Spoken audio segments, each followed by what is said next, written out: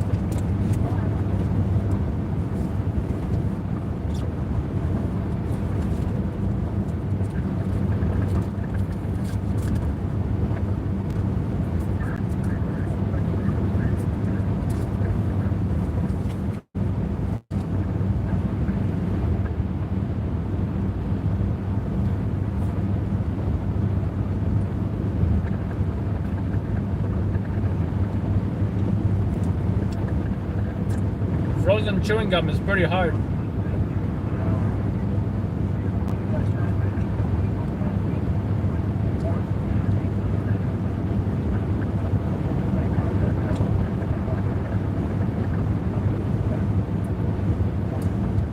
We are in New Jersey.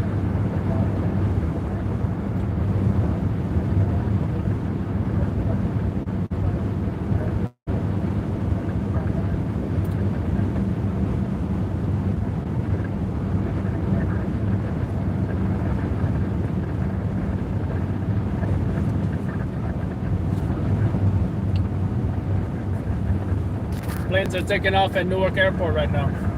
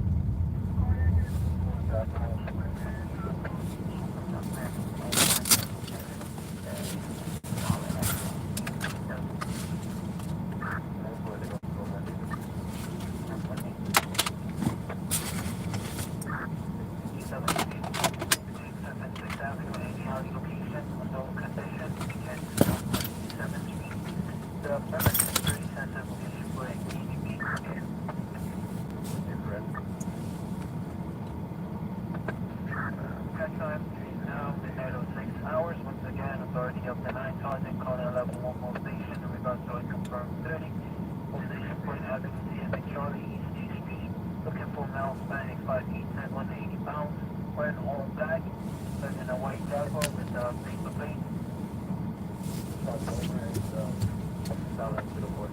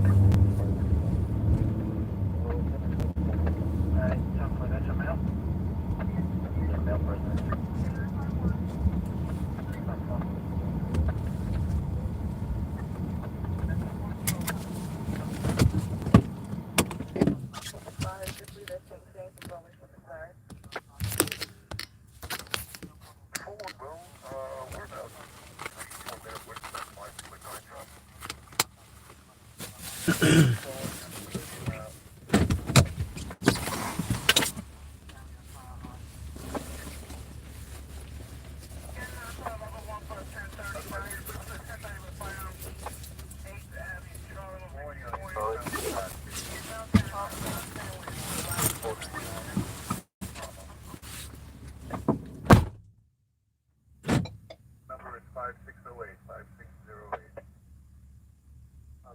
5608, that's what they 7976. Hi, Noah. Wait. Hi, what's the direction? One of Victor Cardiac, Broadway. Unconfirmed non-violent suppression on E5. What's the status? What's the status? Appointment 48 and 50 Frank. Body of our job says it's fled on the city bike. 50 Frank for 98. Put full mail on the phone.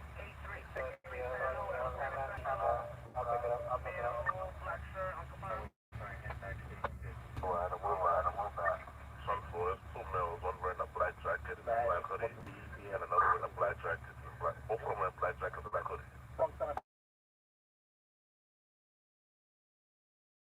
187-289. One of them has alarm, third floor. Those are the low, nice low 3325. 2441 Summer Avenue, 187-289. One of them has alarm, third floor. 409.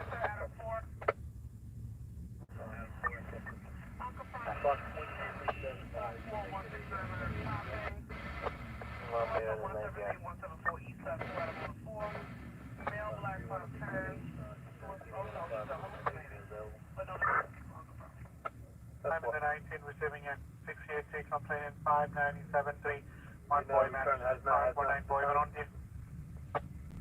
319 10 4 Brooklyn return has been in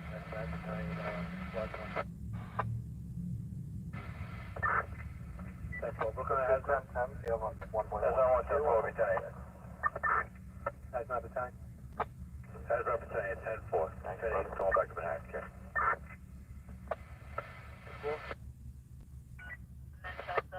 Now arguing with the staff at the location. So now black vehicle with gray hoodie, black pants. 0010 off.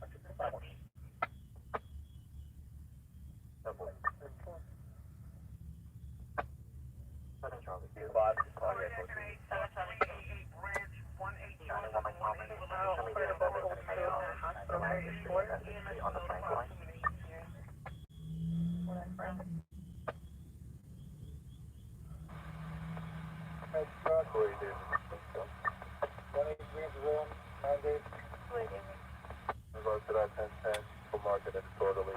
Show me a human attorney by directed at the same location. 1091 in that 91.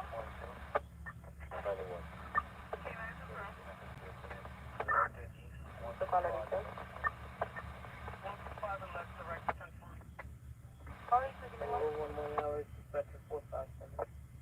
Boulevard, moment 4 Adam.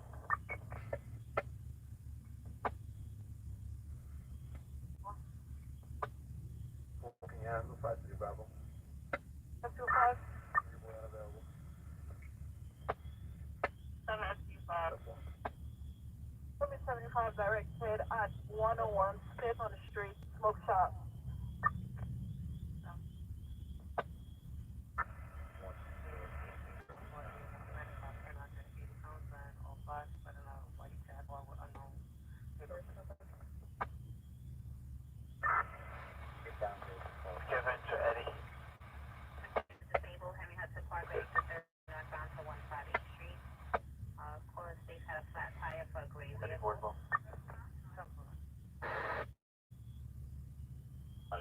market, show me 84.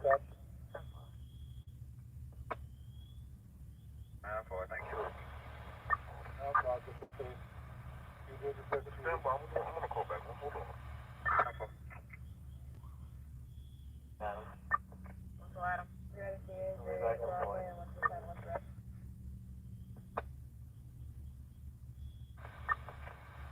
Time 4.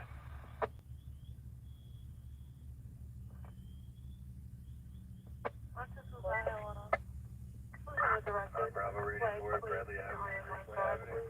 Seems like CFR cleared. We got nothing here, no flags. The way it's still related to an accident. Can we get a pull back? What's the study about the speed guard and some of the speed for the study? What I'm for is fire with the I'm on my transit. Remember, I would just run another transit location.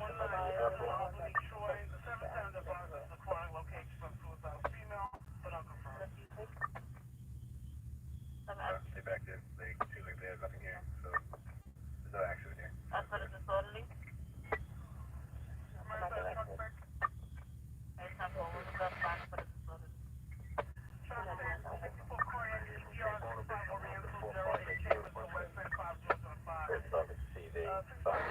Direction of light.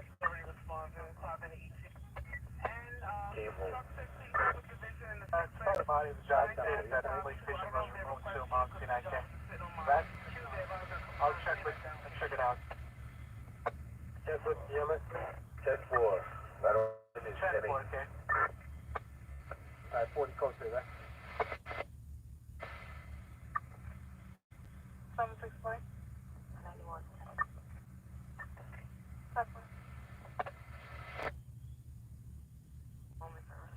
Back to 4, okay, I'll reassign the job, okay. 10-4, okay. 4-0, David, up to you. You're driving on 4 out of 87.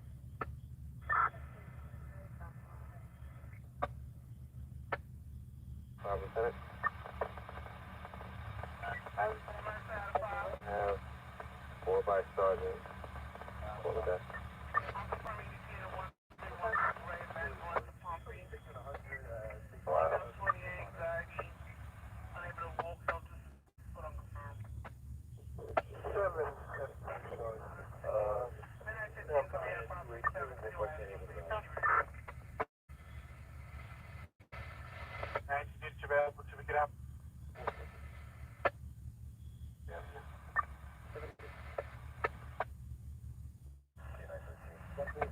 Mike.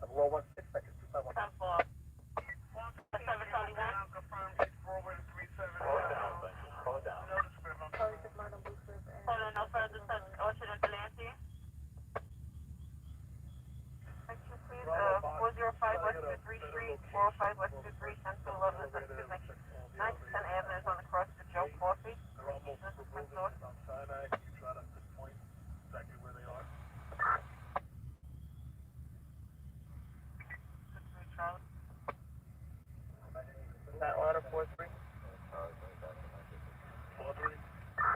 The college stays building 9.1. 9.1? Yeah, 10-4 is the Annenberg building 9.1 floor 4. Adam 767 cancel on close. 10-4, 9.1, 4th floor. Like to see? From Mount Sinai West, roll 17 hours from Petra 45. That's a 4, okay. 445.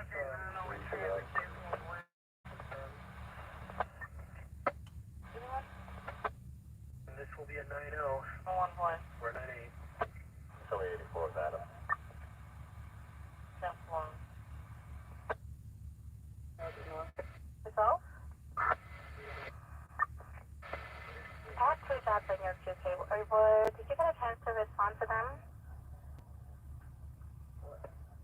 Okay, so 53 for, will you sign them both? Your end the tour? What is it? 3 Frank? So the other one is going to be a 580 so 580 Lennox, however, 580 Malcolm X Boulevard. This is no one impersonated a police officer. 100 on 23rd Street and Park Ave.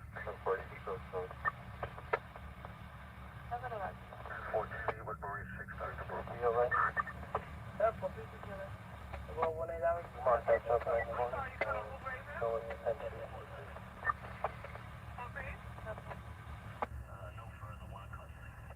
At midnight, I'm going to put 3 in your Tuesday. The first is going to be a trespass that's coming in boy sector for 4020 Queens Boulevard by the Capital One Bank. It's going to be 1 male, 1 female trespassing inside of the ATM lobby, close to 40th Street and 41st Street. 117 is first. Oh, yeah, you got a message coming to me. Start time. 4 5. Show us 9190.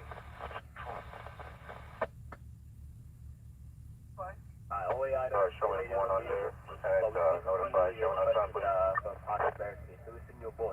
Take over time and then 19 hours or 36 minutes for the RP for the back door safe for that time gate. This is always Which time am I keeping? Pocket It's up or Bearsy. the 34? 5. Yeah, 34. Oh, wait. Minor injuries, not likely. Any weapons? No weapons. You can show us transport 1 mile back to the 20. Mileage 15189.6. I'll show you on the way. You got yes, you on the way. 10-4? It will advise.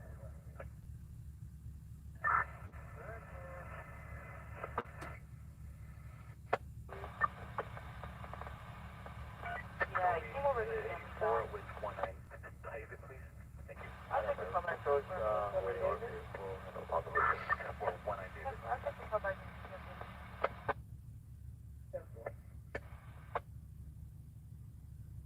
Regard that. I'm going to put A53 on the highway. It's going to be 5062 41st Street by Long Island Expressway. Yes, come on, call back. 114 FTU, Sergeant. Hold on 34 and 308 and 632 Charlie. Affirmative, Kate. Thank you. Is the code for weapons coming over? Arrival on West 184. 114.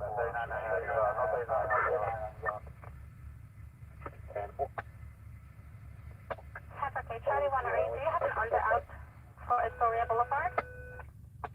Yes, I know it's blocked that, okay. I'm 33 Street. Save one, show me 84 with Charlie 1. That's the 34 on Philly. 1580. So we go to Philly.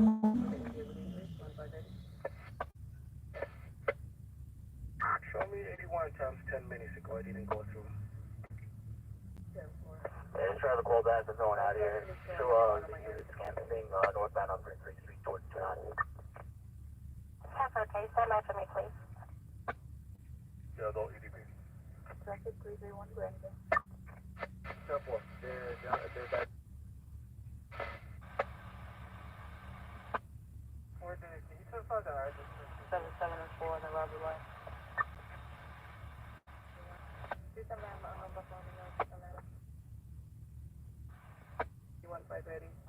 Show me the running. And give a description. ETA for EMS is midnight 27. Okay, we have a male black wearing a vest and dark pink. Arrival live on 24. Westbound LIE.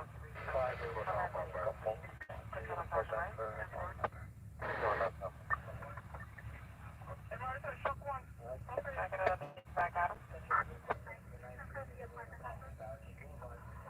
That's correct, 84, 40.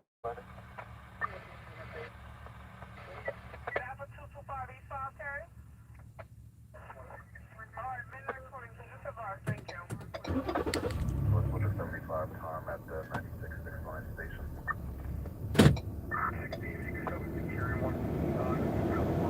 Call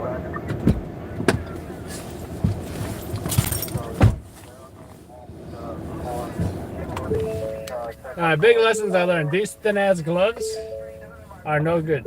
All right. These thin ass gloves no good. This is crazy. 26 degrees is crazy. This is no joke.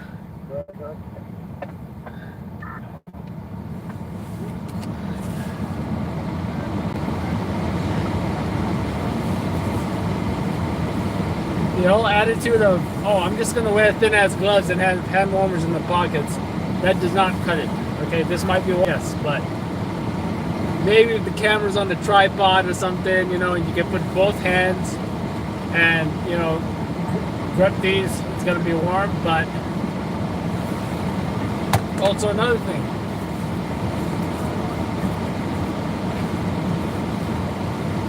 these are my good gloves. This is probably the best gloves I've ever had. It's not the warmest gloves in the world, but you do to maintain some degree of dexterity. This cannot be kept in the car. If this is kept in the car and I decide to put it on in the field, I would put my hand into an even more frozen glove. That doesn't make sense at all. Right? That doesn't make sense at all. So these need to be kept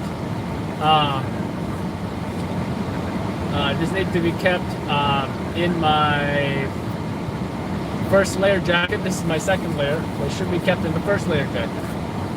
Maybe you can find a spot for them somewhere. Right, this is a pretty big pocket. I can fit like a notebook in here. I mean a small notebook. I can fit external hard drive, a big one. Not a big one, but you know.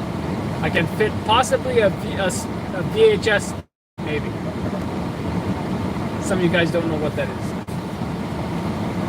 But let's see what happens. Perfect. So I want to keep the gloves here. Alright, I can't be keeping in the car, let it freeze. Doesn't make sense. Right now I'm warming it up on the vents. Hopefully it'll be ready by the next time I use it.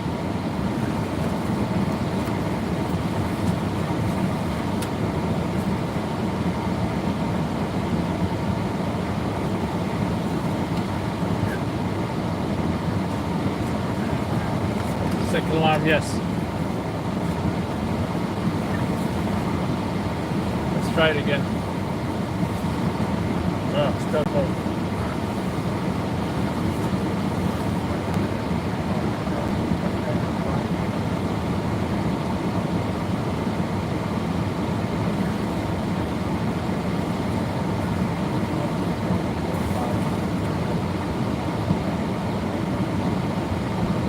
Sleeve glove liner. This is the closest thing I got to liners, right? Because these are pretty thick.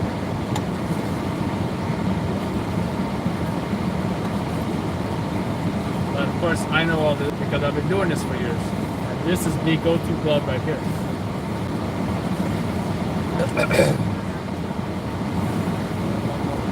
But every now and then, I need to be reminded of the reality of the weather, right?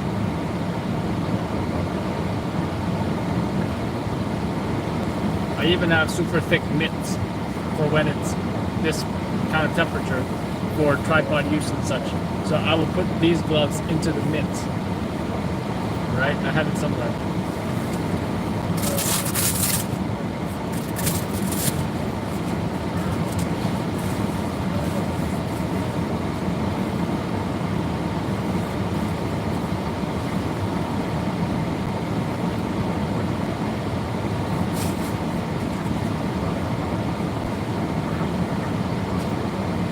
Somewhere.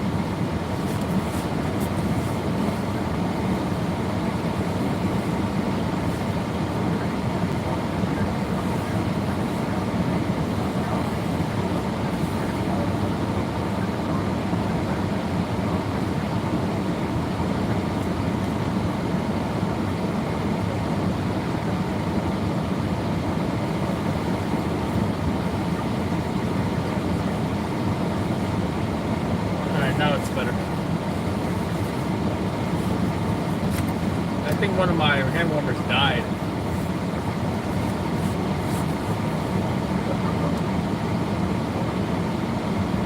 Yep, this one died.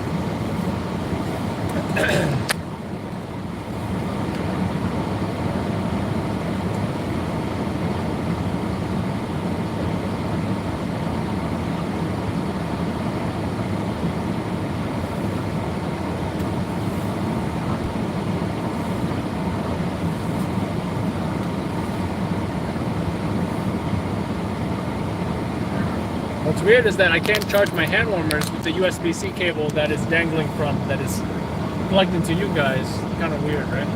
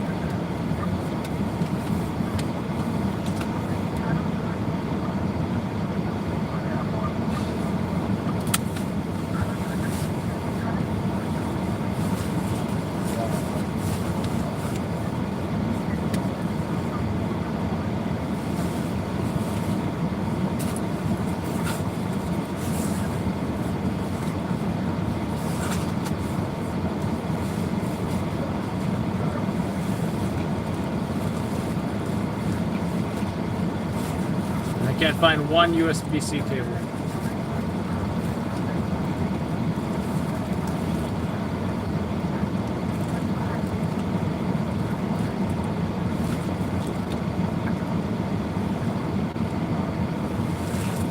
Oh well.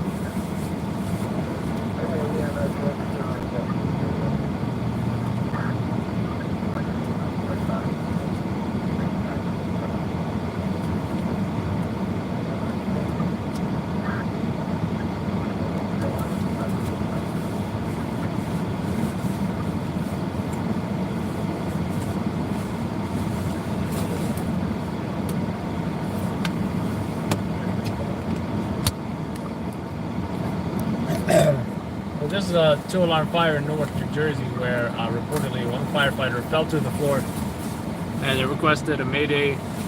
They also rushed him to the hospital. I believe they requested rushing the ambulance to this fire. So that's what I know so far.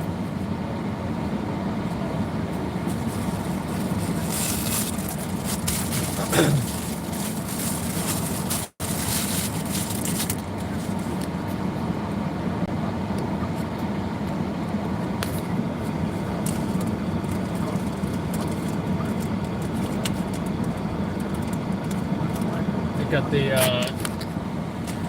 Newark Fire Department Mobile Command Unit on scene.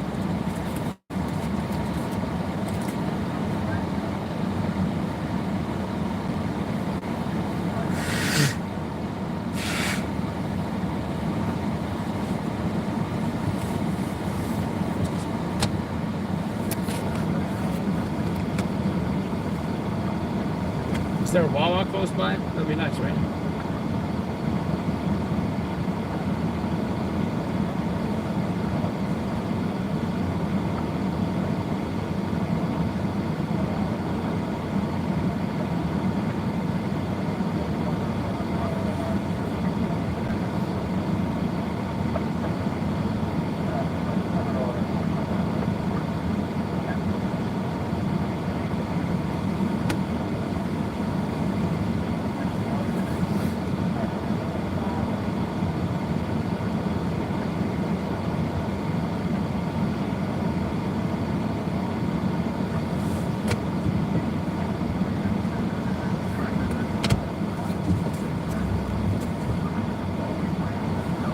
I thought I couldn't get out, but it looks like I possibly could. I don't know.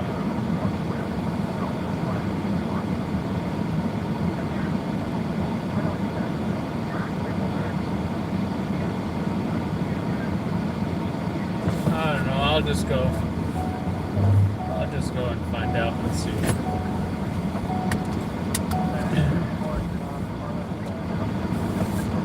Yeah, I don't think I can get through this.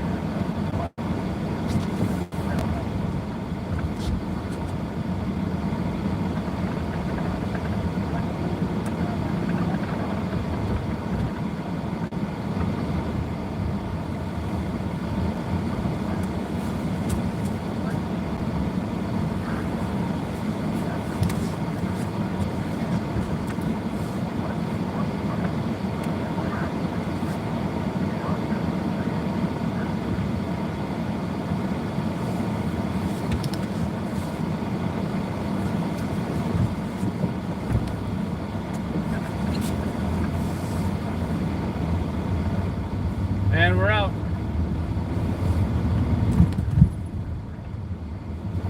Can't do that with a sedan now, can we?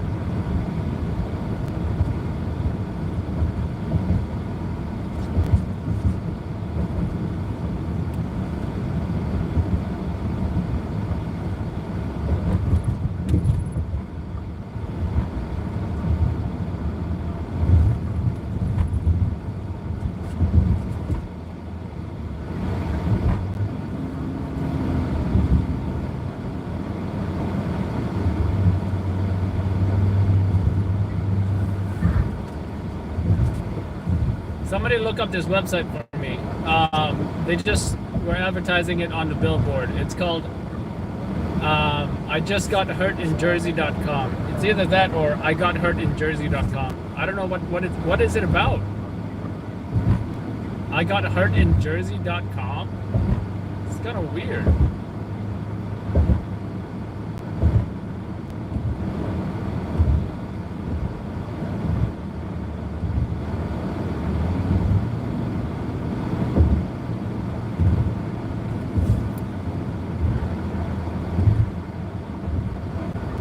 Oh, that makes sense. That makes sense. Like an injury attorney, right? Yeah, that makes sense.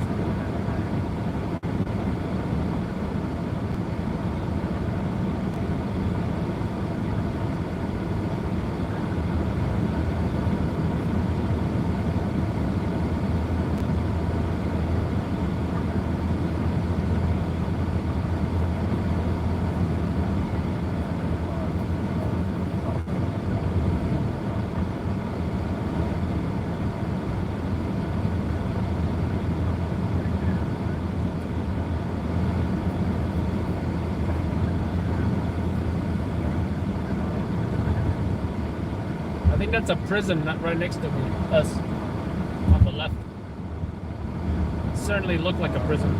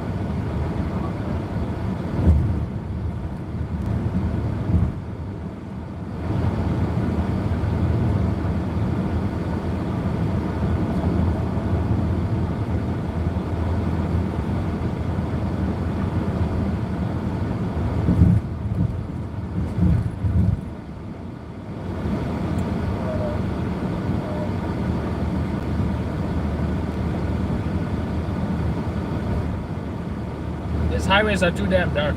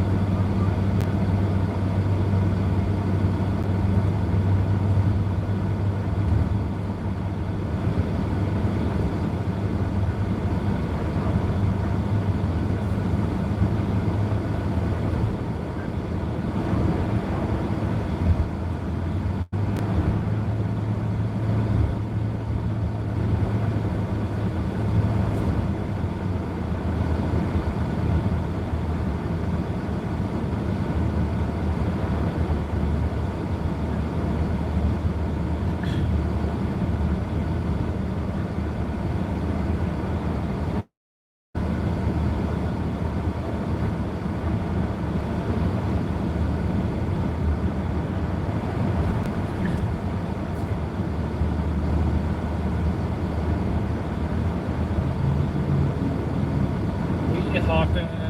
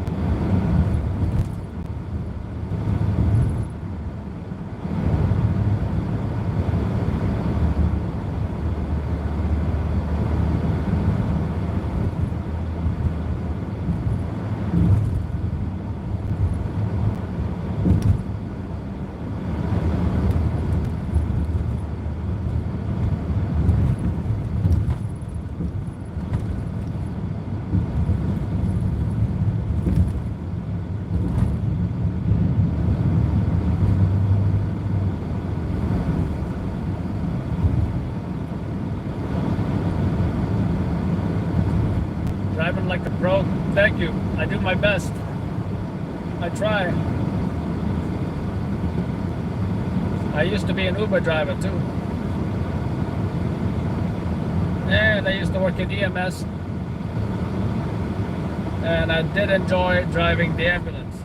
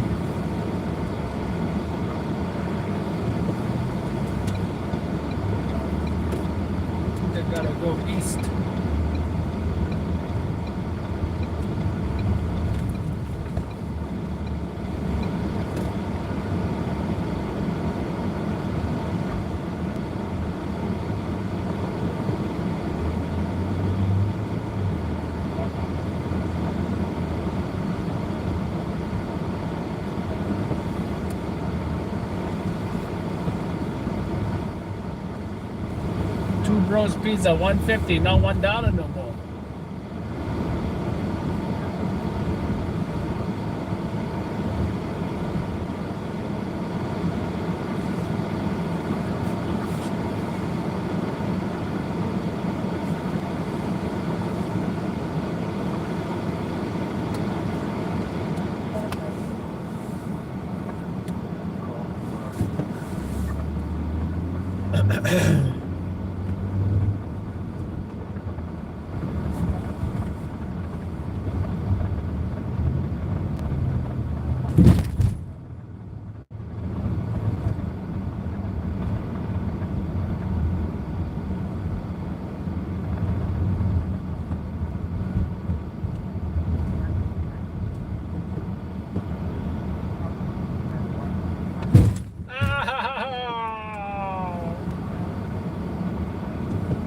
That was horrible.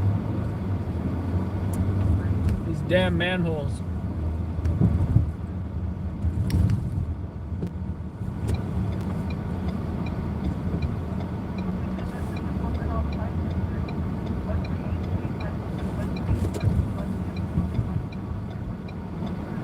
So you got all these police cars blocking the turning lane. Ooh, B&H, my favorite camera store.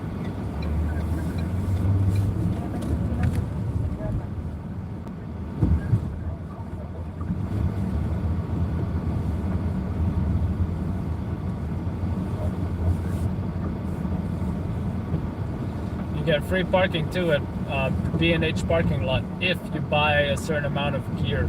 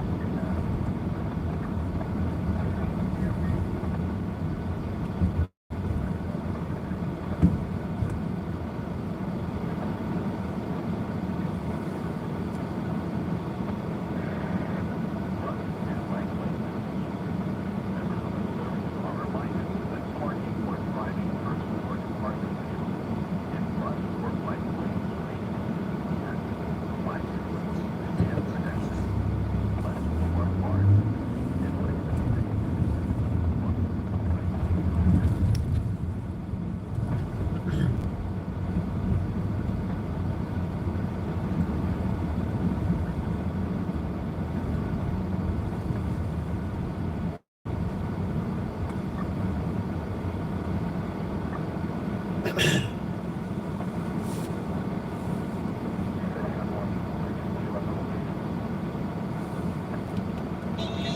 southern border today.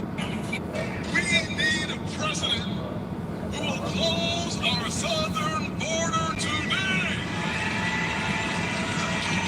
We need Donald Trump. We need a president. We need a president who will unite our country. We need Donald Trump. We need a president who will protect your Social Security and my mama's Social Security. We need Donald Trump. We need a president today who will stop the crime and recklessness in the streets. We need a president who will restore law and order. We need Donald Trump. Oh, we need a president who will lower our taxes and not raise our taxes. We need a president like Donald Trump. We need a president who understands the American people are sick and tired of being sick and tired. We need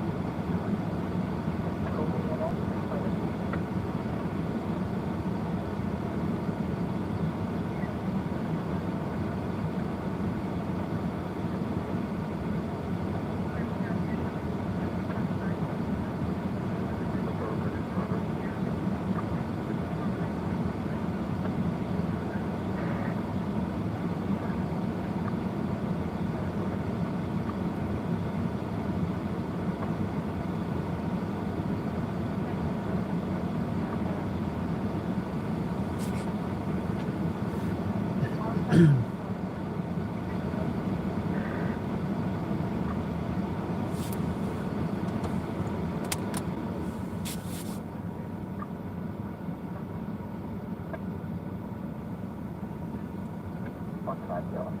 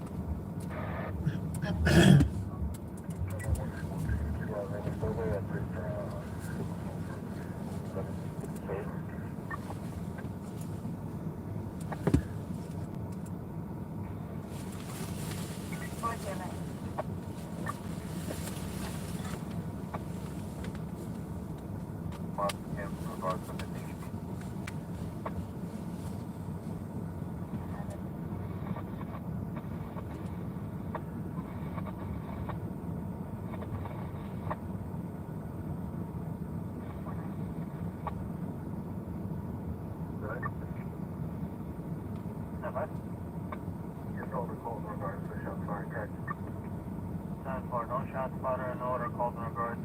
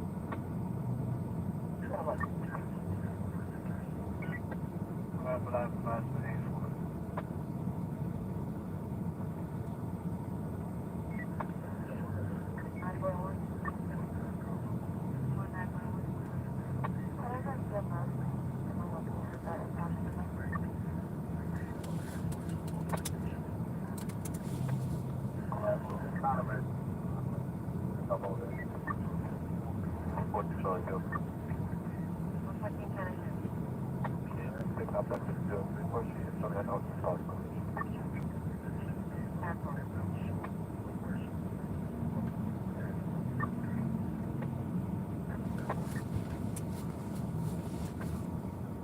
So long.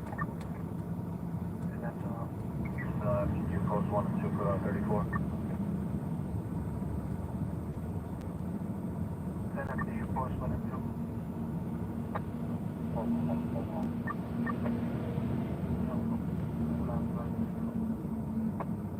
Yeah, 1. And then 1. I need to go stop. He's all in short for 34. I can add up to.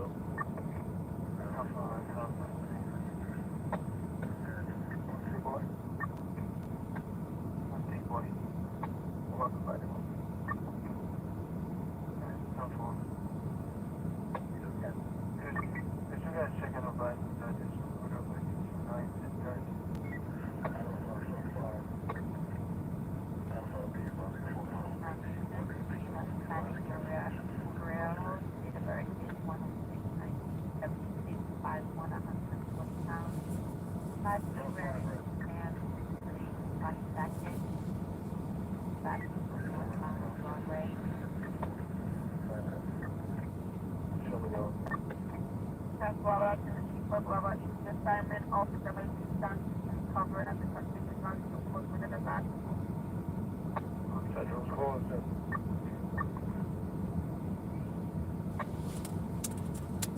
Let me get your call back. 12 Charlie. 1 for Joy. You can mark this disorderly 97H. Dalhurst.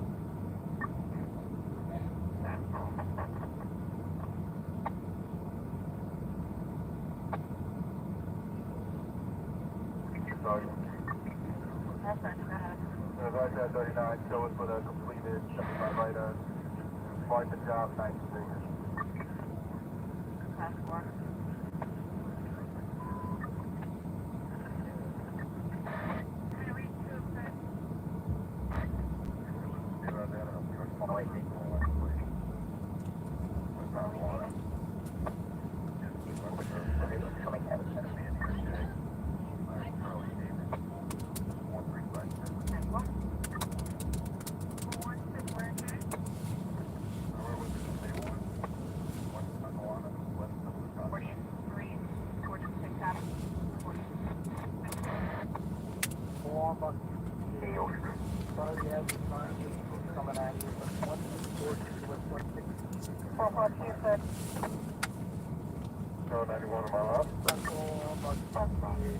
On the address 983 Summit Avenue, plus 1643, plus 162. I'm in Park. For 121, I can do something. Yeah, but it's gonna want.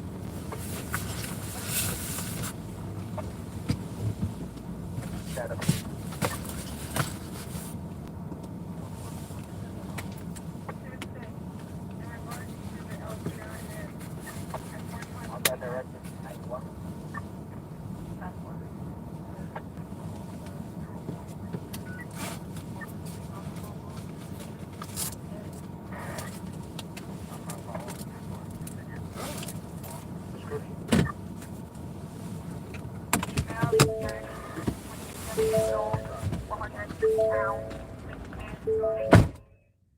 With that, look forward to person. Her name is India Fisher.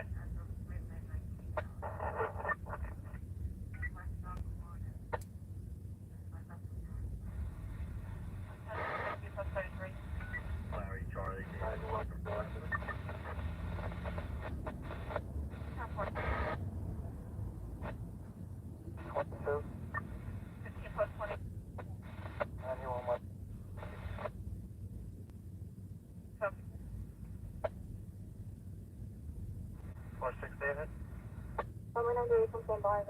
61 to Central Booking.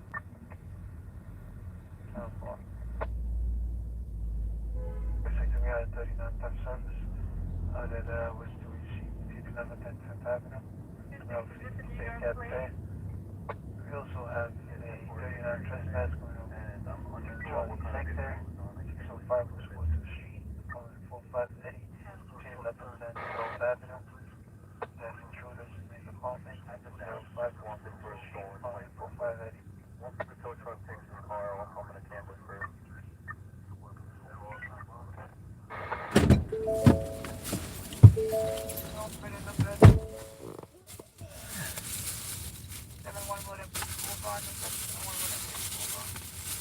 He told me he put napkins in here. There's no napkins in here.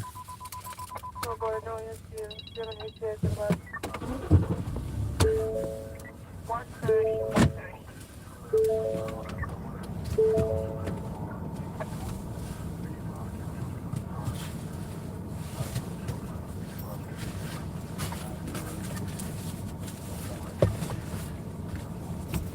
Good thing I got paper towels.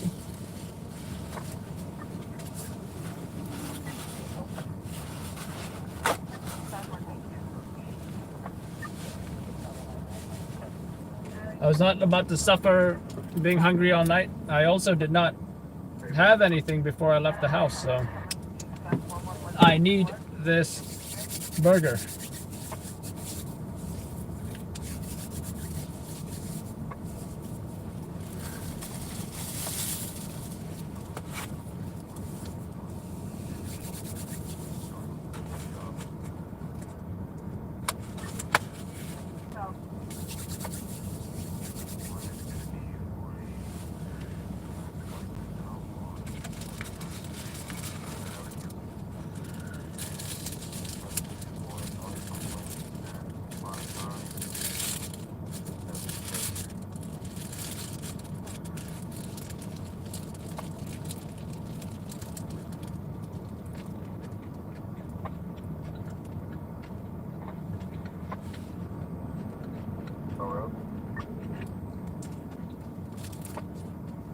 First name Gloria, last name Corillio, date of birth 1/6/1976, 5'1", 140 pounds, genetic status, weight blue pants, blue hoodie, black jacket.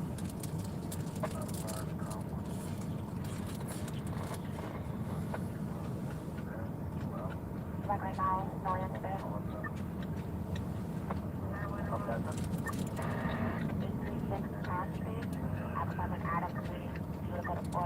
I just received a second call to location.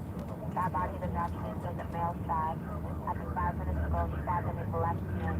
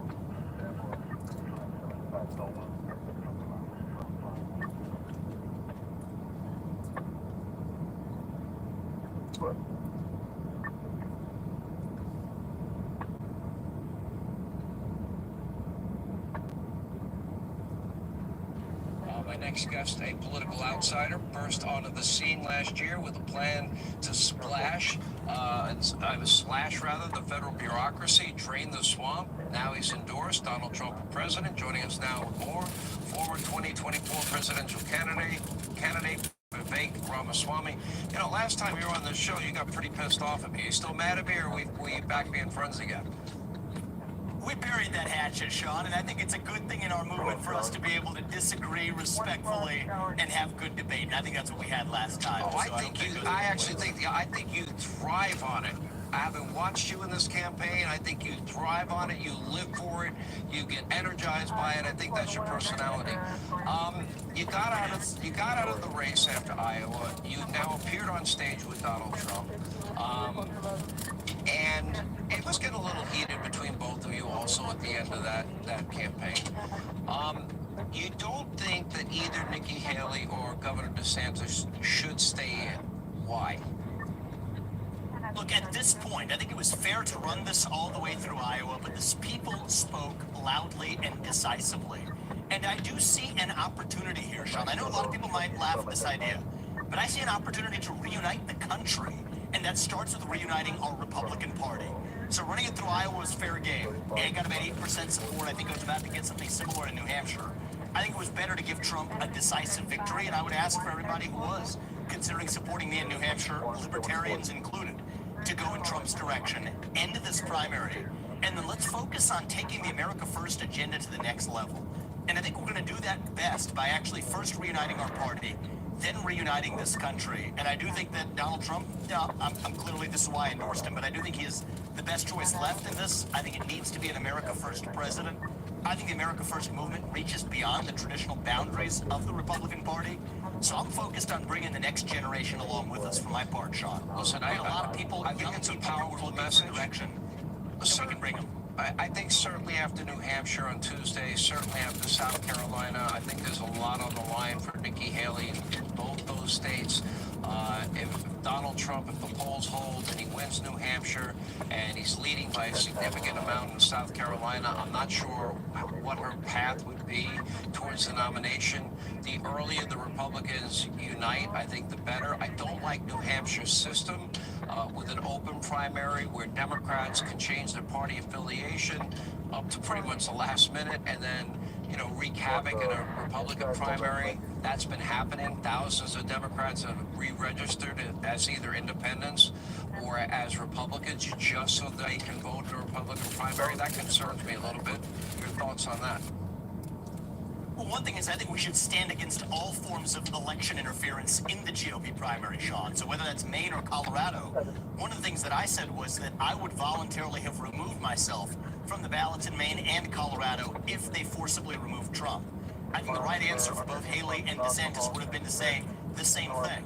Anytime there's outside election interference from the other side in a GOP primary, I think we should be united in standing against it. And the fact that we're not, I think, represents a bit of a problem. And so for a lot of reasons, I think after New Hampshire, I would say even before New Hampshire, the right step is for Haley DeSantis to drop out. Let's unite behind Donald Trump and then make this not just a Republican Party's movement, make an America First movement that is bigger than one man and bigger than one party, bringing the next generation along with us. And the earlier that starts this year, the better that is going to be for our movement and our country, and that's where I stand. The agenda is simple. You control the borders. We become energy dominant, not just independent, but dominant. We sell these resources. Then we can cut taxes. Then we can start paying down the $40 trillion in debt. And in terms of foreign policy, I agree with a lot of your points. I don't want Americans involved in endless wars. I feel Joe Biden has just botched the whole Ukraine effort by putting handcuffs from the beginning on Zelensky. I do want to see Israel win their war against terror because the Islamic radical terrorists that attacked them on October 7th want to attack us. I think the world has to at some point deal with Iran, and that's what I wanted to specifically ask you. What do you do with the #1 state sponsor of terror? They wouldn't be Houthi rebels armed as well as they are without the Iranians. The same with Hamas, the same with Hezbollah, the same with a lot of these groups. A lot of this goes right to the mullahs in Iran. Should the world unite and make sure that they never get nuclear weapons, and should they take out their refineries, which is their ability to make money to foment terror? So I'll say three things there, Sean. First, on the point on Israel. Israel is now proving it is able to get its job done. The number one thing we need to do is provide the diplomatic support that allows them to get their job done without having to actually be half in, half out, which I think is worse for Israel and worse for the United States. And you have Biden now second-guessing their decisions. They don't need a backseat quarterback or an armchair quarterback. That's not what they need. And so as we now move to the Houthis, what I would say is my rule of thumb when it comes to foreign policy is if you hit us, whichever group it is that hits us, we hit you back 10 times harder. That has to be the rule. It's what I would tell my son if he's being bullied in school. It's the same principle in human nature as in foreign policy. If somebody hits you, hit that group back 10 times harder. Is the world's interest and the U.S.'s interest to make sure Iran never becomes nuclear equipped? Absolutely. And I think whether it's Saudi Arabia or Iran, we should make sure that we stop nuclear proliferation in the Middle East. I do think it was a mistake for the U.S. to engage in discussions about nuclear technology transfer to Saudi Arabia last year. That's something that was under-discussed. But keeping nukes out of Iran's hands, absolutely a vital priority. Where I am different than the Lindsey Grahams or others in the Republican Party is I don't believe a preemptive strike on Iran is a good idea. To the contrary, I think we can deal with, a lot of these threats diplomatically through smart use of our economic fortitude, become, as you said, energy dominant again. We need to become a net exporter of energy, which takes the legs out of leverage from our enemies on the global stage. That's the right focus, and so that's where America I'm not first sure that's policy, going to work, though. I think, is the right way forward. There are reports that Iran could be just a month, 2 months, 3 months away from a nuclear weapon, and marrying that to their radical ideology and their fomenting of terror, they would be the people that would do it, in my view. Scary scenario. Let me ask you this. You supported President Trump. The president has talked about you maybe joining his administration if he's elected. Any particular job that you would want? So, Sean, the truth is, I'm in this for the country. There's a lot of ways to drive change in this country, inside and outside government. For the last few years, I've been doing it through the market. I started Strive to compete directly against BlackRock and State Street and Vanguard. That's what I was doing for the couple of years before I ran for U.S. president for the year running into it. And so I'm all in for the country. And right now my focus is making sure that we do elect Donald Trump as the next president of the United States. It's not even about me. It's not about Trump. It's not about one man. It's about this country. So that's what I'm most focused on. And whatever it is for the country, I'm all in to do the right thing. Well, listen, you got to get a lot of credit. You ran hard. You came out of nowhere. You got a lot of attention. You made a lot of people mad, which was interesting to me. And I can sense that your passion is real. I don't think you can fake that. And it'll be interesting to see what your future is in the world of politics. Obviously, you're very young, and I'm sure we'll be talking many times in the future. We appreciate you being back. Thank you. Hey, Sean Hannity here. Hey, click here to subscribe to Fox News YouTube page and get the latest and most compelling analysis. You will not get it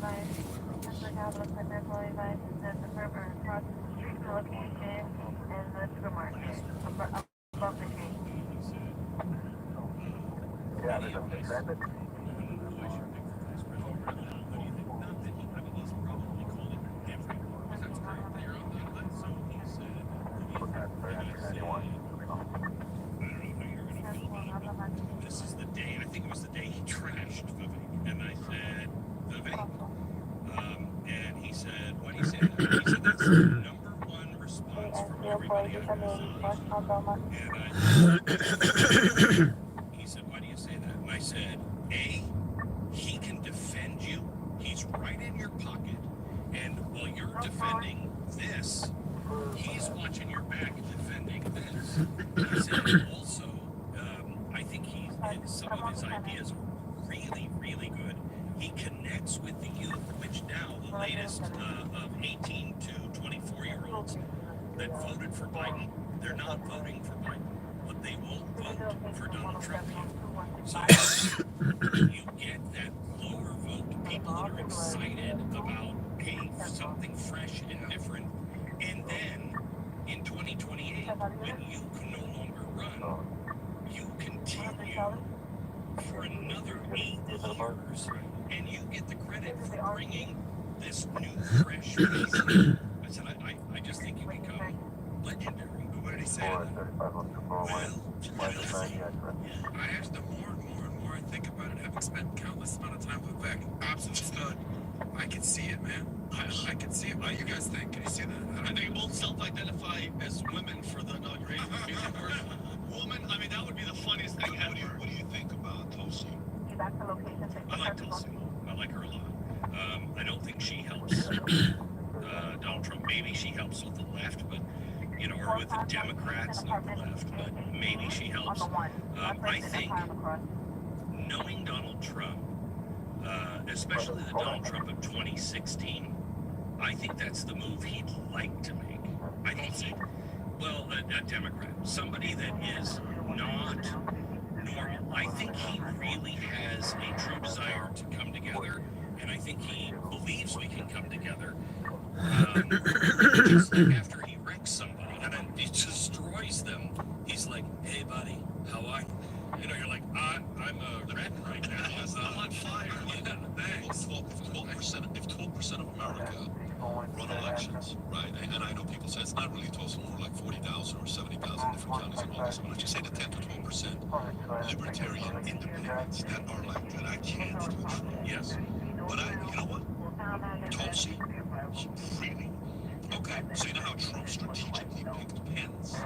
And Pence brought the Christian, so okay, that guy is a, easygoing guy, Christian man, always banana, all of a sudden, okay, we're not worried about him, but at least he's going to be in his ear to make sure God, all this stuff is going to, so the independents are going to be like, look, man, I'm telling you, I'm sitting this one out.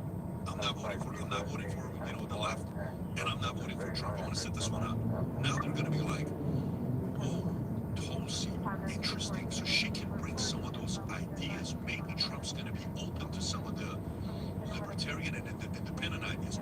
Strategically speaking, if you're a strategist, do you think it's more important to hire someone as a VP that's going to replace you the next 8 years, or do you think it's better to hire someone as a VP that's going to help you win today? And the people you need to win today is the independent voters and the libertarian voters like a Joe Rogan or Elon Musk that would be willing to have her to do a live. Elon Musk does a live with her or spaces with her. It's like, hey, the vice president, hey, Joe Rogan. And those, what, I'm not going to vote for Trump. But she sells it as, look, guys, I also was like, at one point. But here's where I'm at. Let me explain to you. It took me 4 years to learn to buy things. I do see that, and that's why I would pick Vivek. Because Vivek could get on Joe Rogan and just hammer it through. But it is the vice president. Anything could happen. If I were president, I would never pick somebody like Kennedy picked Johnson. Johnson's the guy that I know, but he's the guy who stopped the Civil Rights Act in 1959. Okay, he was a racist till the day he died. Something Kennedy wouldn't have won. I know. So, but can you find something closer to you? Now maybe Tulsi is close, but I think there's enough conservatives that when you hear Trump say things like, we're not going to cut any of the entitlements. We've seen the debt. Okay, we're not an expanding country. You can take on debt as long as you're expanding and growing and getting bigger. We're getting smaller, and you can't continue to take on this debt. And so when you hear things like that, as a conservative, I'm afraid he'll spend just as much as Joe Biden will, and the Republicans will go right along with him. And if you put somebody in that I don't know is rock solid on basic principles of our Constitution, and I think I'm comfortable enough with Tulsi to be able to say I think she's pretty solid on the Bill of Rights and the Constitution. You don't want somebody who differs with you on that. Let me ask the question. Let me ask the question maybe in a different way. So, which sport do you like the most? What's your sport? Like, what do you watch? You're not a sports fan. Football. I'm not really a sports guy. Okay, let's just say it's football, right? Okay. So, say you got somebody that runs a 4.240. Let's just say 4.340. I don't. You can participate in this sport. Say a person runs a 4.340. They're 6'1", 195 pounds, and they bench 225 at the combine. 20 years, stud, fast, can jump at 38-inch vertical leap.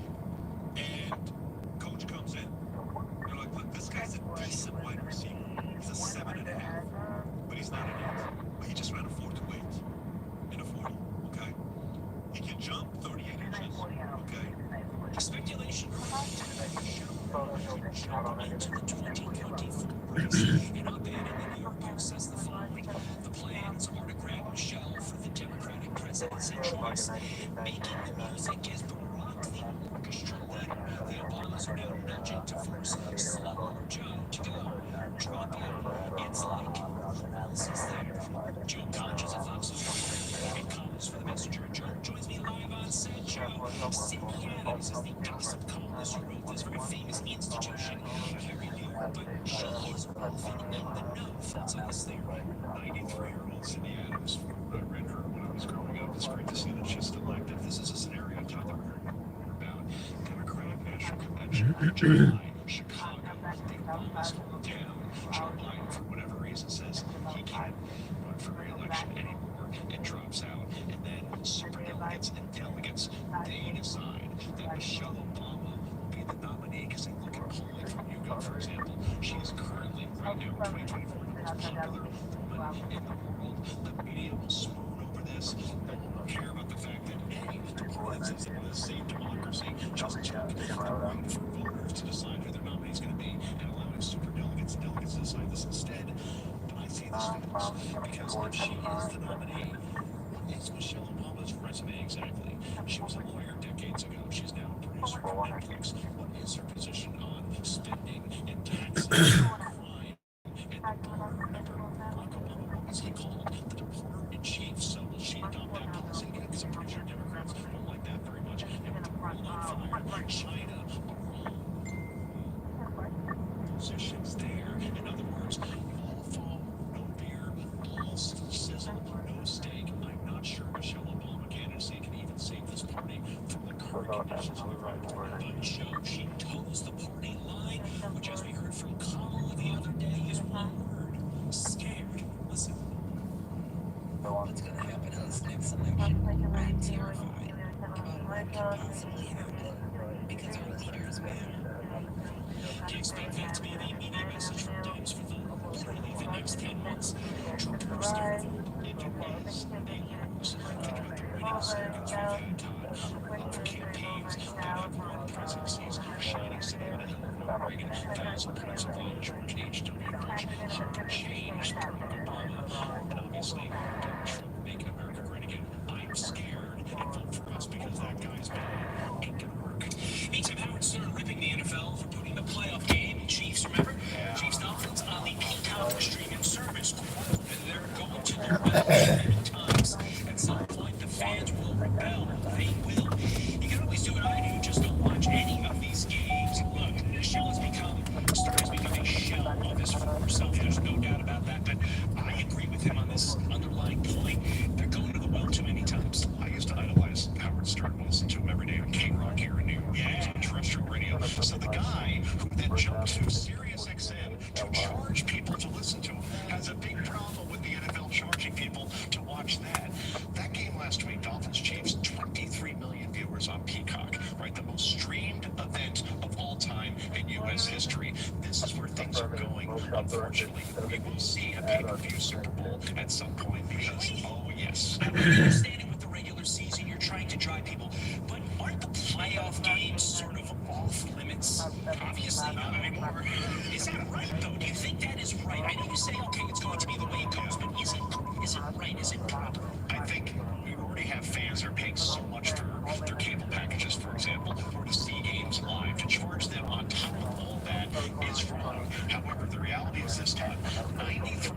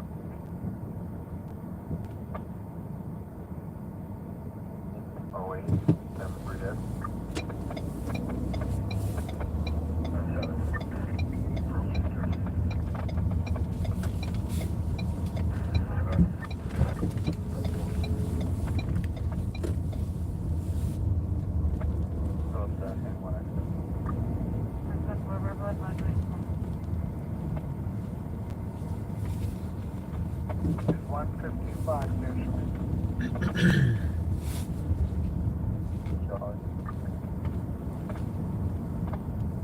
Central.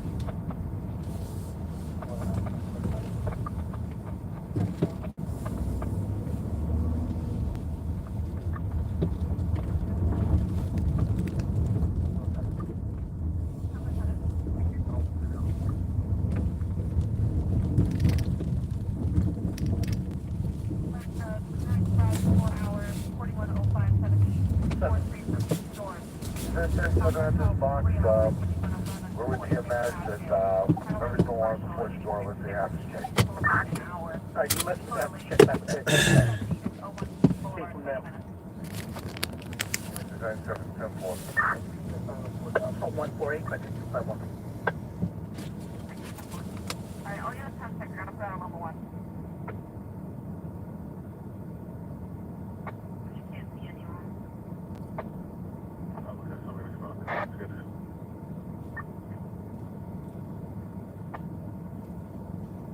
I know the system is time to sound alarm to operate.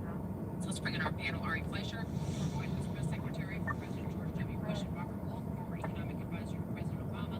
Both are powerful contributors. Gentlemen, good to have you here. And I do want to ask you about this main situation, ballot situation, but any speculation at this point, Ari Fleischer, on what Governor DeSantis may be about to say in New Hampshire?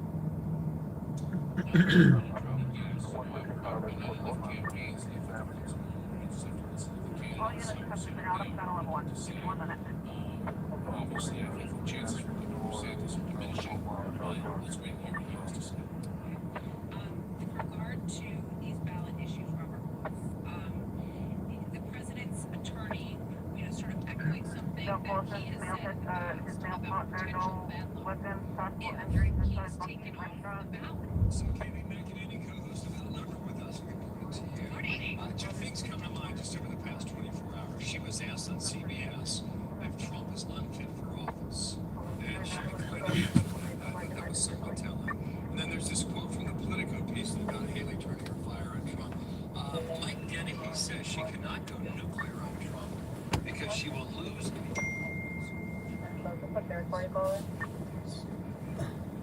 Mike Dennehy is spot on. She's walking a tightrope. Look, she has to go after Trump and fight back. Go look at his Truth Social feed. He's going after her, so she has to defend herself and try to make inroads and cleave votes away from her opponent, but not go personal. To your point, on CBS, she would not say he's unfit for office. On CNN, she was asked about the E. Jean Carroll case. She declined to comment. She's not going personal in a way that perhaps Chris Christie did. He got double-digit support in polling in New Hampshire, but beyond New Hampshire, there was nothing left for him. So getting those independents, but at the same time, not isolating MAGA voters as you go down the line to South Carolina Super Tuesday. It's tall order. She's doing it well.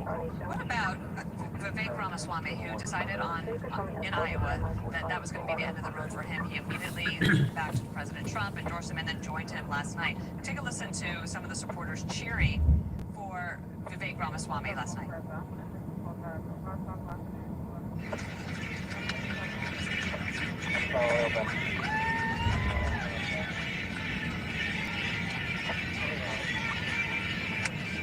In case you couldn't understand that, they're screaming Veep for Vivek Ramaswamy, and President Trump sort of teasing that as well, saying that he will be around for a long time. Chances of him being vice president, what do you think? I think slim to none. First, Jason Miller was asked about this. He advised President Trump, and he said no to Vivek. However, that was before Vivek dropped out. I think when you're looking at a vice presidential candidate, you don't want a carbon copy of the nominee. And in many ways, Vivek and Trump, they pick up the same base of voters. It's the MAGA voters, the conservative voters. You want someone who's going to add to your ticket. And particularly, I think we're at a moment in time similar to 1980, where Reagan chose George H.W. Bush to unify the Republican Party. Trump needs every single Republican vote. So choosing someone who is just like him, I think can Trump do that and still keep everybody in the fold? That is the big question. I think he can. I maintain that Trump has such a lock of the Trump base. In fact, I think history will look back on this and say it is perhaps one of the strongest movements in modern American history. I don't think they leave Trump under any circumstance unless he betrays his principles. But I think picking up a VP that Trump says, look, we need to win suburban women, we need to win independent voters, we've got to unify the party. I think that's something the base will want to do. You wonder a week from today what the odds are. I mean, Just a thought, it could be. Call for number 7, Suffolk University, Boston Globe. They found Trump at 46, Haley 26, and DeSantis down at 8% there. And then Chris Sununu, the governor, in New Hampshire, joined us yesterday when we were in Des Moines. Check it out. There are expectations here in New Hampshire. We wanted to give her a strong second. We can almost guarantee that at this point. And now that she's challenging to actually beat Donald Trump in New Hampshire, she's within single digits. Everything on the table over these next 7 days. Man, if you can kind of shock the system a little bit, giving Trump that defeat here in New Hampshire, that would be a great reset for the entire election. If he's right, it would be a great reset. And a very interesting dynamic in South Carolina. Trump's 25 points polling in South Carolina. That's her home state. Exactly. But we look at New Hampshire, 75,000 more independents than Republicans. So Nikki Haley, how many did she draw from that poll? And then we look at these categories of Christie voters. The 11%, will they go to Haley? The 5% for Ramaswamy, will they go to Trump? That makes a difference on the margins. It could make it, a 3 to 5 point race somewhere that's achievable for Nikki Haley. But it was interesting, buried in the New York Times, they were talking about internal Christie polling, which shows most of Christie's support goes to Nikki Haley. But believe it or not, there was a small number that actually went to Trump. You would think a Christie voter would then go to Trump. My point is, these are not one for one. It's not Christie goes to Haley, Ramaswamy goes to Trump.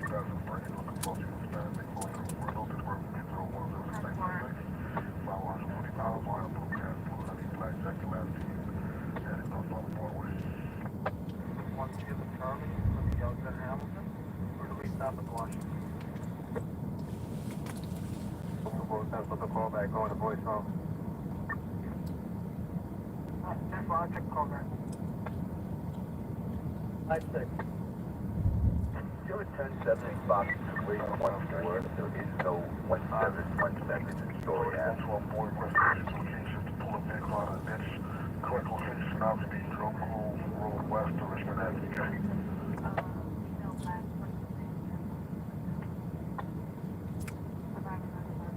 That's it, right? That's back in a minute.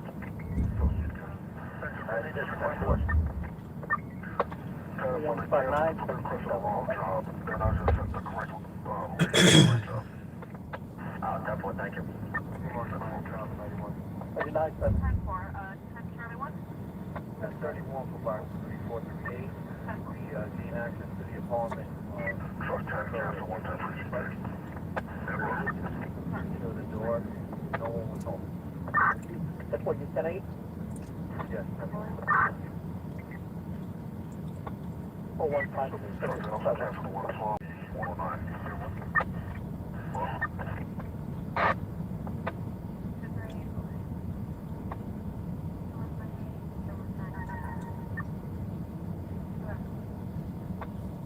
So it could be anyone's game, but beyond New Hampshire, to your point, Trump has a lock on South Carolina, a lock on Nevada. If you believe the polling was pretty accurate in Iowa. Well, and turnout was down in Iowa compared to 2016. Part of that, I think, was the weather. So I think that is really important. I imagine that with another storm brewing, that Haley and DeSantis are thinking we got to get our people. Yeah, and turnout was down. Josh Holmes made the really excellent point. More than 700,000 Republicans registered in Iowa. Only 100,000 showed up. And then you had 51% going for Trump, historic win, but 49% not. That's even more of a case for choosing a vice president that can unify the Republican Party, bring out all Republicans from all corners of every state. Good deal. Great analysis. Smart. Great to have you, Haley. Thank you. Love having you. See where we are. Yes.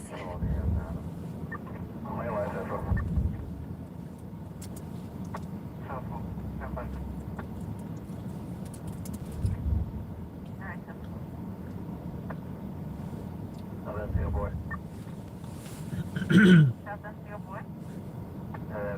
is going to be 97H to NYU. 01. 01. Nice to make my car stop. We're going to be 10-4.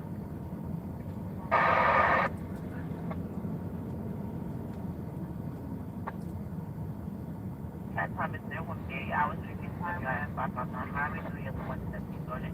Full level mobilization in regards to permit to EDP over the point is back to red. 1.4, sorry, 1. 10-4. 114 Charlie Bill. Lieutenant Gloria Cabrillo, 1696, 51, 3 pounds, 10, lay, black jacket. 123 Captain Street, permit 60 on the 6. This is in regards to a male kicking and banging on the elevator door.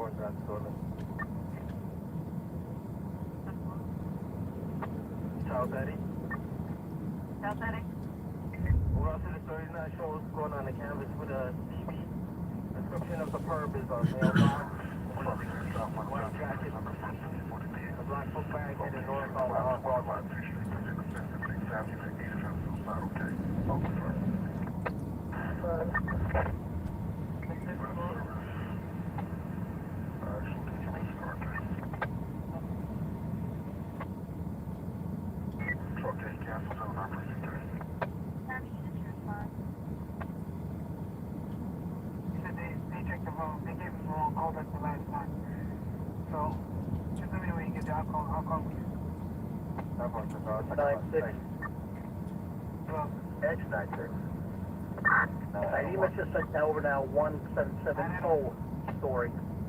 Here's the base, 9 minutes. 96, 10-4. Oh, 2 low. Oh, 1 second. Do you have any vehicle number? Telephone, 205. That's one is the same with the close file? Say one of the same.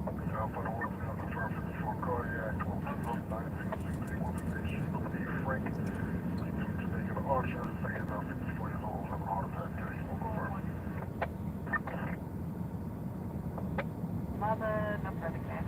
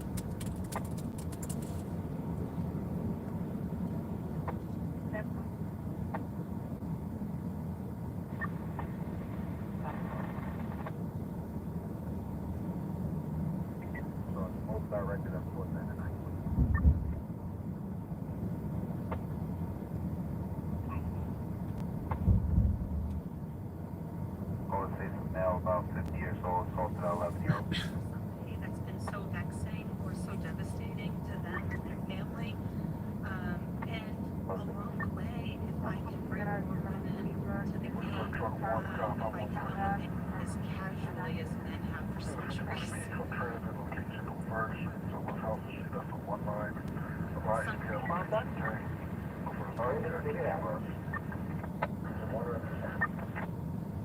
I think that it's very important that city government, when we talk about wanting other companies to hire locally,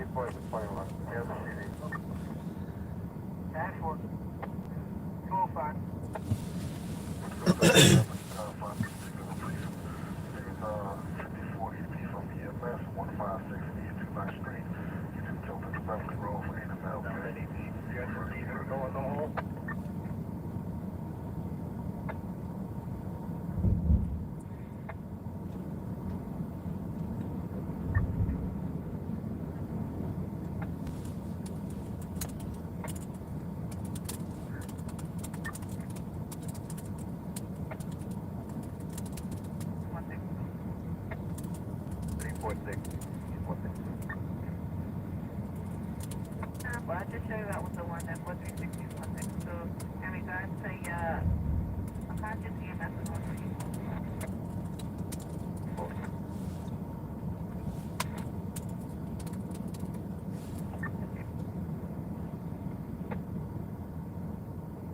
We just saw a slide out of sector. I'm holding up on the CPU.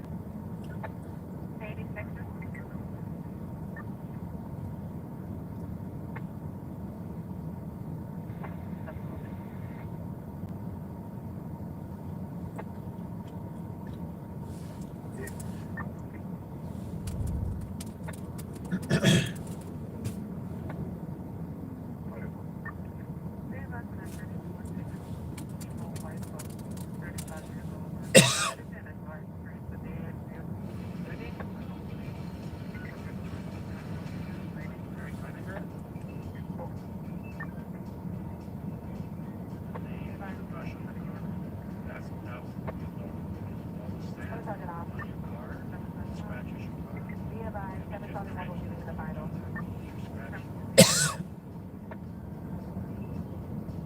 First thing, if you brought over to 438. Pressure all that sand off, then you put the sand off your car, and then you brush. After that, right pressure, you get once that's all done, you take the hot wax.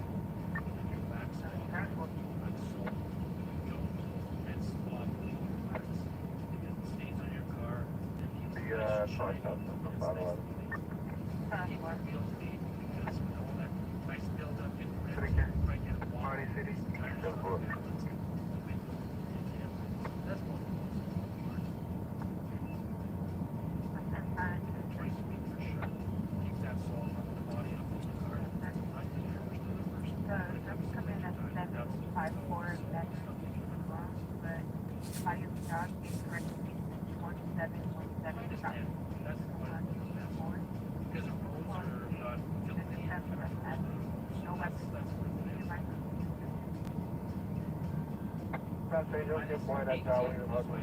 If you're going to wash your car, make sure you dry it off pretty well and have it parked in the garage.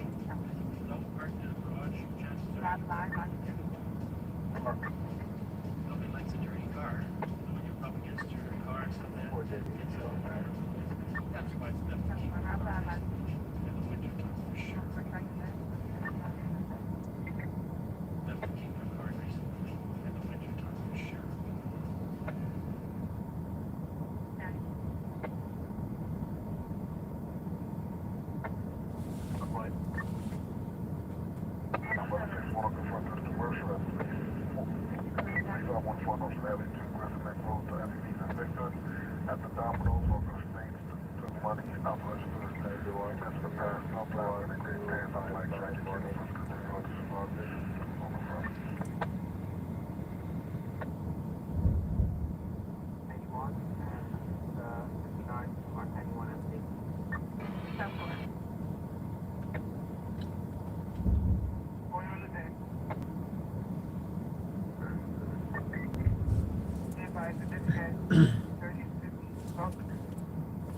Just return home time. So I want to cancel 133. And every phone is pretty close.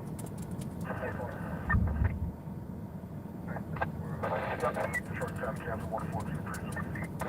I'm on 6135 14 New Street. Here's it next to the Avenue Victor. Firm. Both think that the location is going to be Domino's. They'll took money out of the register in the past. Male black, gray pant, black jacket.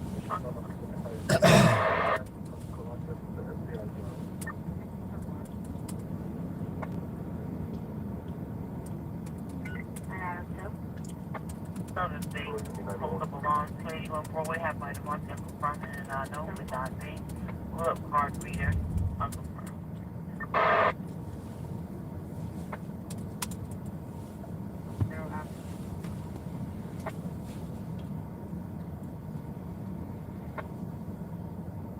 In the Highway 2 area, receiving a 1010 dangerous mission with the UL Carrier Tunnel. Look at the match in the middle of the left lane. Right. Notified in regards. Oh, we can close your red. That's one.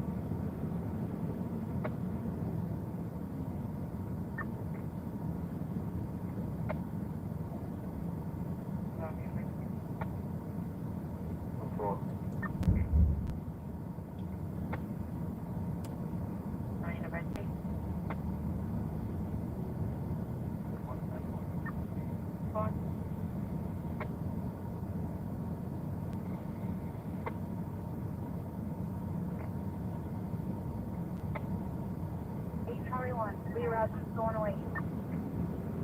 I'm read all that bunch of right now.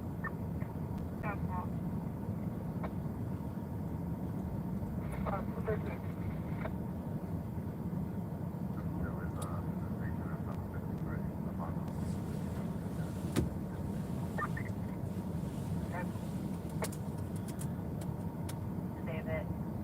We transporting one male prisoner back to the hospital. Mileage 85145.6.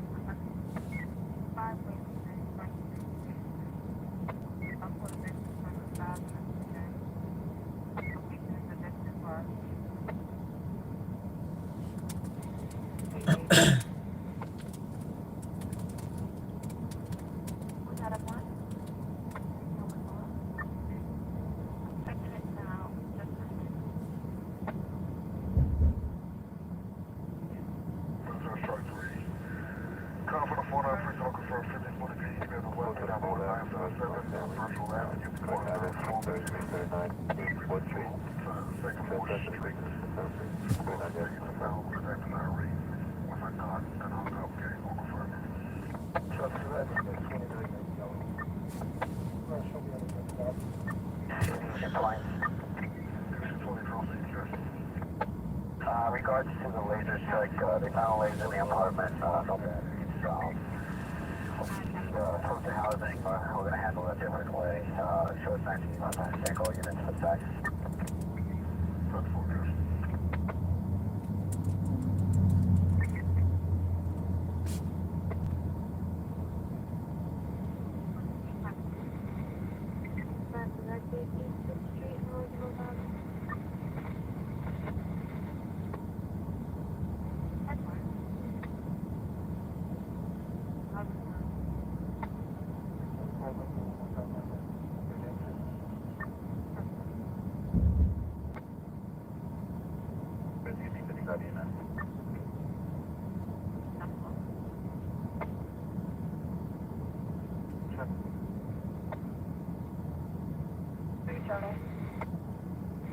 Can you have a 3-4 unit response to Wadsworth parents and see if you that? Yes, sir. 3 bottom. 90957th Street.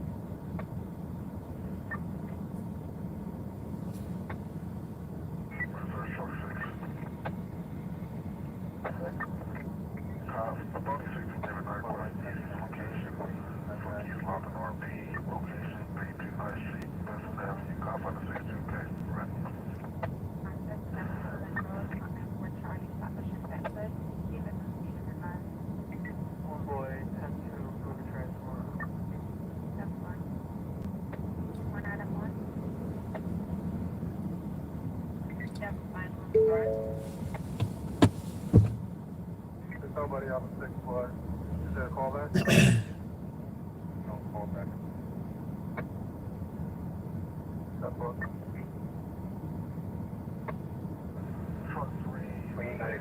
to Jamaica 9925, someone else for Office 53 NYC. Call for the 49 precinct. Roger, just the call over going to the ED. Call the space at the jumped out the window, no discrepancy. Public jumping down, take the first time here with. Charge the attention, keep everyone advised.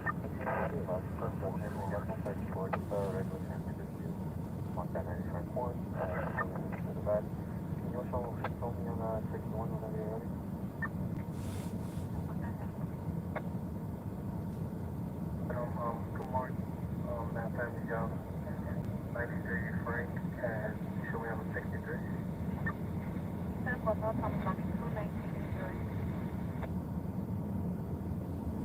Give me that call for help at 360 20 and I'm 84 here.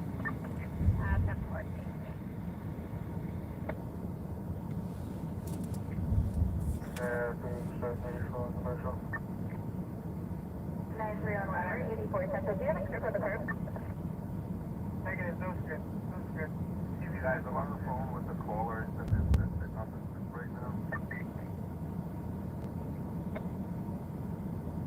Give it.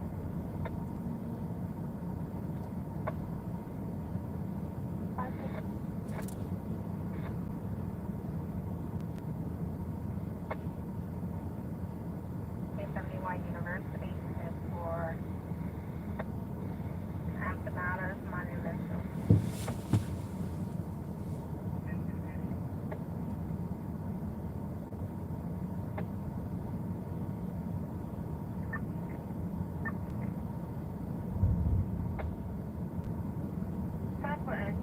This CB advisor portable is coming into like to one very static.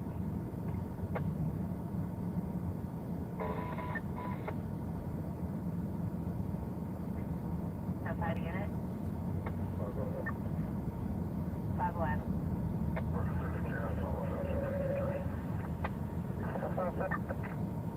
You said 93 Kilo,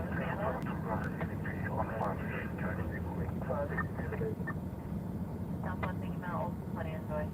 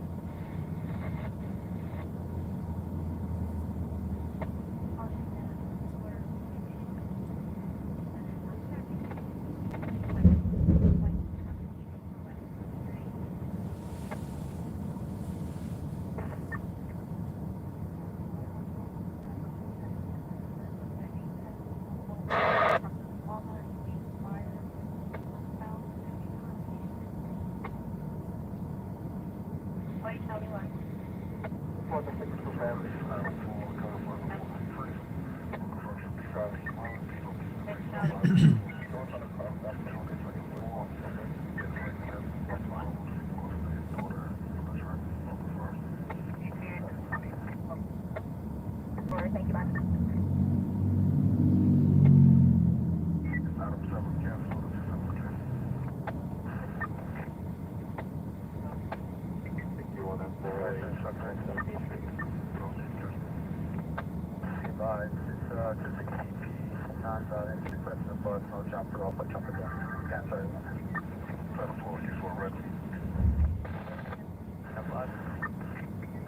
Don't jump against the EDP again.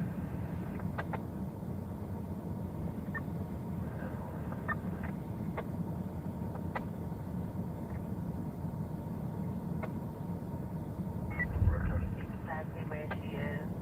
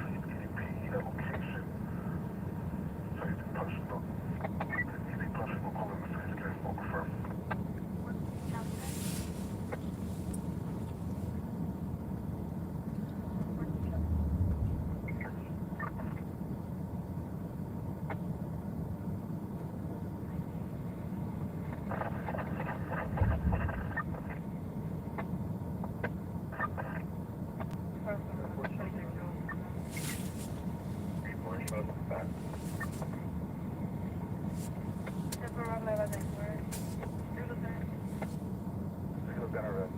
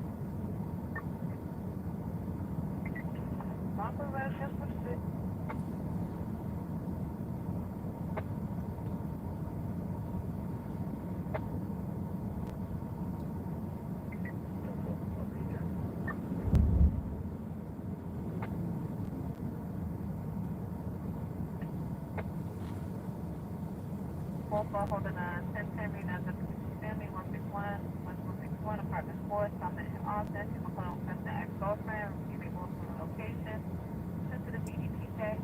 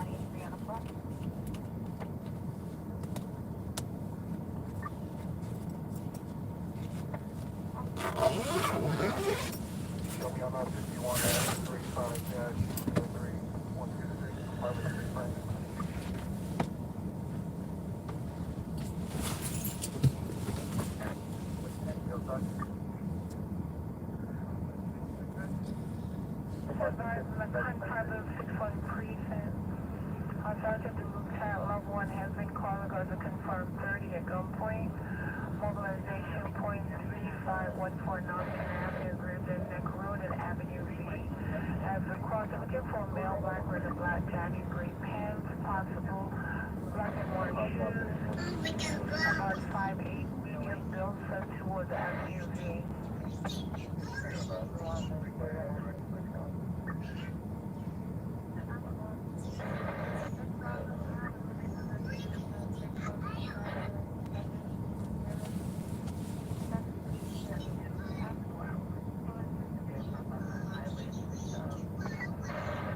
Flash 7 stop 3. I confirm ED pieces has schizophrenia, not on medication.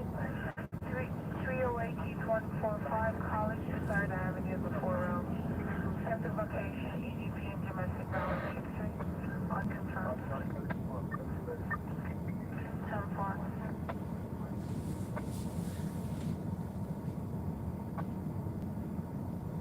Boy, Charlie Mark, still being our voicemail. 8.3 red.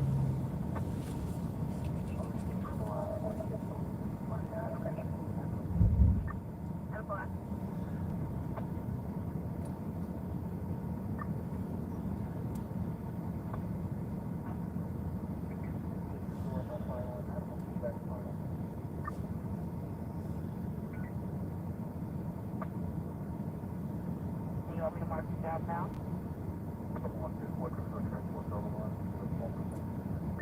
It's again the contact of the 6-1 precinct. Our Sergeant Lieutenant level 1 has been called in regards to confirm 38 gunpoint. Mobilization point 3514 Knoxon Avenue between Grimsby Neck Road and Avenue V. They're looking for a male black red and black jacket, gray pants, possible black and white shoes, about 5'8", medium build, fled towards Avenue V.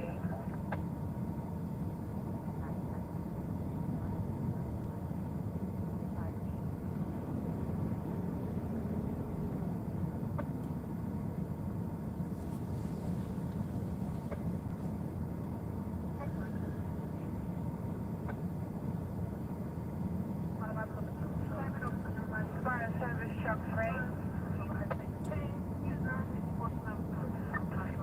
I confirm EDP in the forest Madison Avenue at Tommy Station on the 6-1. Stage 1, just talk to someone. Negative 5.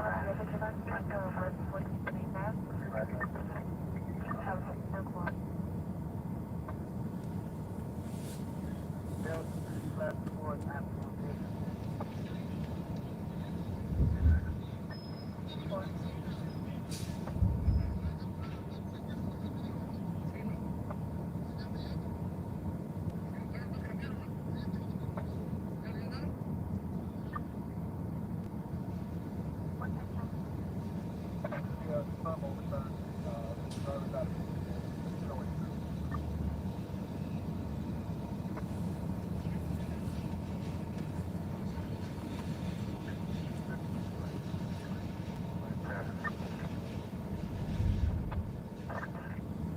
Fire service truck 10. No payment on 110. 10-4.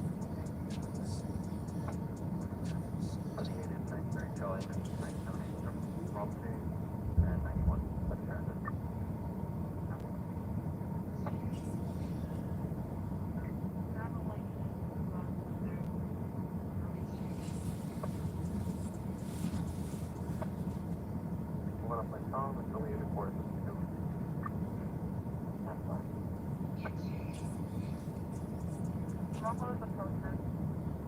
Oh, we have. There's Chatham Post. No, I think the right transport is right.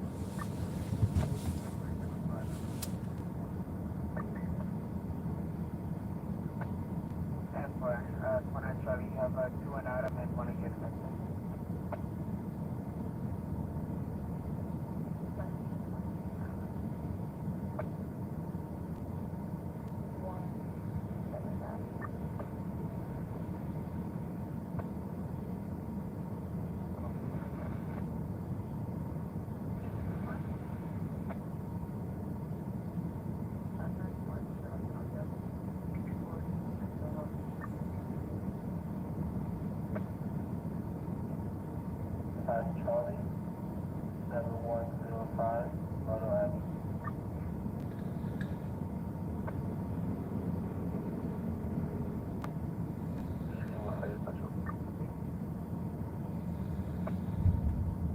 The position 1-5. Lafayette.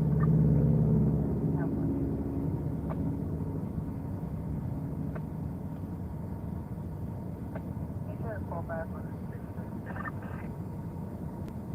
5-7 shop set.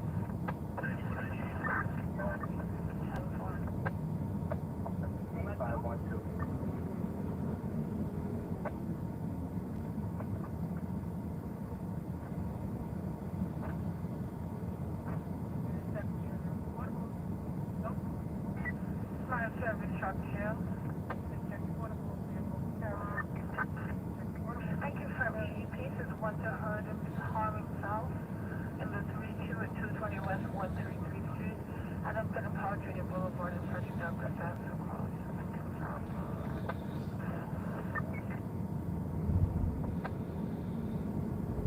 Check the portable if you have open carriers. Check the portable if you have open carriers.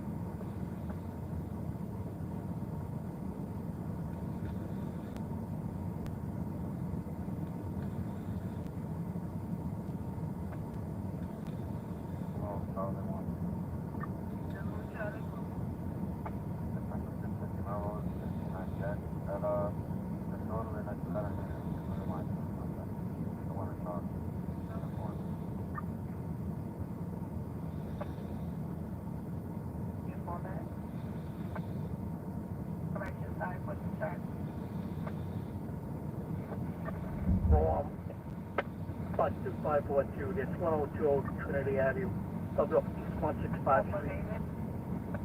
Let's go fire pump 1 Henry. That's bunk on box 2542, that's 1020 Trinity Avenue, W East 165 Street. Let's go fire pump 1 Henry. Only box 2542, Commission Bell, West. On 244, Special 251.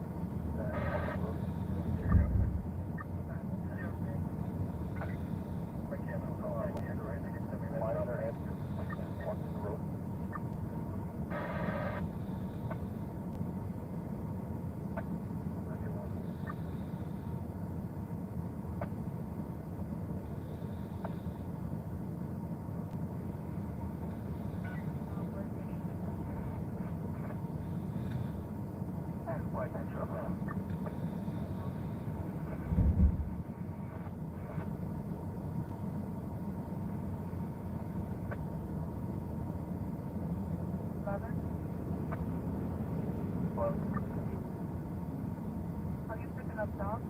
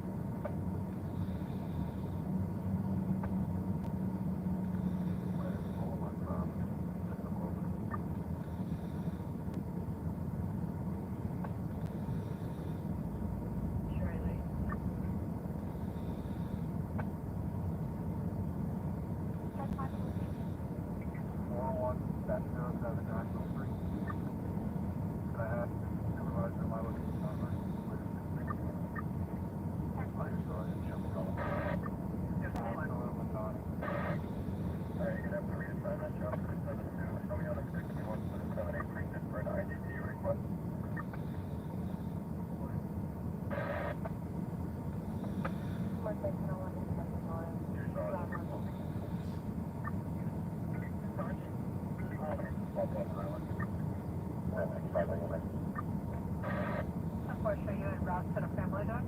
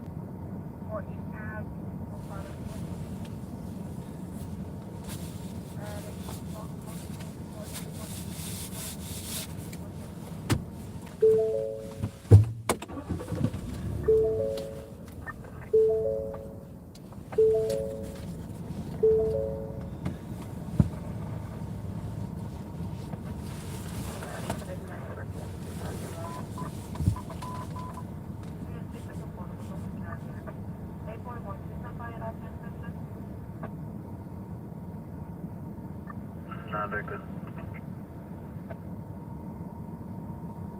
What's the crash truck 84th Street and Auto Boulevard? Minor. Good morning, 10-4. 47. 47. 47.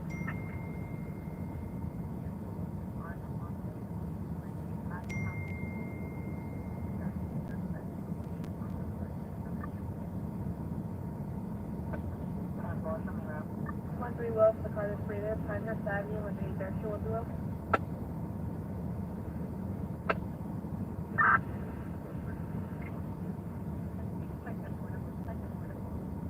We have to move off the block to unblock the second unit. Alright, 10-4, because PD just requested bus for unknown there, so there's no need for another bus. What's the trap 10-4? We just organized everything right now. There was a total of 3 patients, 2 of which are RMAs, which we are going to handle, and the other unit is transporting 1. Only 1 patient, you're securing 2 RMAs. No other units needed.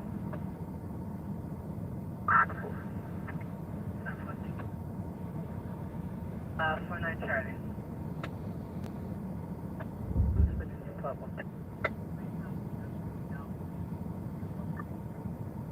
Four 798.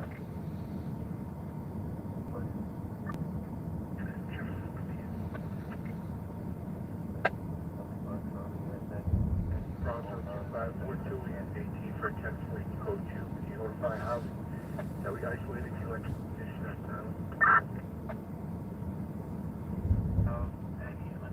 Alright, 10-4. Tonight?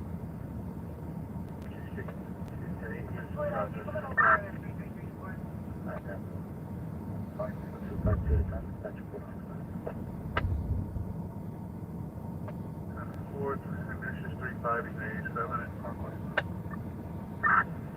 35, 10-4, thank you.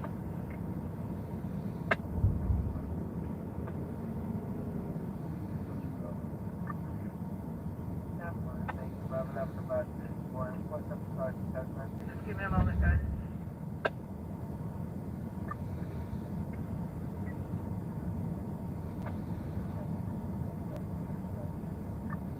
Full Frank.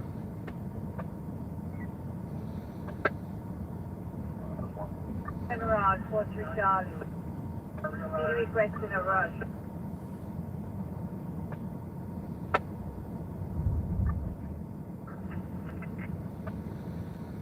Stand by. Breathe up.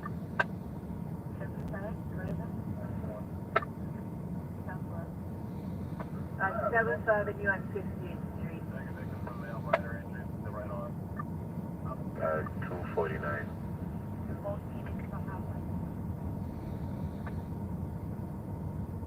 Boy, 1 boy, Grand Avenue on West 186. For the big breather, 18 boy. 46 zero conditions 45. No 22. 35, Charlie, example, LLN from the unconscious. 780.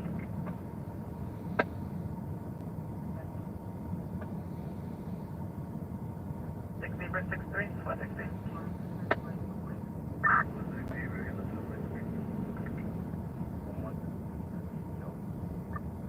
Pennsylvania Avenue. Alright, 35 Charlie, you're canceling ALS from unconscious.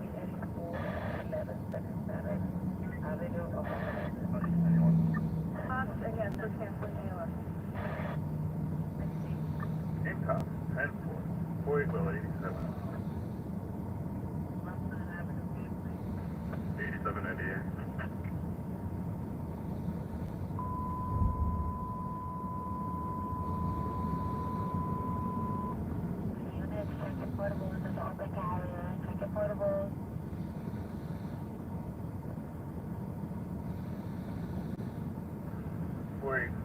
Wait, Frank, update. Still showing 63.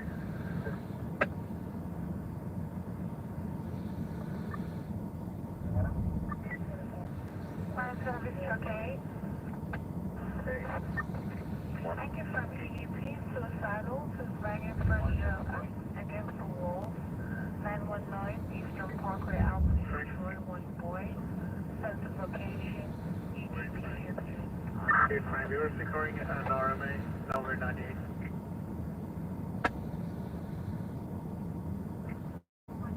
54 cardiac in the 45 precinct. 1947 Pilgrim Avenue. 0 Northwest Avenue.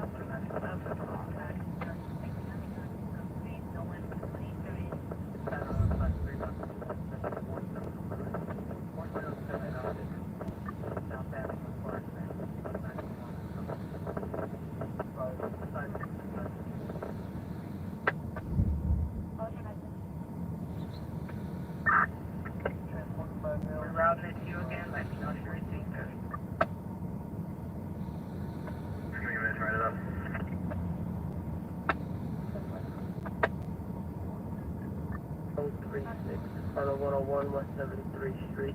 501. At Columbus Avenue, manhole flat. Next door. Door to Bardwell.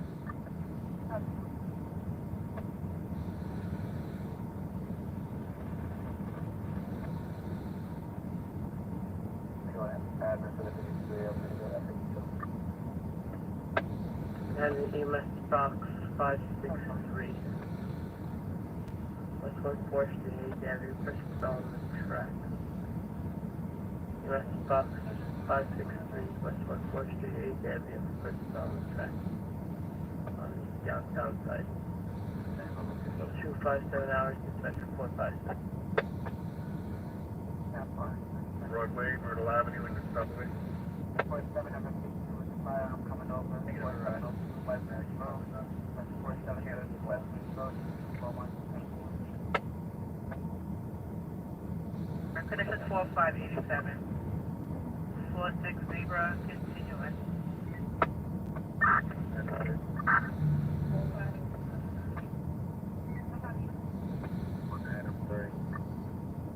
What's the one at? 455 hours. 034, go ahead. First home Barry and Lincoln. We're monitoring.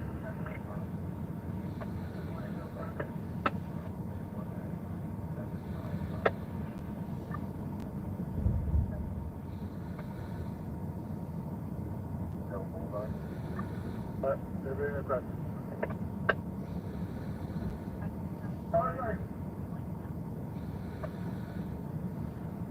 Five at it.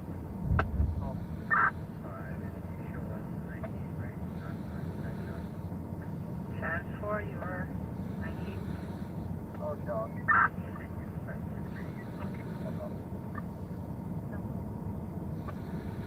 Oh, 258 hours, dispatcher 453.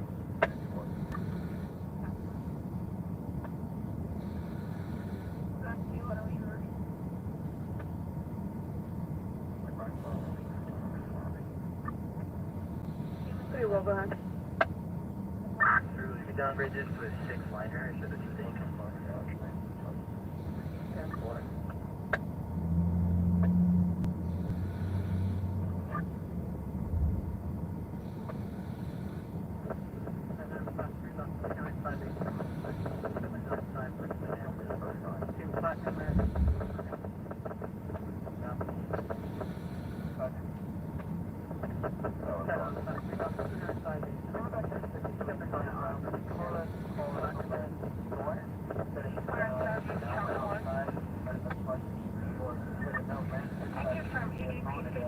Talking to herself, 159 and 154th Street, 6th Avenue, 7th Avenue, Brooklyn.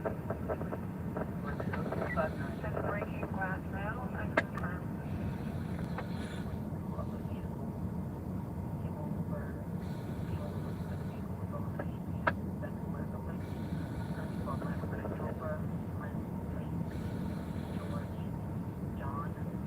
Ranger 166 says.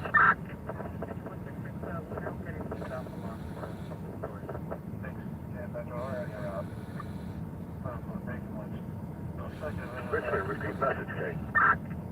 We are now getting south along. 10-4, Richmond.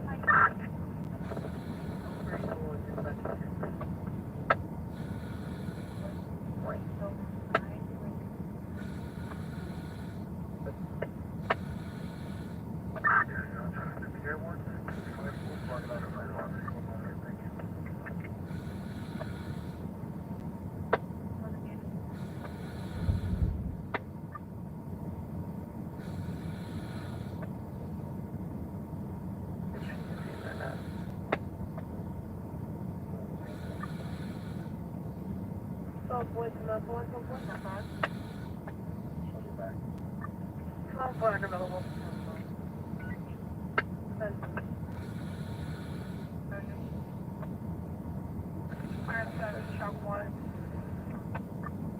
Plus for you, static, West 31, and for you. West 46th Street and 6th Avenue. Dave Gonzalez, unconfirmed. Alright.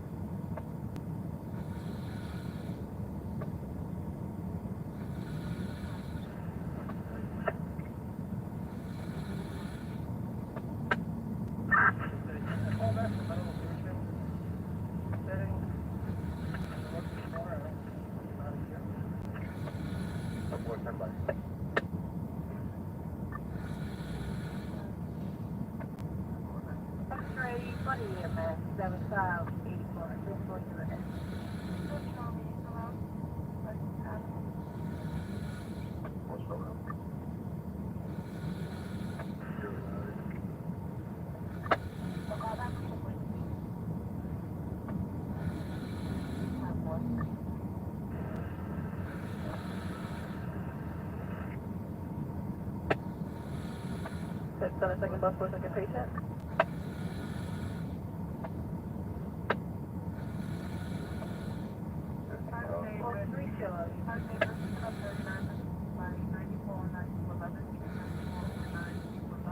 Trolley, can we get a second bus or a second patient?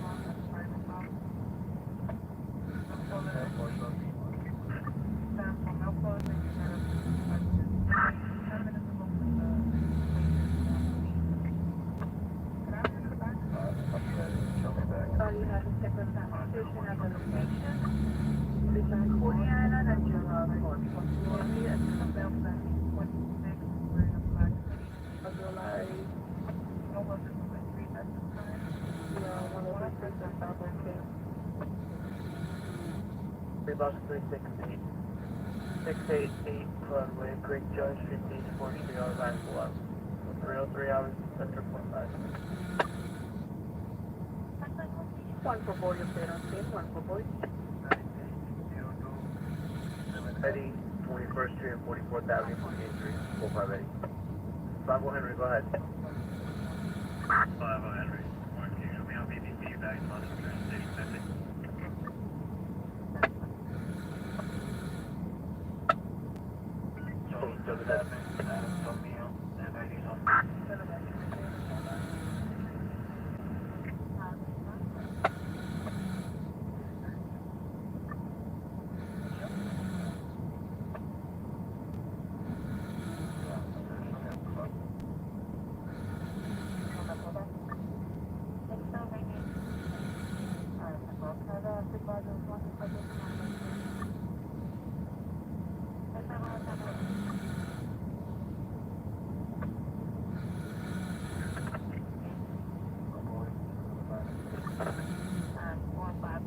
Shows flag 5 PD for what appears to be EVP at 456. That's just 456. Charlie, can I get a front of your top? 4-4 Eddie.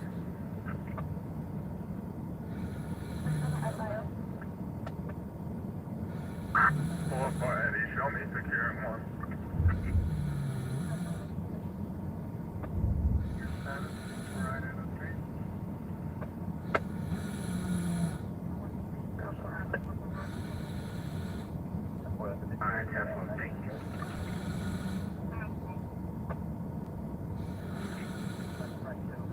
There's nobody at the front desk.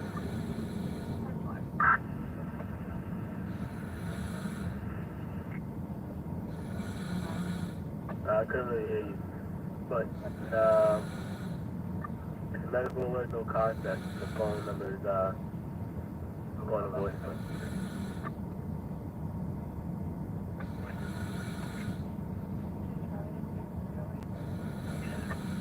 5 minutes ago, or 2 minutes ago.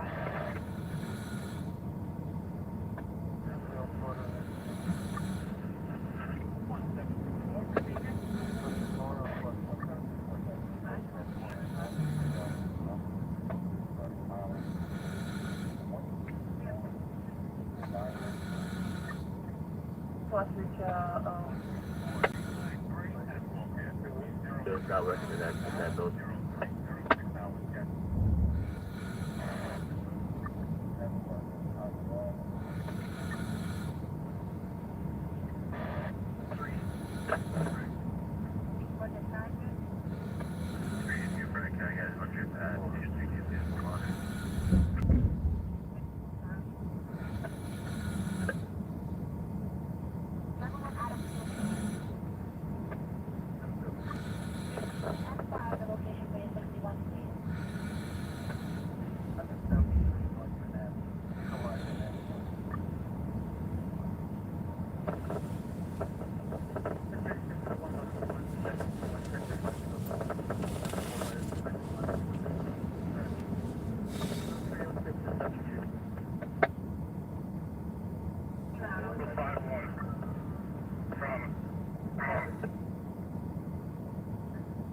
For that, I can't move you.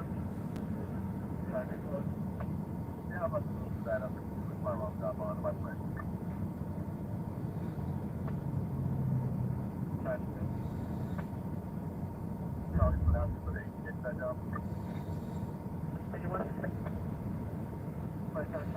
Box 2958, nothing's achieved, take your win. Usher Chalk Jeremy on scene for a few minutes longer. It's going to be at 10:35, fully safe.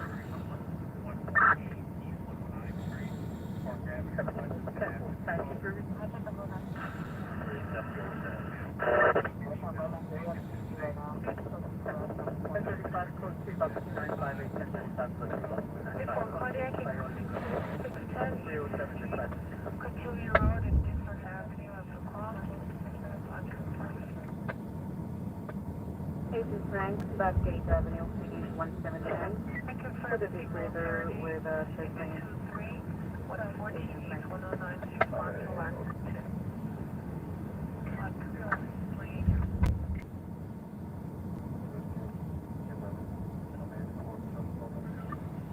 Young.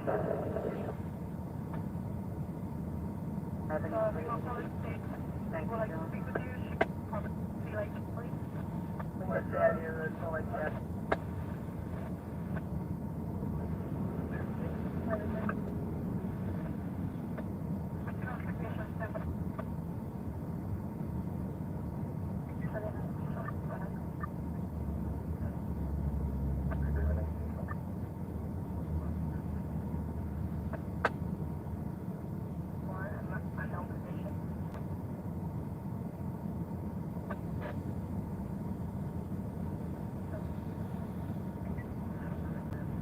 Evergreen reunion for the unconfirmed staff.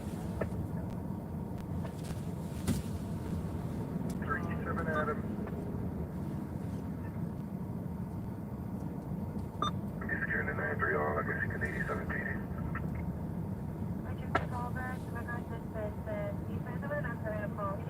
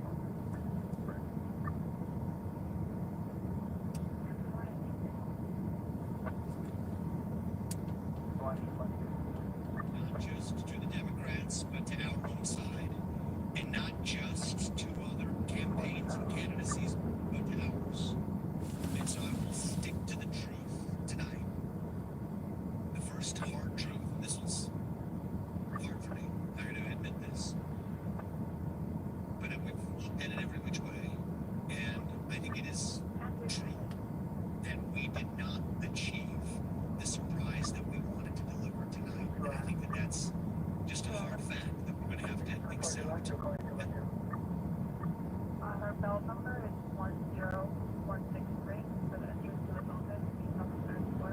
This is under apartment 203.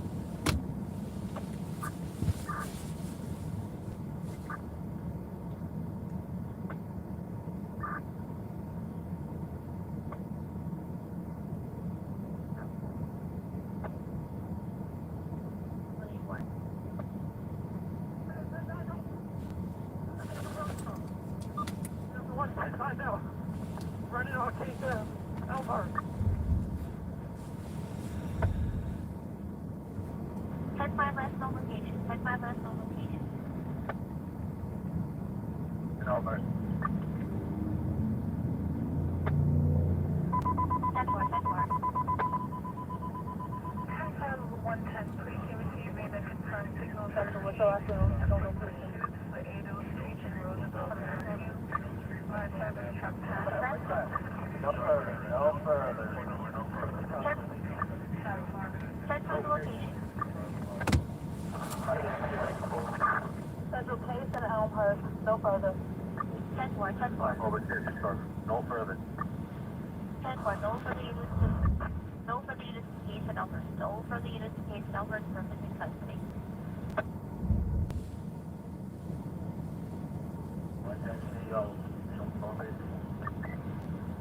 10-4.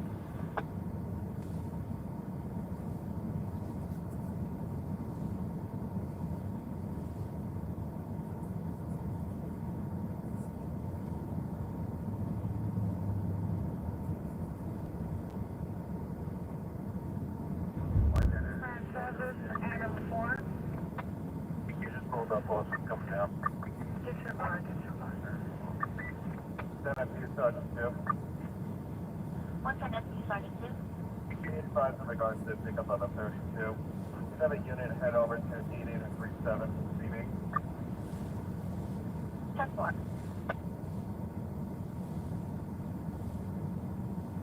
Roosevelt, unit head to 8837. 10-4. Check my last location. News law, right, 98.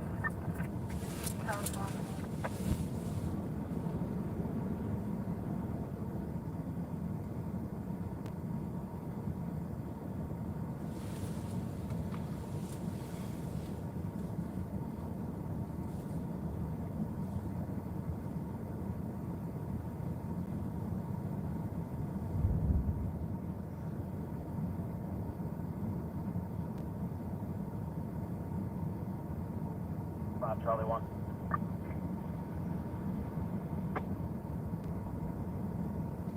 What's the Charlie 1? 53 for Northern 75 is going to be 93 Queens, 99 G6, 97 H2, Mount Sinai Queens, and also Elmhurst General Hospital. Charlie going to finish the job. You have 2 of them in my queue. It's going to be one on the same, 2 of them out to location 33-39, 84th Street, Center Sonic.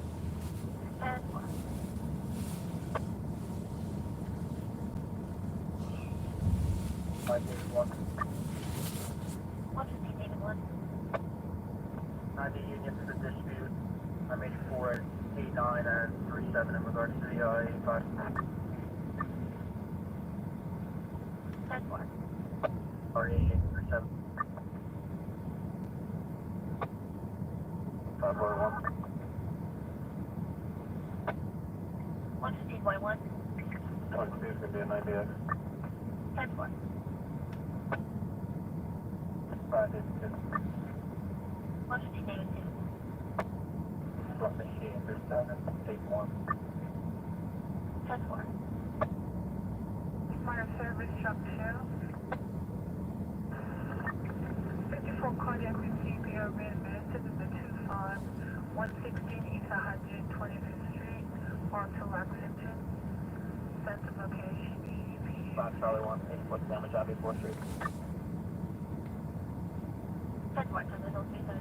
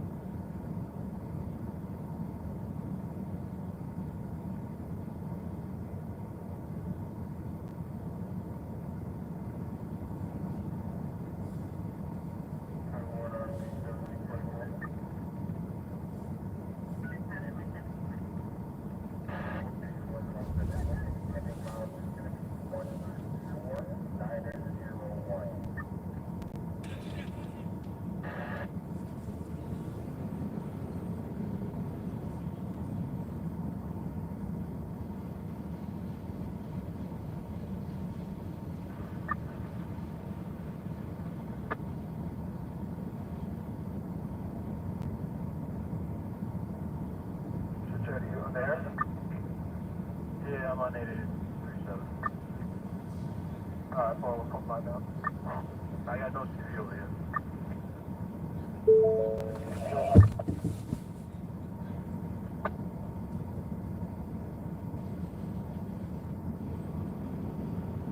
TV over for show up right now.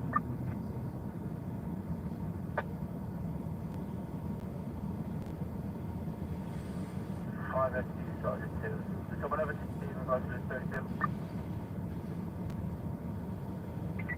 Affirmative 1. David 1, David 2 has the CD. 5, David 1. Negative, I do not. 110 David 1? 110 David 1? Check 5. Check 5 David. Roosevelt Auto 2.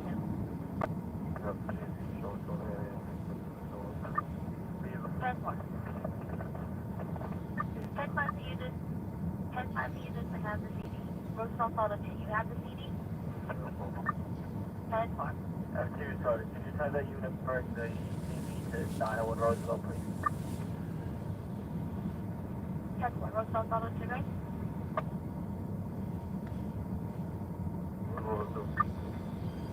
You bring the CD to check 5 location? Okay, check 5 the units that have the CD.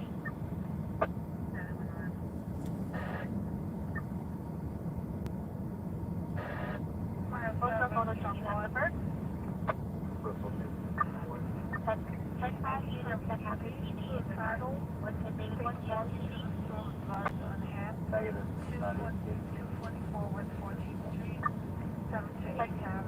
Check 5 units that have the CD.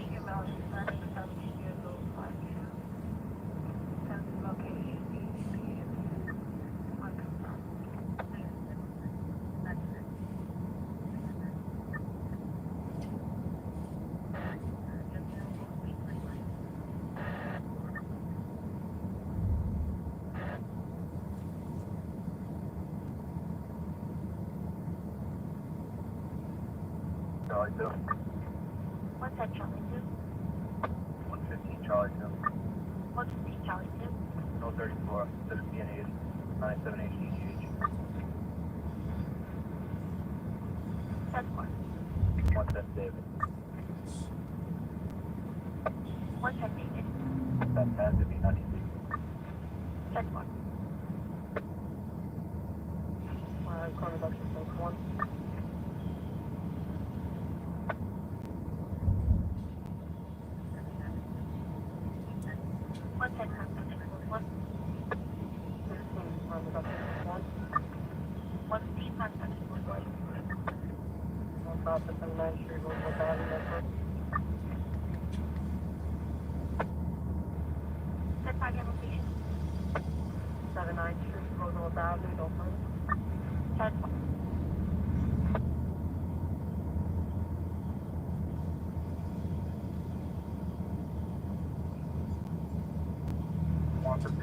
Post 1.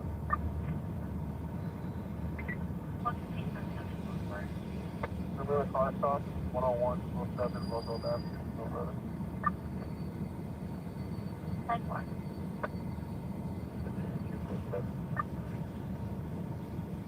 What's the that's equal to left? Check 37 out of PSA 3 to 6. 37 out of 5 days 1. What's the name? 75 Zebra, 34 Avenue, Junction Boulevard.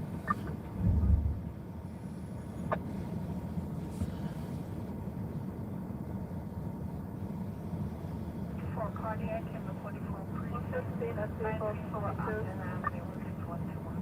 What's the that's equal to? Word. Check 1.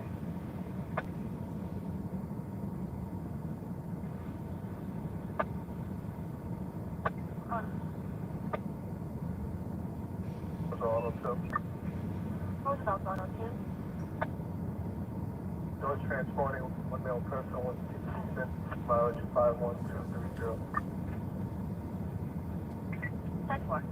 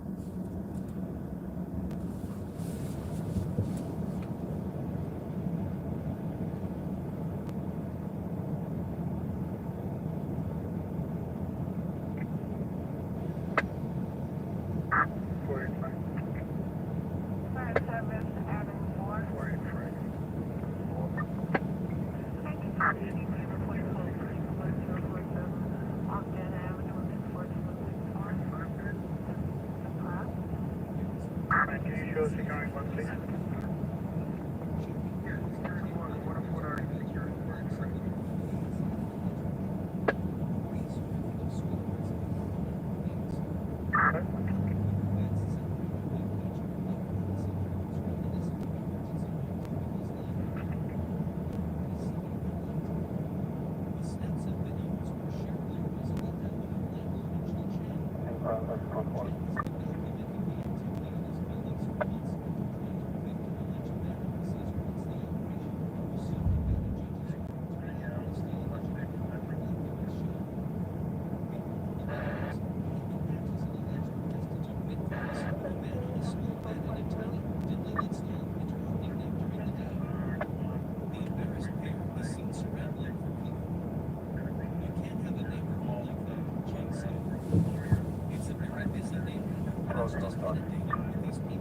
Roosevelt, Sergeant. Somebody advised we have to see Sergeant 32. 10-4. Private Sergeant 2. What's the deputy Sergeant 2? I'm canvas to 378889. So nobody has a TV at this point. What is 5F102? 115-002. So I'm at the TV over here. Roosevelt and Elmhurst. He just approached us saying it happened on about 37.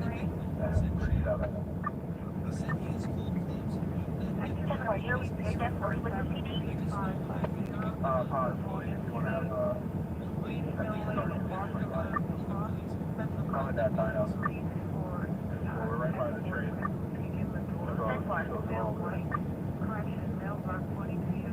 10-4.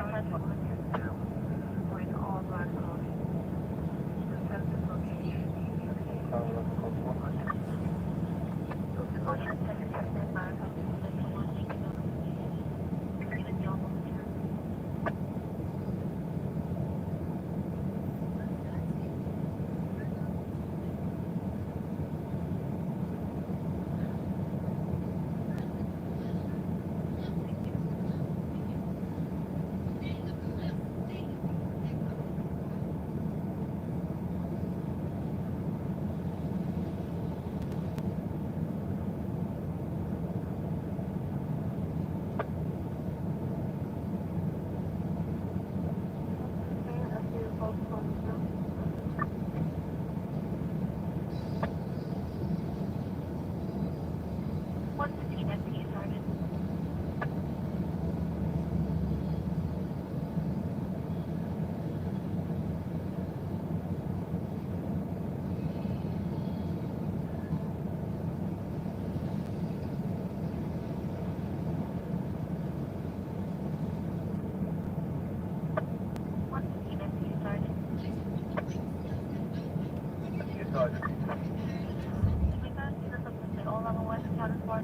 Fired out of IMOS, going 37 West. 10-4, everyone accounted for, no one injured. 10-4. All units in the back. 10-4, 10-4, take down the other one. Thank you from EDP to Irate. Destroying property, destroying heavy objects, location the shelter, 127 West 2020 Street, 67 Avenue, that's location EDP.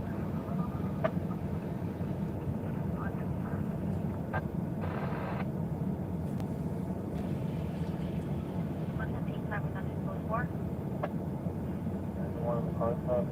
Someone in the 35 is in it. 99. Both of them. 10-4. 5.1. 115.1. Showman 75 directed. 7301. 25 283. Charlie. 283. Can you check my location? It will call back from other locations that we show. 01 check 25 10-4, thank you.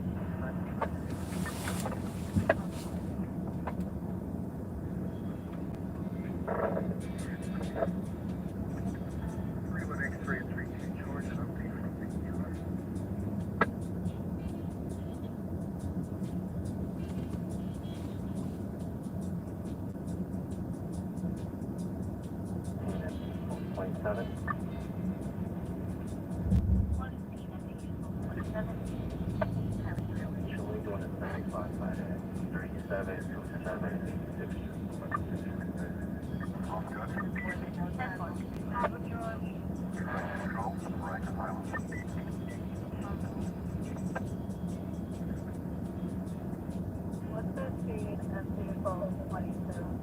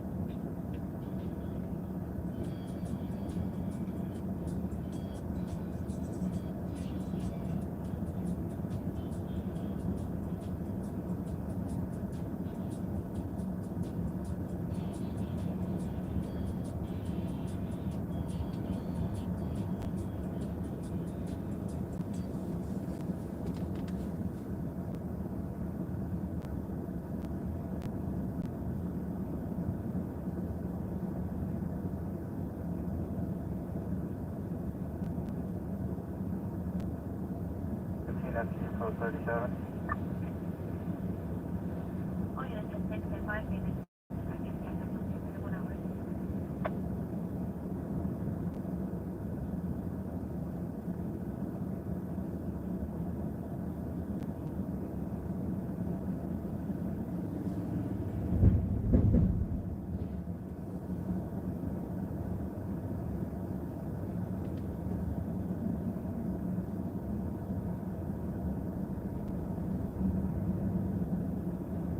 Q102.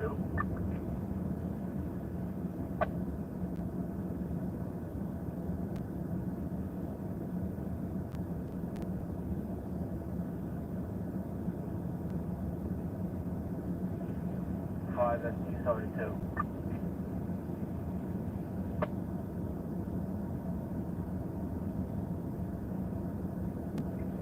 What's the speed of ST22?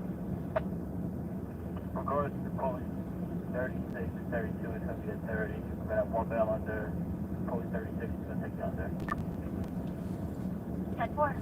Obtain standard time for 03 33 hours, 03 33 hours. Remember to send an express address of work related to the RC, and fax posting to on site. ST48.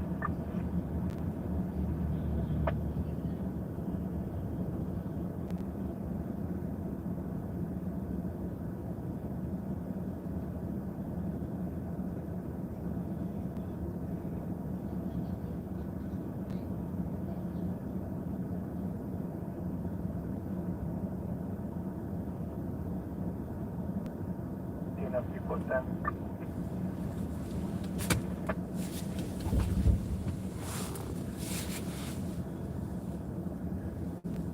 Five FGO 102.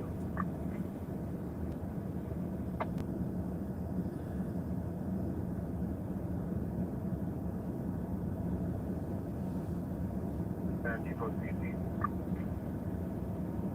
All units at 6, stand by. Just give me 1 second notification. Stand by for the next check. Everyone stand by.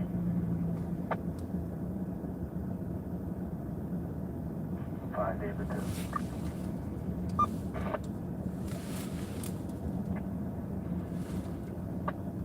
Will, can I get 100 at 14, please? Will find it.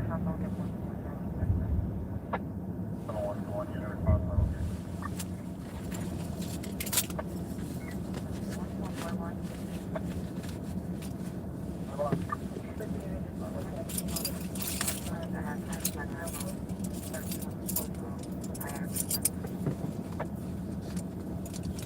Good joy.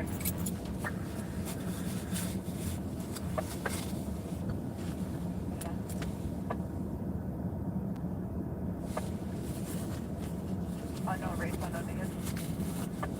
Perfect response to Which one now? I don't know. At the moment. For the jury.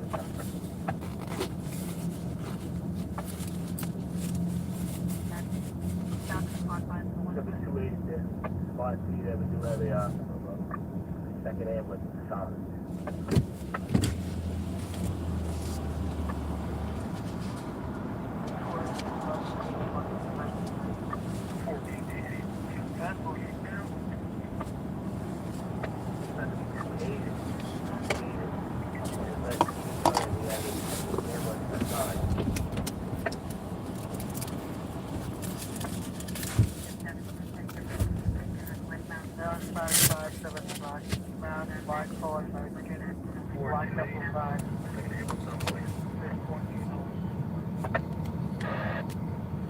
Charlie, what? Set your alarm, yes.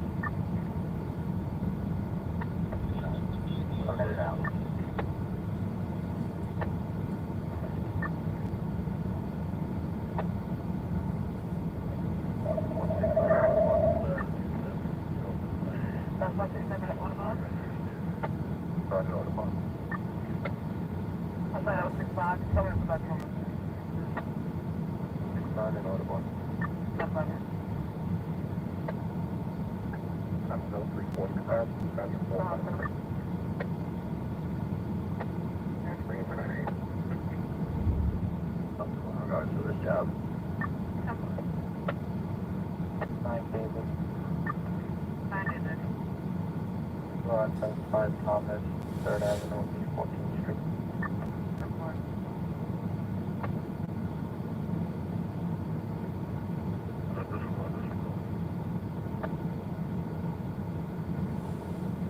Checking the line with the 34 assault. Transfer from the 103, station to the 103. 04 location at 8814, 139th Street, 8814, 139th Street. 674, 4557. Everything here remains the same. Officer is good. Manhole is made full already. I got 14 like 1025.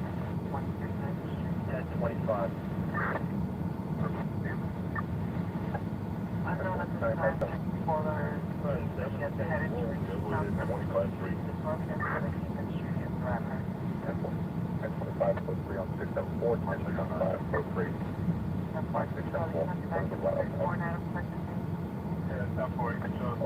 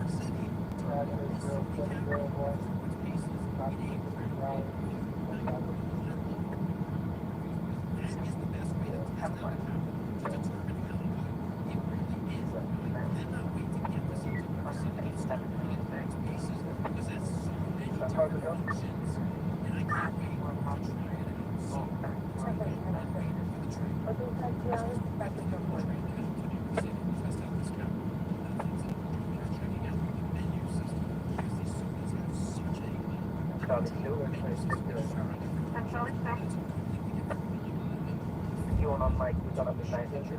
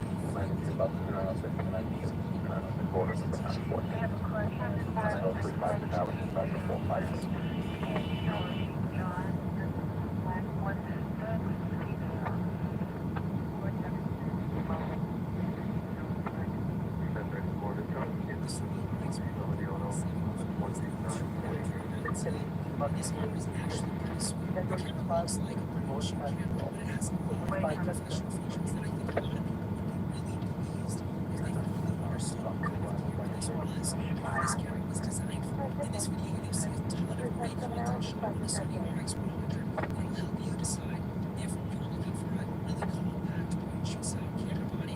If the RX 100 might be actually the best choice for you, even in 2023 and beyond. And then also took it to shoot an NF concert in Oregon. I've had this camera for about 2 years, and it replaced my RX 105 when I sold that a few years ago. This talking head you see right here is shot on the Sony FX3, but I'm also filming with a second camera angle right above my RX 100, the FX3, which is the RX 100 7. So you can see what it kind of looks like with a YouTube style talking head setup. You can use this for a streaming setup as well if you are a gamer or something like that. If you do streaming, coaching calls, whatever, you can use it for a setup like this. The unfortunate thing about the Mark 7 in my Sony camera lineup has been that I often am shooting professional video production work, which just lends itself more to grabbing something like the FX3 or the A7S3 or the A1 or the A7 IV. These are all cameras that I've had for the last few years, and I just don't tend to gravitate towards the Mark 7 as my go-to professional camera. Over the last 6 months, I've done several things that just lent itself to taking the Mark 7 with me on my travel opportunities. Throughout this video, you're going to just see a ton of footage on screen that I've taken the Mark 7 as well as photos.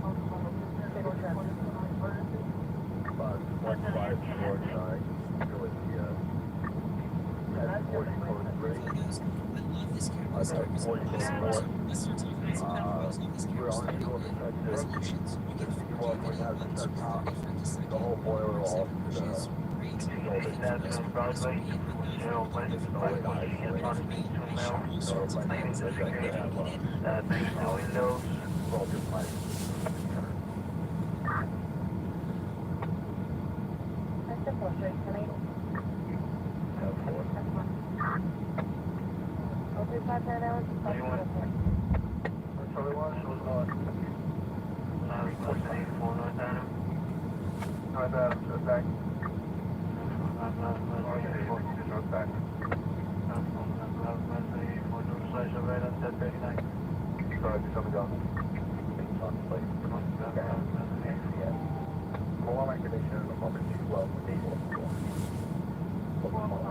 a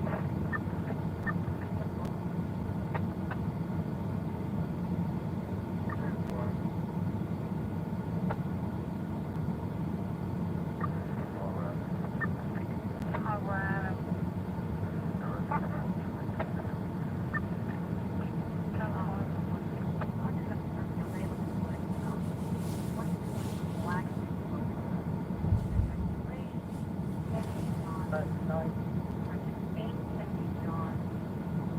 be enough for the 4K. But for me, I shoot all sorts of things, and I really need Everyone's using these for everyday photo and everyday video because it was the best option out there. But as iPhones have gotten better and better and continue to improve, I started to wonder, did the iPhone just completely end the digital point-and-shoot camera? Like, are these even necessary anymore? So today, we're going to find out if test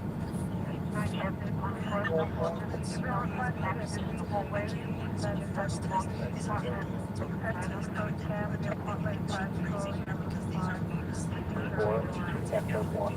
landscape photography because our cameras are going to use in everyday situations. So I photographed the new John Mayer talking collab watch.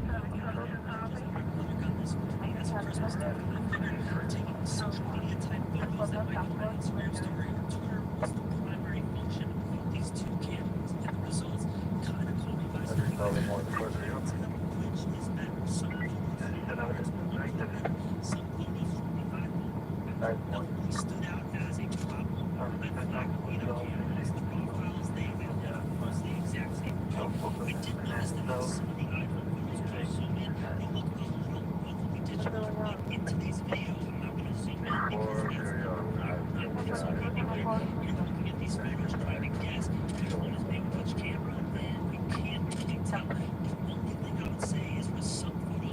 Catch on foot, I'll return to you for everything that they have on the 17th. The one day that was 400. To the highlights from the shooting, but I can't say it's enough to really give either one a victory. So I think I'm going to call this one a tie on test number 1.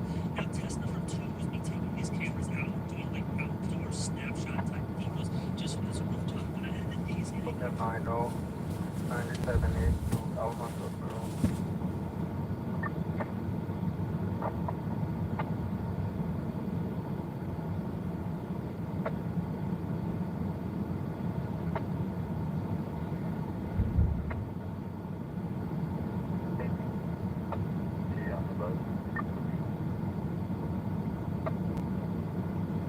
Since there was some media 3 minutes ago, at the game of the 30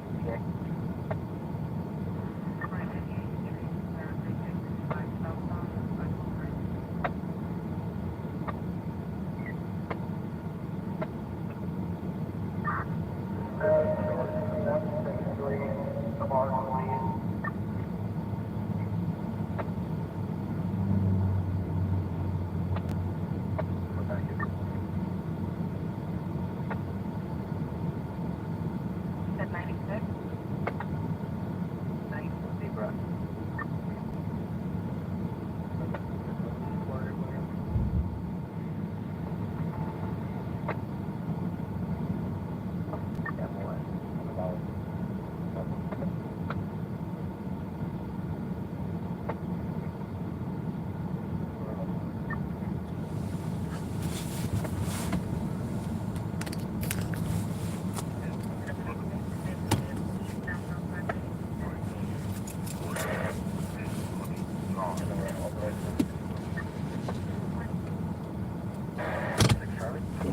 Everything is 75 directed at 4534 Border Boulevard, construction site.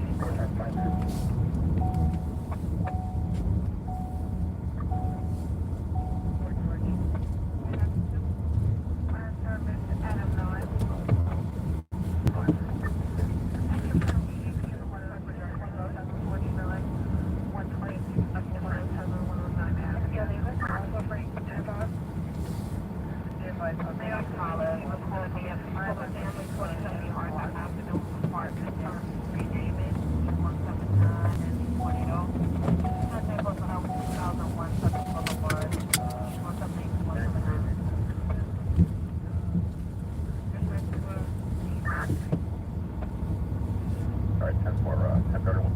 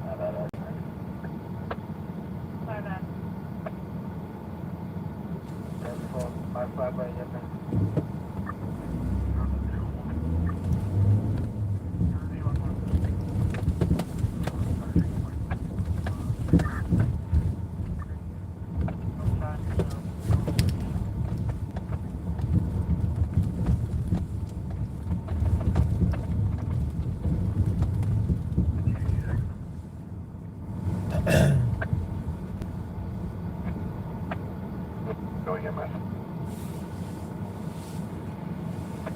Fire. Traffic.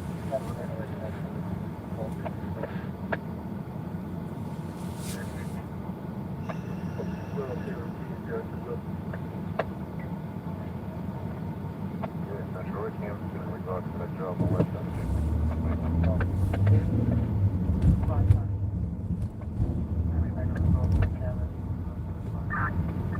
Boy, could you please put us out mechanical going to 35th Street, 10th Avenue?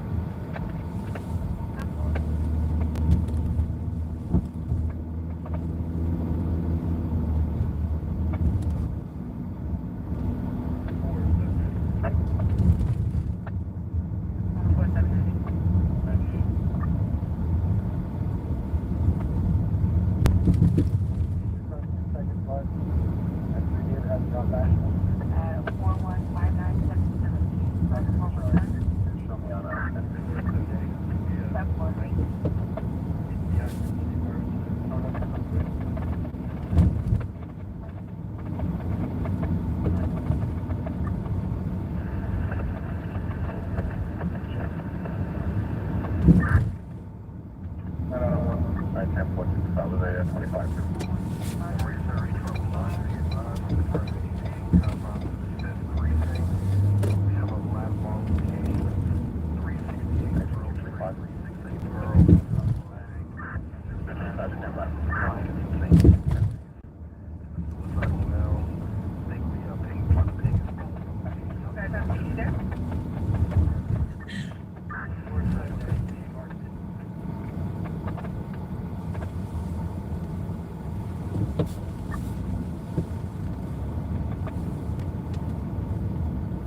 There's no smoke or anything, it's just making a rough thing.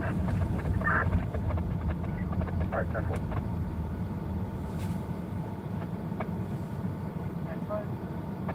Oh, 4. 5-4, 5. Yes, we had 3 officers respond to the 4-3. How many units at that location?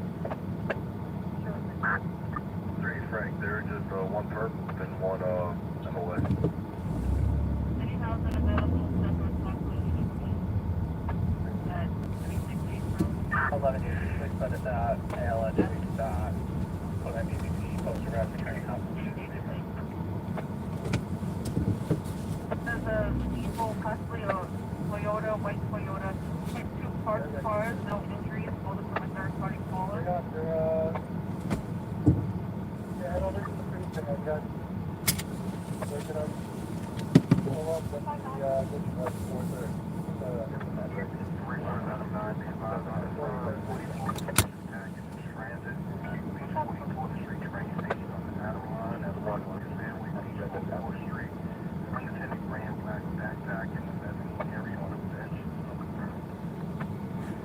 One by, yes.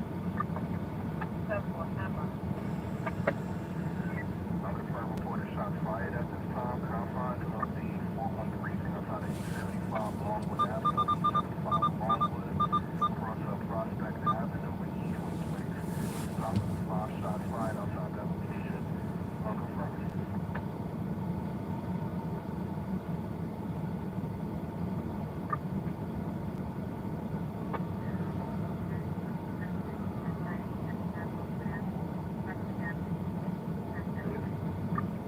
Station 39. David? The property board, Charlie. Everybody's refusing to give IDs and everything like that. You can mark it at 91.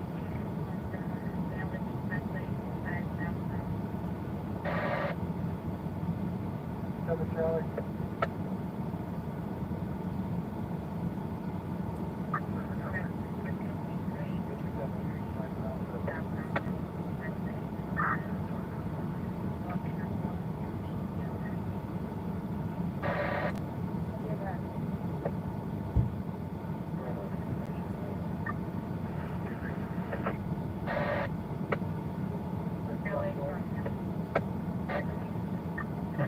Sorry if you missed his paperwork.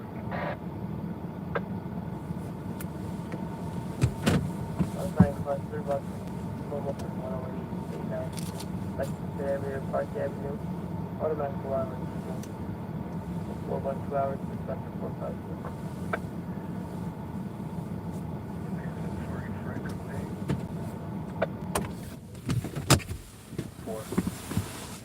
Danwick Expressway, southbound direction in the vicinity of Atlantic Avenue for an auto accident. Green DNS box 8494. On the Danwick Expressway, southbound direction in the vicinity of Atlantic Avenue for an auto accident. Time now for 3 hours, dispatch 483.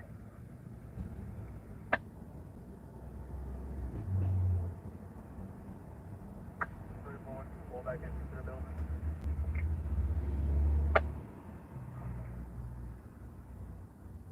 You put me on, I'll be at 3 Stockbot to Hospital 20. Thank you.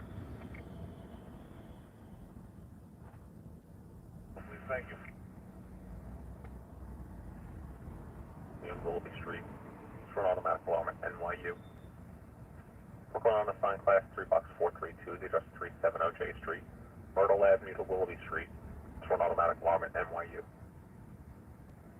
Time is 0413 hours, dispatcher 453.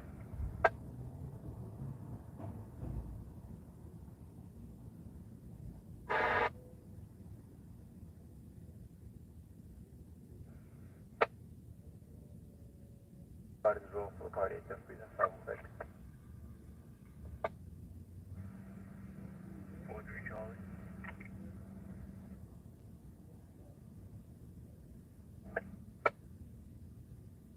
Charlie, 98 hospital 51 and show me going back to the station for back in the bus uniform.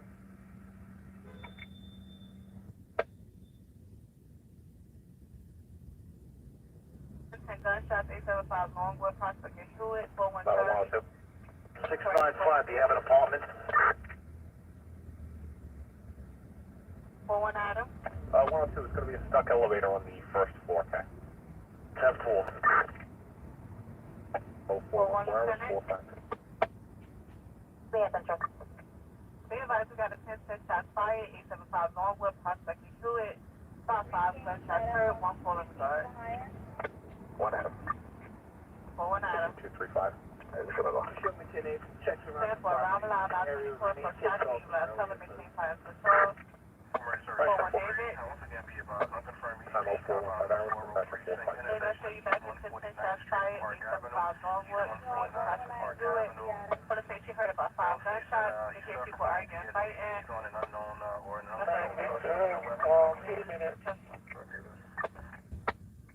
Also at this time, and for all receiving ECD, aided on Crystal Mass at 149 Park Avenue.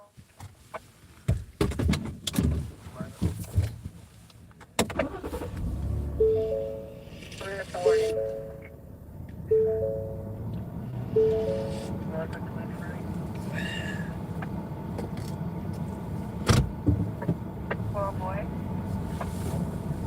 Are you saying hospital? Okay, my there's a bad CP that comes over for Hospital 20. Thank you.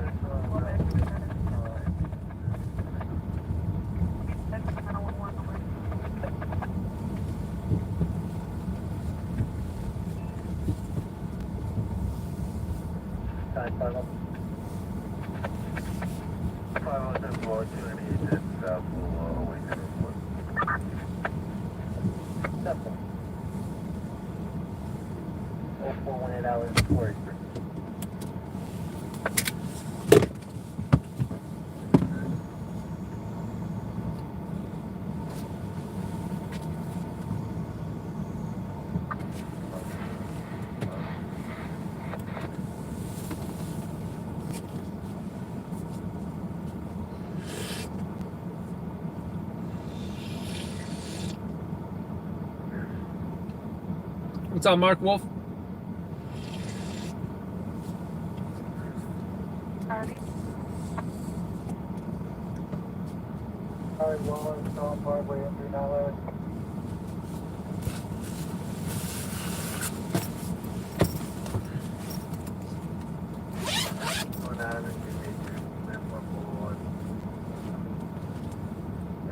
I'm doing sleepy. That's why I got a coffee.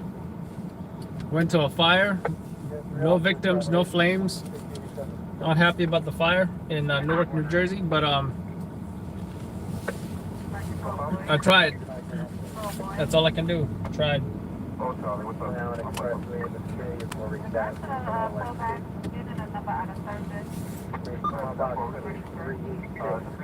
Bound direction on the Long Island Expressway in the vicinity of Maurice Avenue for an auto application. I'm now 04, 20 hours, dispatch 483.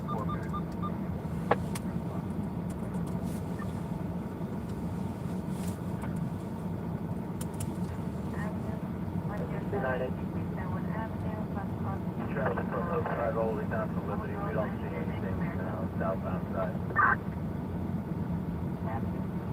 10-4. 50. 50-10-4, making it 1031. 10-4. 1031, box 8494, 1031, box 8494. Yours is 50. 04, 1 hour, dispatch 483.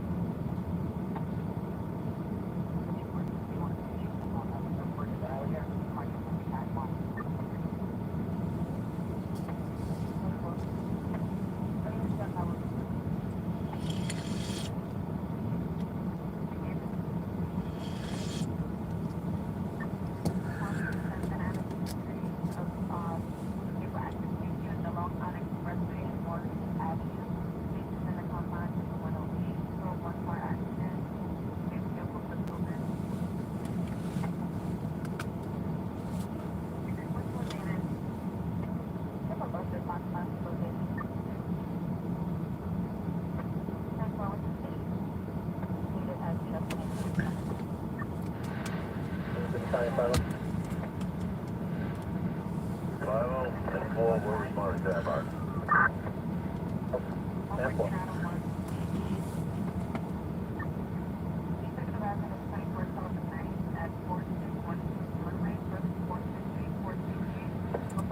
Express 3 box 4803, Terminal 10, the address 175-1088 Avenue.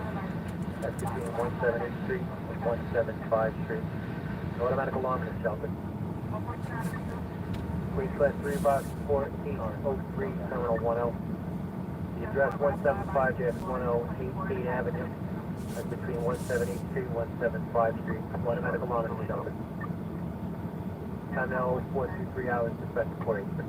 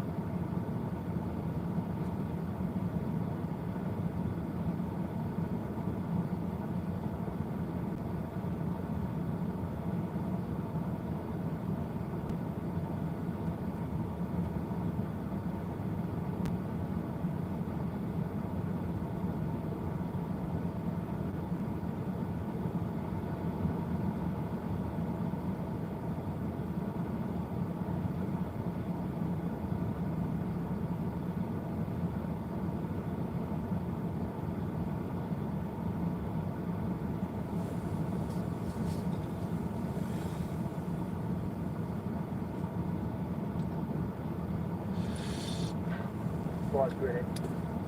Fox 838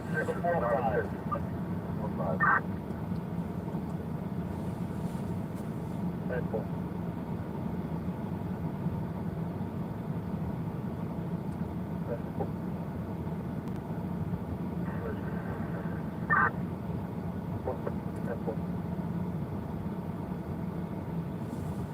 Well, 465 hours, back to 40.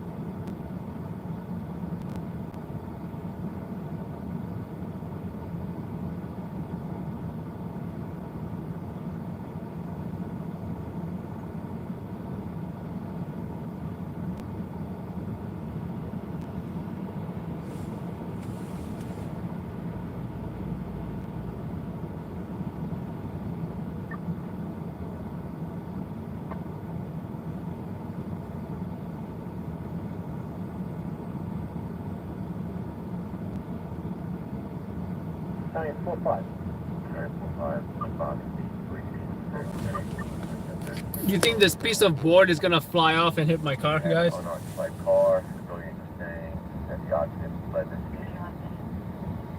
Notified PD. We have 1 lane block.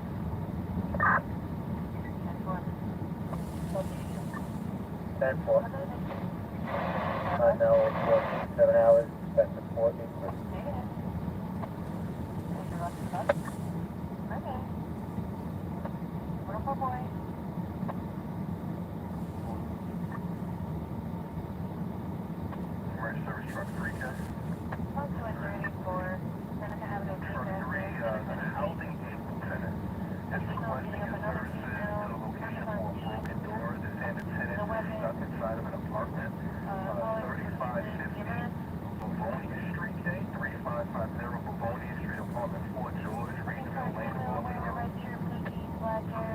will be available.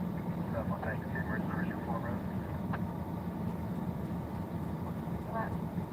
That's my laptop. I'm ready for it.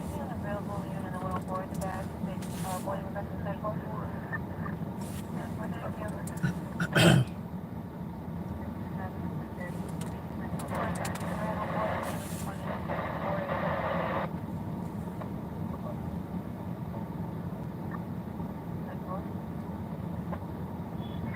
Confirm 30 confirmed to 253 precinct outside of 320 Pleasant Avenue, 320 Pleasant, approaching 27 Pleasant Street.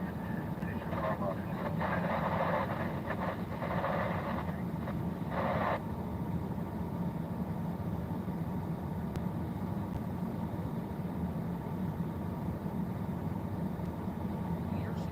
So try this.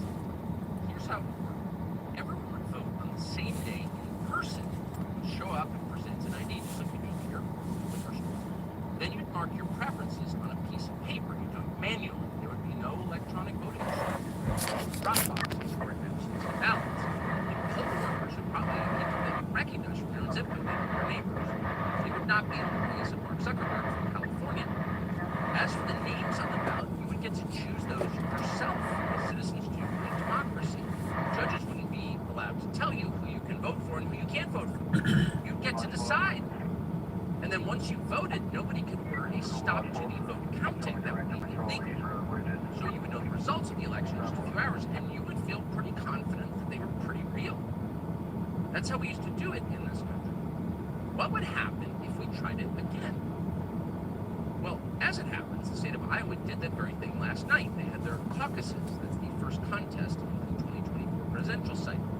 It all felt very retro, very non-third world. But the results were interesting. Here they are. Donald Trump won 51% of the vote. Governor Ron DeSantis of Florida got 21%. Nikki Haley got 19%. In other words, Donald Trump won decisively. At this point, it's hard to see how he's not the Republican nominee, because he didn't just win last night. He triumphed overwhelmingly by a historic margin. Trump won the Iowa caucuses by about 30 points. That's more than double the previous record that was set in 1988 by Bob Dole. So last night was not close. It was a shocking blowout. Trump did to Iowa what the Vikings once did to the Irish coast. Only smoldering huts remained. Chris Wallace looked like he was going to be sick. On the other channels, they cast about looking for an explanation for this unexpected calamity. Here was NBC News' quote, explanation. This is a state that is overrepresented by Christians that are going to participate in tonight, especially today. Today reached out to Jeremy Jones from the Public Budget Research Institute, knowing that we were going to talk about Iowa, and this is a hyper evangelical white state. So I asked them, what do they get out of supporting Donald Trump? Because he keeps losing, he keeps delivering losses and losses. And he said the following: they see themselves as the rightful inheritors of this country, and Trump has promised to give it back to them.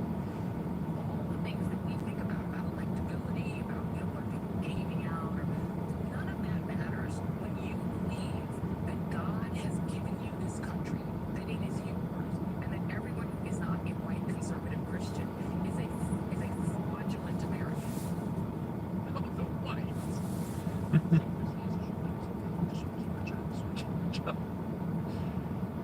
But they're very upset.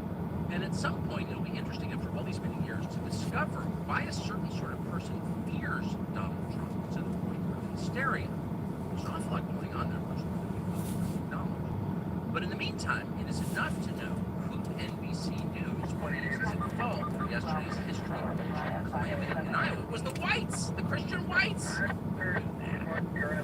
And if you're being honest, you can see why NBC is so upset. At this hour, millions of devout Christian whites are streaming illegally over our borders, toting their blonde children and their prayer books.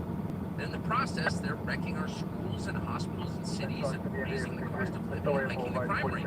We're watching an invasion by the Christian whites. It's scary. But it's not just NBC that feels this. Joe Biden's entire re-election message is based on hating these dangerous Christian whites. You heard it unmistakably in his speech last week to a black church in Charleston. You should watch the whole thing online if you'd like a preview of every Democratic presidential campaign to come for the next generation. It's the Robert Gabi strategy. The real problem, Joe Biden explained, is the whites. They did it. Never mind that white people's life expectancy is dropping faster than any other group in America, thanks in large part to suicide, that they will soon be a minority in the country their ancestors founded. If anything, these trends aren't accelerating fast enough, says Mugabe Biden. There are too many white people. It's their fault. So Democrats and the media have been saying species of this for years, as you know, and they say it both because apparently it works politically and because they sincerely believe it, and there's no sign they plan to stop anytime in our lifetimes. But for now, they have a more pressing problem on their hands, and that's how to stop Donald Trump and his white Christian campaign. And that's a tough one, and it's made tougher by last night's results. Thankfully, they have a plan. The plan is Nikki Haley. Now, Haley frankly underperformed last night. They told us she was surging in Iowa. She was not surging. She came in third by a thin margin, and that denies the media the chance to declare her the one true alternative to Donald Trump. But don't expect them to give up on Nikki Haley.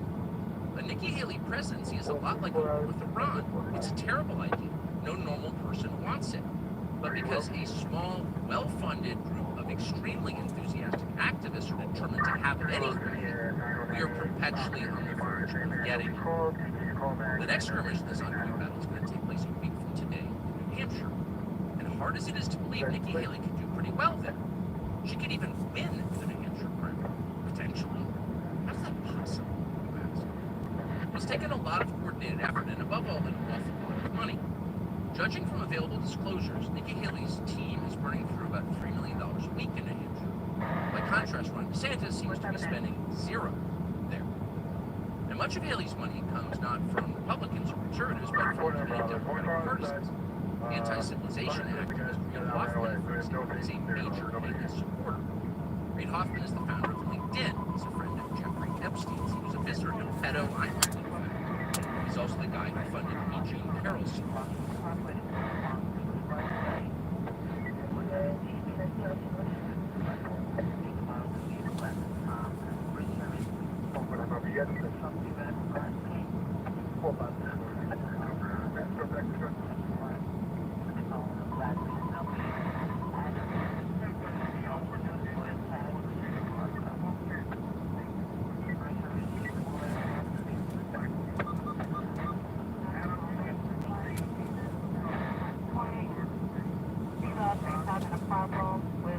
Sexual assault case against Donald Trump. Reid Hoffman is a Democratic mega-donor. In 2020, he gave $1 million to David Brock's American Bridge PAC, which is designed to physically harass Republican candidates. Hoffman's money has also helped to prop up the authoritarian government of California, Gavin Newsom.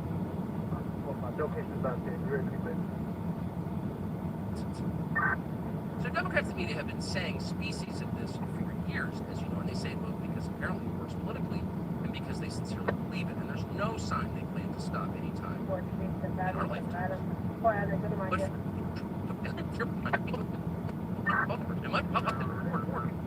Reid Hoffman is the founder of LinkedIn. He's a friend of Jeffrey Epstein's. He was a visitor to Pedo Island, which to David Brock's American Bridge PAC, that's designed to physically harass Republican candidates. Hoffman's money has also helped to prop up the authoritarian governor of California, Gavin Newsom, as well as many others on approximately the same team. So you know exactly who he is. What's interesting is, this cycle, Reid Hoffman is all in on Nikki Haley. His cash is paid for one of the most shameless propaganda operations in memory. So the very same people who told you 4 years ago that Joe Biden was a jovial, moderate grandfather who's trying to return America to normal, those same people are now trying to sell Nikki Haley as a conservative woman of principle. And one of the most enthusiastic peddlers of this absurdity is the neoliberal governor of New Hampshire, Chris Sununu. He's been stumping for Nikki Haley in multiple states. Now, you may not know much about Chris Sununu. He gets relatively little attention outside of New England. His charmlessness makes him a terrible TV guest, so they don't put him on very well. But there's probably no Republican officeholder in the country who hates Republicans more than Chris Sununu does. At one point a few years ago, he complained that there were just too many whites in New Hampshire. Sununu has far more in common with Joe Biden than he does with the residents of St. Paul County. Listen to Chris Sununu explain how Nikki Haley is the natural leader of conservative Republicans because she's got her bony finger directly on their pulse. When you put all that package together of experience, the fact that she is the wife of a combat veteran, the fact that she's a mom, the fact that she brings some humanity to a lot of these very tough issues, and most importantly, again, it's not a big government solution out of Washington that we're promised. She looks at every issue through the eyes of the voters, through the electorate. She looks at the issues through the eyes that she's channeling you. Because the thing about Nikki Haley is, she's just totally real. She's America's most authentic person who somehow wound up in this phony business of politics, probably against her will. She's doing it for your sake. But Nikki Haley knows what Republican voters care about because she feels it deeply in her soul. It's reflexive. She leads from her gut. She sees the world through your eyes. Nikki Haley is not a bloodthirsty, power-mad feminist robot who takes millions in cash payoffs from people who make weapons of mass destruction in exchange for promoting their wars. Oh, no, not at all. Nikki Haley is one of us. We can trust her. Okay, Chris Sununu, you seem like an honest guy. We believe you. But will voters in New Hampshire, Republican voters, believe Chris Sununu? Some of them probably will. Haley's approval numbers among self-described conservatives remain remarkably high. Why? Well, because she's been endlessly promoted on the news outlets they watch and read. Thank you. But those outlets are not telling them the truth. Nikki Haley is not a conservative. It's not a slam on her, it's just a fact. Nikki Haley's a committed neoliberal, just like her creepy little friend Chris Sununu. And it's measurable. For example, how many Republican primary voters support the wave of illegal immigration? Not many do, but Nikki Haley does. Illegal aliens are not criminals, she once explained to her friends at the Aspen Institute. We can't disrespect them. How dare you disrespect them? We should give them amnesty. Reid Hoffman agrees with that, and that may explain why he sent her so much money. Then there's the issue of BLM. Consider that. Did Republican primary voters support the rioting and looting and killing that enveloped this country after George Floyd died 3.5 years ago? They didn't seem to support it, but Nikki Haley did support it. Quote, "It's important to understand that the death of George Floyd was personal and painful.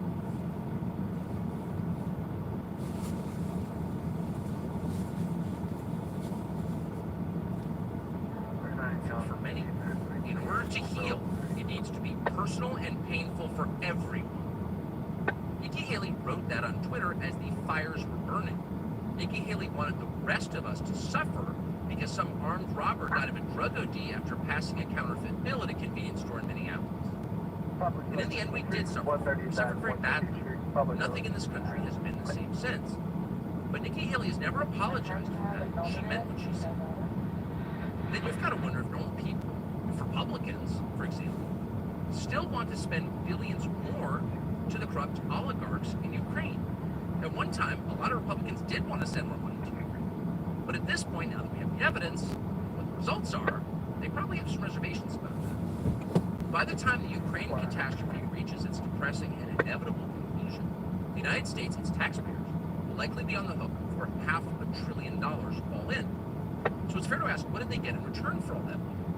Well, we got an entire generation of dead Ukrainians. We got a completely obliterated Ukraine. And above all, we got a much weaker and much poorer America. We got pointless suffering and death and destruction. And that's all we got. But it wasn't enough death and destruction for the people. For reasons that surely have nothing to do with her deep financial ties to the weapons industry, Nikki Haley demands that we keep the slaughter going in Ukraine and send billions more than Congress has appropriated, even if we have to cut current programs to pay for it. Nikki Haley didn't just think that or dream it, she said it out loud. So how is that a reasonable, much less conservative position on foreign policy? It's not. It's insane. Nor is establishing a vaccine registry for Americans a conservative idea. Nikki Haley tried to do that too as a member of the South Carolina legislature. And maybe most ominously, Nikki Haley buys into the anti-human, anti-science precepts behind the Green New Deal. Haley has said repeatedly that she accepts the terms of the so-called climate debate as devised by the forces currently trying to destroy the West. Haley has declared climate change a, quote, national security issue.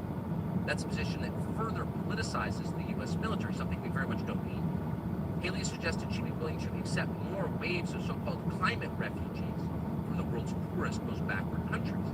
The idea there is we displace these people from their ancestral homes in Africa and the Middle East by our selfish use of air conditioning and Chevy Tahoes. Therefore, we have a moral obligation to import them here along with their extended families and immediately give them free housing and health care for generations because it's only fair. Nikki Haley accepts that idea as reasonable. Needless to say, most Republican primary voters don't think it's reasonable at all. They think it's crazy, destructive, as it is. Not that they'll have a chance to complain about any of this if Nikki Haley ever became president. As she explained recently, people should not be allowed to express their opinions on the internet without first registering with the government. It's not exactly the constitutional position on free speech. That's the North Korean position on free speech. But whatever. Nikki Haley is our Margaret Thatcher. Yay, girl power. You wonder how many Republican voters could ever vote for something. Some of them probably will, the ones who haven't bothered to run details. In New Hampshire, it's not going to take a lot of votes. New Hampshire has an open primary system. That means that non-Republicans get to help choose the Republican nominee. Next week, estimates suggest that 40%, maybe more, of all primary voters in the Republican primary will not be Republicans. So who will they be? They'll be liberals, like this one. Yeah, I'm still undecided on who I'm voting for. I'm like a Democrat, but I think voting finance schools to be in office, and I watched the Republican debate, and I think Haley, I'm really trying to agree with a lot of her platforms, and I think she has some of those behind her, and I think she's much more capable. Wow, congratulations, you're for 5 hours, that's for 5 minutes.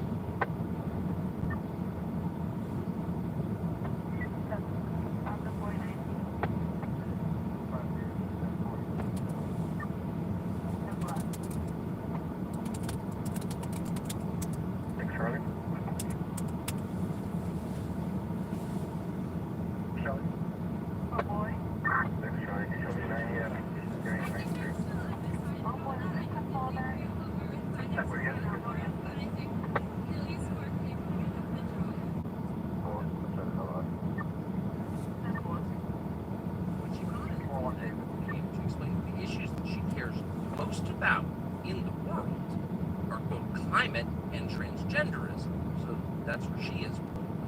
And if Nikki Haley wins the primary next week, it will be because of people like you just saw. They are the real Nikki Haley.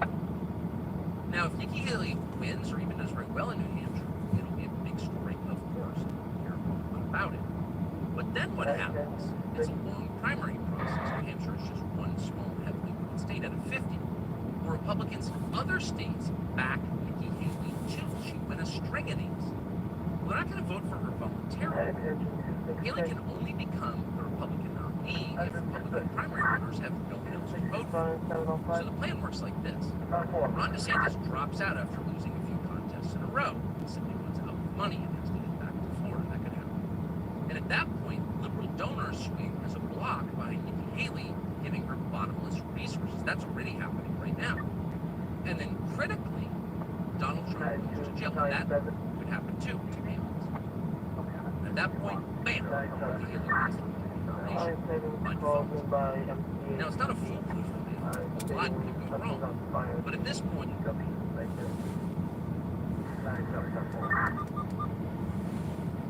it's the only way. It's all the Democrats have.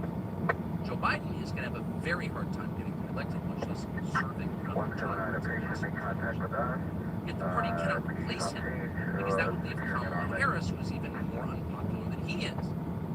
Because Harris is a member of the new master race, she cannot be booted off the presidential ticket. She must be shown maximum respect at all times, no matter what she says or does. And so that means the Democratic Party is stuck with two fatally unpopular candidates. It's their doing, of course, but it's a massive problem. They can't get out of it. So their only option at this point is to run a Republican who has the same views as Joe Biden and Kamala Harris. And that is exactly what they're doing right now, what they tell you. And that candidate's name is Nikki Haley.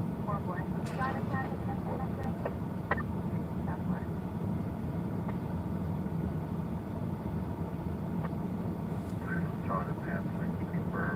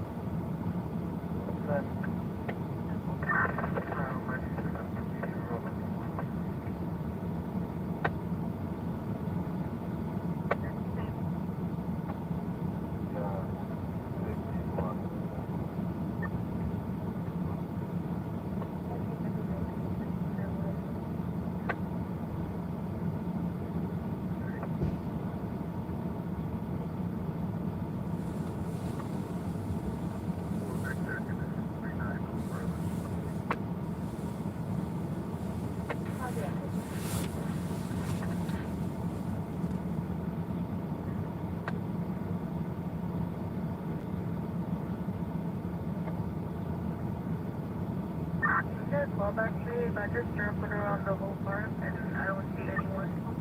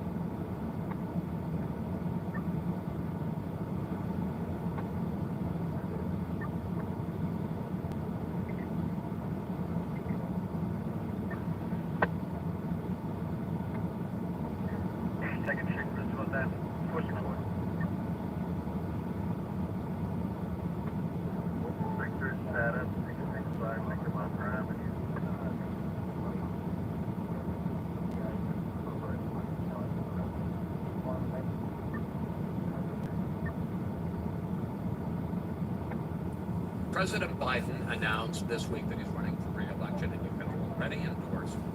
Why is it that not a single Democrat is willing to contest that nomination in the primary? I suspect that has to do with fear of the growth of the right-wing extremism in this country. The Republican Party over the last number of years, accelerated by Trumpism, has become not a conservative party, but a right-wing extremist party. And this is a party that, not all by any means, but you have many of the leaders who actually don't believe in democracy.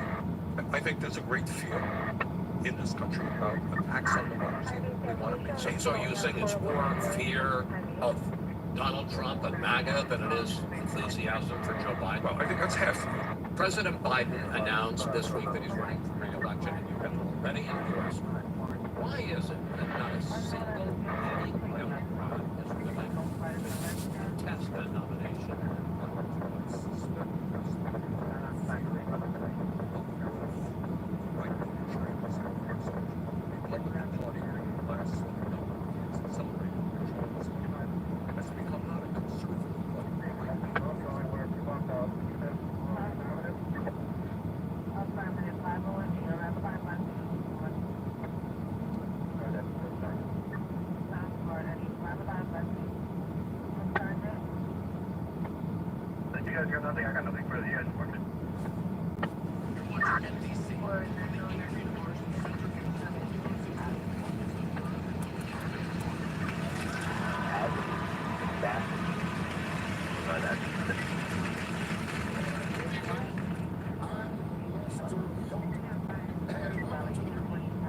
Republican kids table debate.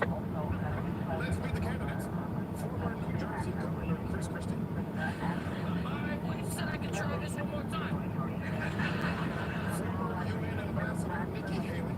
Excited to look good in comparison. Florida Governor and owner of the world's most upsetting smile, Ron DeSantis. Entrepreneur fake Ramaswamy. I'm a taco rock tonight. And finally, South Carolina Senator Tim Scott. Is that me? Let's get to the questions. Mr. Ramaswamy, if elected, what would you do on your first day in office? I'd like to begin by not answering your question and instead use this platform to say, her daughter is on TikTok. Keep my daughter's name out of your voice. Almost said that right. Mr. Scott, anything you'd like to add? Okay, listen about her. She is real, and I know her, and she's my girlfriend, and we met through dating, and for her I feel a real sense of human love. Got it. Now, former President Trump is leading in the polls with 56%. Ambassador Haley, why should voters consider you instead? Look, he was the right choice in 2016, but we need to move on. I promise you, one of us on this stage tonight will be the Republican nominee for president. How adorable. They actually think they've got a chance. Sad in some ways, but in other ways, funny. Can you believe it, folks? 91 indictments, 4 trials, and I'm still the best choice. Now they're all stuck behind me, and there's nothing they can do about it, just like in real life. 3%, 8%, 14%, 5%. And how about poor Tim Scott, huh? 1%, very low. Lower than, frankly, milk. Apparently there's a milk lower than 1%. People are calling it skim. We've never had it. You don't drink. But we like Skim Scott. We love him. And his girlfriend. Not a lot of chemistry between those two, right? To make me and Melania look like Taylor and Travis. And how about Vivek Ramaswamy? We like to say Ramaswamy. But do we like him? He makes it hard, doesn't he, folks? This kid, he checks a lot of boxes. He's rich. He's rude. He's got weird hair. He's a lot like me, except for one thing that matters a lot to my horrible, horrible base. White. Sad. He's going nowhere. And look at who SNL has playing him. Poor Ego. You don't like it. She doesn't like it. She used to be Lisa from Temecula. Now she's Vivek from Ramaswamy. And look who they got playing Meatball Ron. One of the Destroy Boys. Ron's watching it all like, who the hell is that? Poor Ron DeSantis. Even SNL doesn't think he has a chance. If they did, it'd be like Paul Rudd or something in there, right? And how about Nikki Haley, right? I call her bird brain, but only in public. She made some terrible points in that debate. I think. I don't really know. I have trouble hearing women over 25. But let's be honest, we're not going to have a president whose name is Nikki. President Nikki. Just doesn't sound right. Probably because it's a woman's name. And how could we forget Chris Christie? It's actually pretty easy. You just walk away. Isn't it sad, folks? None of them can beat Joe Biden, the worst president since, frankly, me. Joe Biden, he's so old, the mentals are clearly in decline. And I am losing it also. You're seeing it all the time. We're seeing it a lot. I say things like, I'm beating Obama. That's not right, but I say it. It's fun.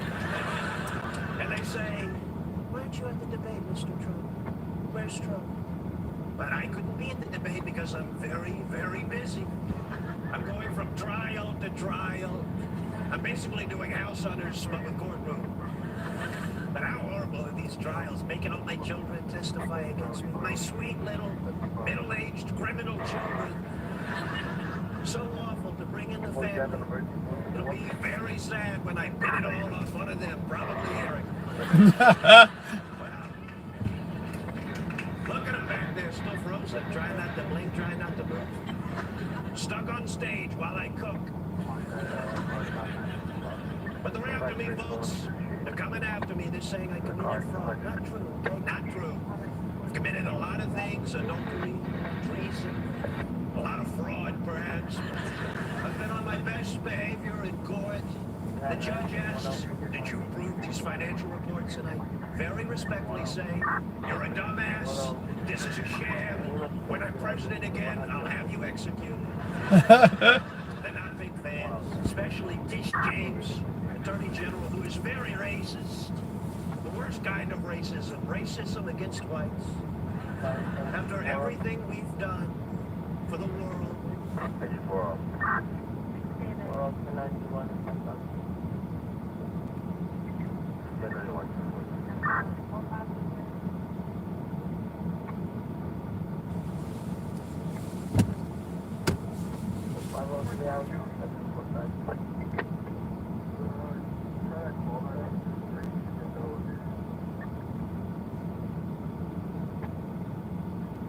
One rescue, do you have a callback?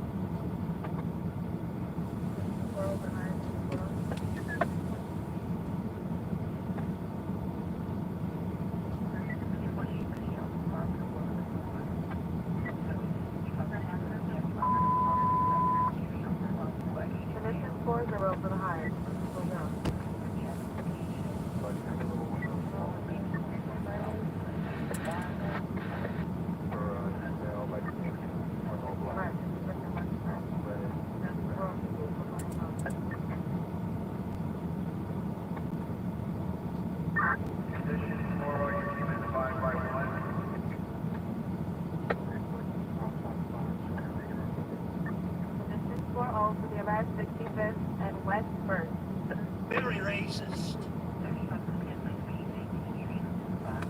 The worst kind of racism, racism against whites. After everything we've done for the world in terms of airplane and with regard to Beach Boys. So that concludes the debate, and that's probably a wrap on some of these impressions as well. Look at Ego, so relieved. Anyway, I'll pick one of these lucky five to be my VP, or in many ways, I will not at all. Maybe in my third term. And live from New York, it's Saturday night!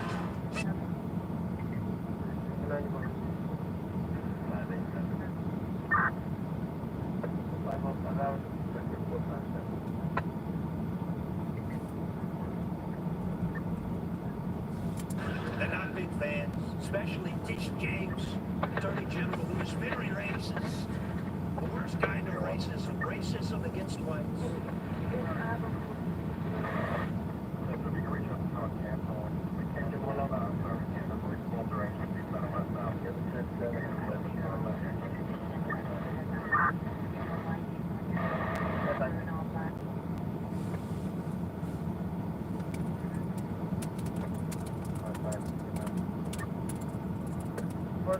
Part of that is the rest of the person in the car. That's fine.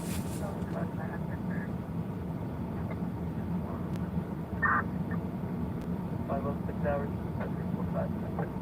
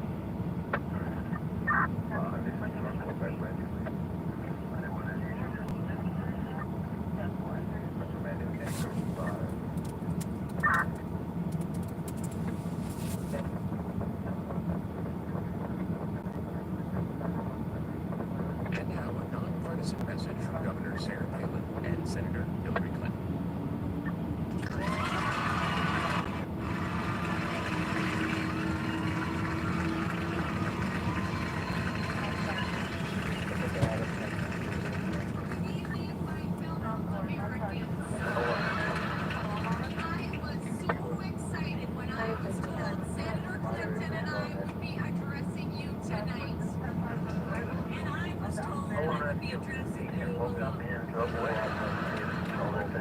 Now, I know it must be a little bit strange for all of you to see the two of us together, but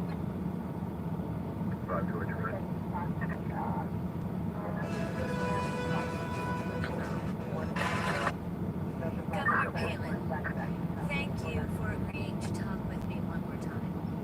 Oh, hey, sure. Did you enjoy your week in New York City? I did, Katie, and I wasn't sure I would at first. New York is, of course, home to the liberal media elite, but Todd and the kids had a great time going to the Central Park and the FAO Schmores and that goofy Evolution Museum.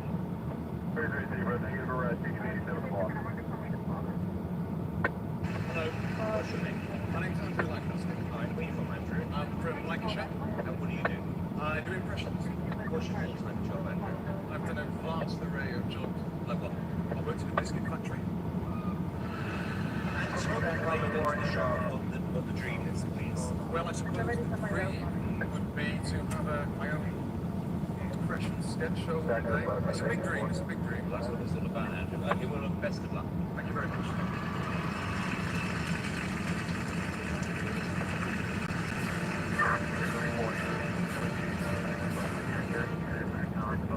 Ladies and gentlemen of the United Kingdom, I, Donald J. Trump, propose some changes to the way you're doing things in your beautiful country.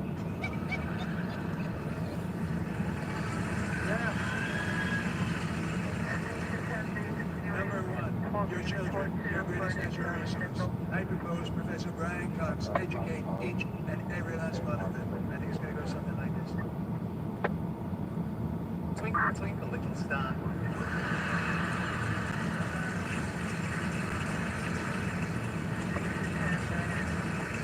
How I wonder what you are. Well, actually, we do know what you are. I think it's absolutely wonderful.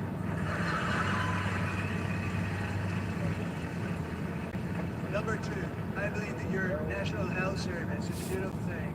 Should be in charge.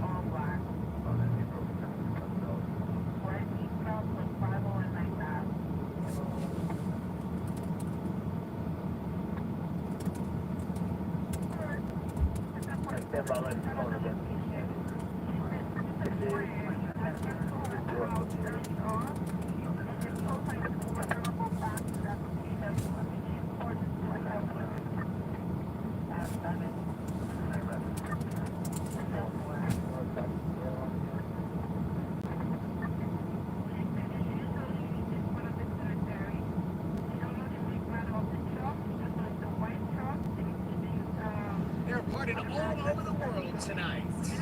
Well, one party joining us now. Comedian, impressionist, man of many voices.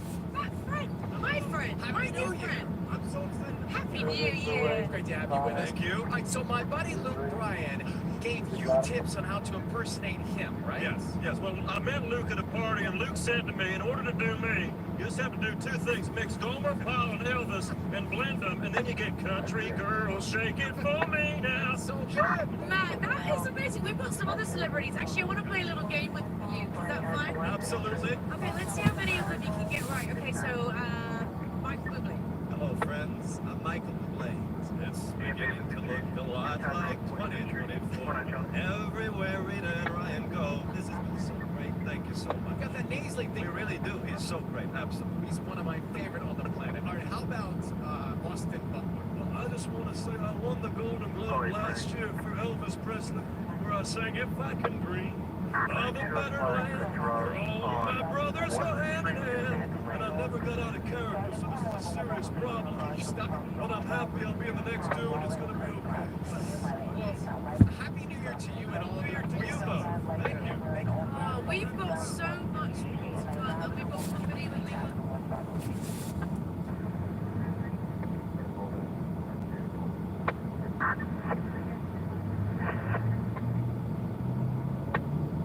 9 Victor, McCool, 134, Southern Maddox, 9 Victor.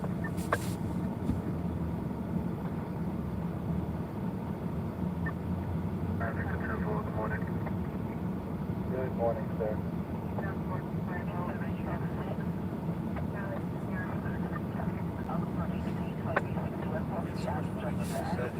These days it seems that we're all looking for something to make us laugh, but is fun dead?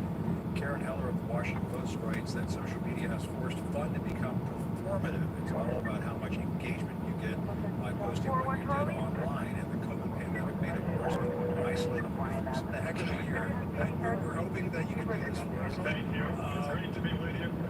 Great to be with you, and I have to say, there's so many of us here that have just been big fans of yours on social media. So we've ripped social media a little bit. It is how we discover. Back, let's talk about somebody that you're a master impressionist for viewers at home who are not familiar. And one of the best impersonations that you do is Donald Trump. And I have to ask you, I mean, I don't know if you saw It's true, Jim. It's true. It is very true.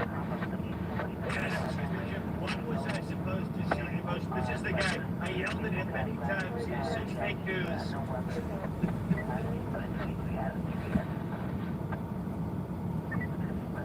I've yelled at him many times before. This is a failed network. Look at him smiling like a dog. Ask the question, Jim. Ask the question. Let's see what you can do. I feel like I'm back at the White House, which is not exactly the feeling I was hoping for. But, President Trump, you said that you have absolute immunity. What do you mean by that? Right. Well, you inject this bleach into your veins, you become very immune to a lot of different things, a lot of diseases. And I will tell you, when you're up by this many points, you can drown this sanctimonious, whose polls are dropping like a rock, against Nikki Haley, who's just a witch. She's a witch. We become immune to a lot of things. People's favorite president. And the people at CNN would know that if they liked me a little more, but I'd be a dictator for one day. Just for one day. Just one.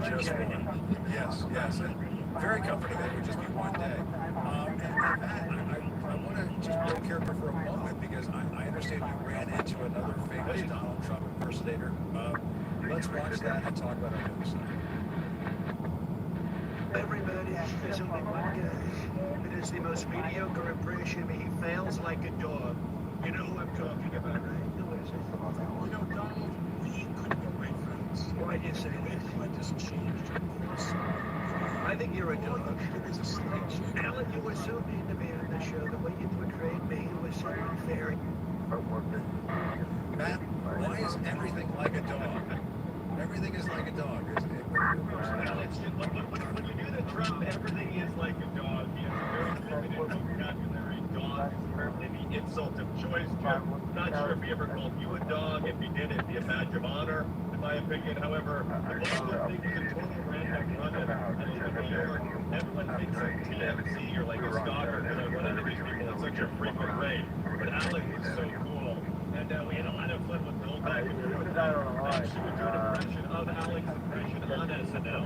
We're like this, just, okay, I said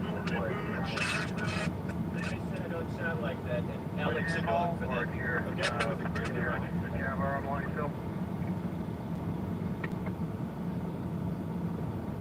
Did you give it that again? Do what? One side is Moynihan Penn Station, and the other side is Amtrak Penn Station. Just trying to figure out which side of 8th Avenue I need to go in on. That's what that is, right? Right or wrong, right?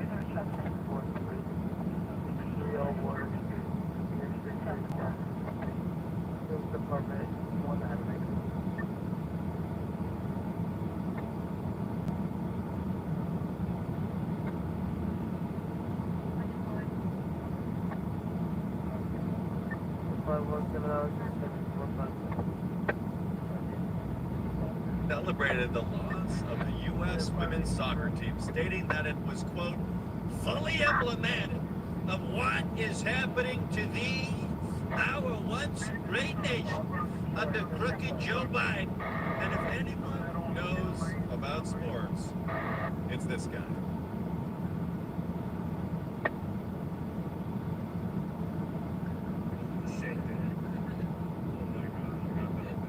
Seriously, not even Mike Lindell would go searching for that missing ball.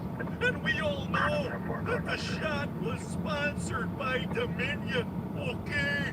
Why does Mike Lindell sound like the most intensely racist Chicago Bears sports fan? Anyways, Donald Trump recently pledged to continue to run for president, even from prison. I love this for him. Just the idea of him running for president from a cell, just, who dropped the cell? Where'd it go, right? Who wants a blizzard? Anyone want a blizzard? What is that, right? I'll tell you what, we divide the prison up by race. We're the blacks. We love the blacks, right? We love the Mexicans.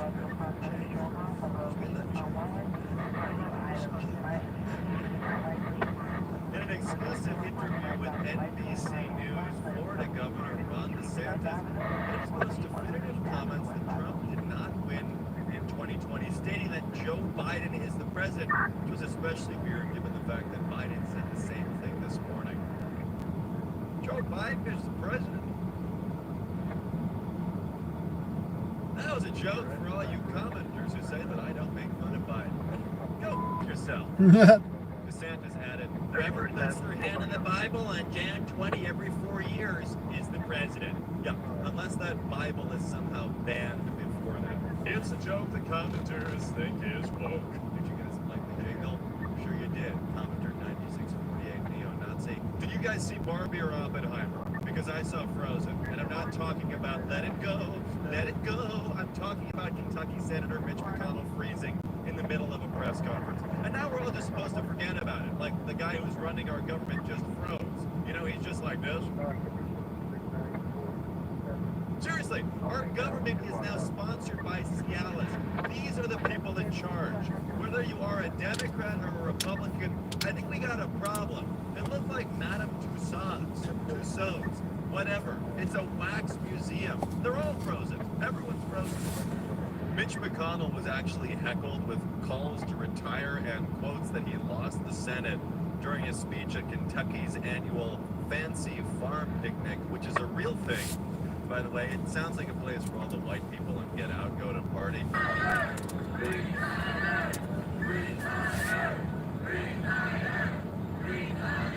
And I know it must really suck to get heckled at a picnic, because I know McConnell loves activities with sheets. Anyways, you know things are going badly for you when they're booing you in your own state's probably racist picnic. That'd be like George Santos getting heckled at his own bar mitzvah. Former Vice President Mike Pence has finally qualified for the first GOP presidential debate, setting up a potential face-off with President Trump. It took Pence so long to qualify for this debate. I didn't even realize that he hadn't qualified yet. Even the fly from the first debate qualified before him. Seriously, is Mike Pence even a real person? I feel like he's just two short gay men stacked up on top of each other in a grown man's body. For a guy who dislikes LGBTQ people that much, he certainly has resting, getting pegged face. I mean, Mike Pence allegedly calls his wife mother in sexual situations. I think it's definitely more like daddy. While hosting the Astros at the White House, President Biden stated he can relate to Dusty Baker, the oldest manager to win the World Series, stating, "People counted you out saying you were past your prime." Hell, I know something about that. Then Don Lemon said, "I was not one of those people, to be clear. It's true President Biden related to Dusty Baker because of their shared old age, but Biden also forgot he wasn't an old black baseball manager for a second." Elon Musk said he may need to get surgery before a proposed cage match with Mark Zuckerberg. Musk wrote, "I may need to get surgery on my neck and upper back tomorrow." I don't know, Musk impression, just relax. Coincidentally, MRI is also the name of Musk's next son. Iraq's prime minister has ordered an investigation into how a bear escaped its crate in the cargo hold of a plane at Dubai International Airport. The good news is, after escaping, the bear was seen showing solidarity with fellow actors and writers at the strike. Coroner, yes, chef. An 87-year-old woman survived a home intruder's attack by feeding him after he claimed he was, quote, awfully hungry. The woman gave him a box of peanut butter and honey crackers, 2 protein drinks, and 2 tangerines.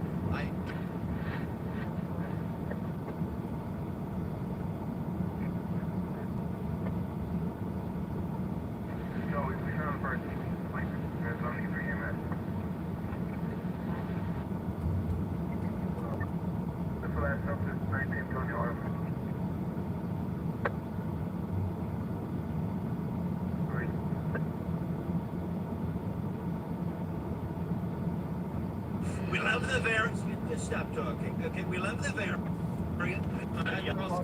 You would have even known that was not Friday. It could be great to be here. Let's be live, famous, both physically and vocally. This segment without Taylor, I'd be here. I don't know if I'm going to make it through this segment without Taylor. I know, I'm dying. It's like people don't want to know where to stay with the commercial break. But I got to ask you, yesterday, Donald Trump was at CPAC. What is this thing? Where are you going with that? Look at his smirk. What are you going to say? He's laughing like a dog. What is this about vowing retribution? Well, excuse me. Finish the thought. Go. I mean, being a warrior for truth. What is this all about? One more time, watching my very special followers. I will be your warrior. I will be your fighter, and the Biden reign is about to conclude because I'll tell you, it just so sad what's happened in the country. Your crew was laugh. They agree with me. No one knows that MSNBC, they love me here. People say they don't. But they totally do, and what they did with Biden and Burisma and the laptop, and you see Stormy Daniels and all the people doing it, and it's just a very bad thing. It's a travesty. Hillary Clinton does that. All right, thank you. All right. Let me ask you. Oh yeah, let's go ahead. Mitch McConnell. You got Rick Scott making. Rick Scott's been calling you out by name, saying you're basically an enemy of the Republican Party. What's your response? Well, listen. To Rick Scott, all I would say is this. There are currently 2 types of Republicans in this country. There's the MAGA Republicans, and then there are the Republicans, as I like to call them. I believe in small government. I believe in restricting access to abortion. I believe in ruining people's lives just as much as he does. Scoobity-boo-boo. Scoobity-doo. All right. You probably try. I'm like Daniel Day-Lewis. I'm dying. Like I need like a T-shirt or something. Okay, hold on. Listen, Ron DeSantis, he's getting a lot of attention nowadays. Possible Republican nominee. Why does he hate education so much? Well, so first of all, I think what you said earlier, we need to just back up a second, okay? I'm really just annoyed, quite frankly, at these people who are saying, I'm going to run. We need to just chill out. I'm focused on Florida. And you mentioned education. In Florida, we believe in education, not indoctrination. You see what these radical liberals are doing, mutilating our kids. We need to just chill out as a country. And first of all, again, what did...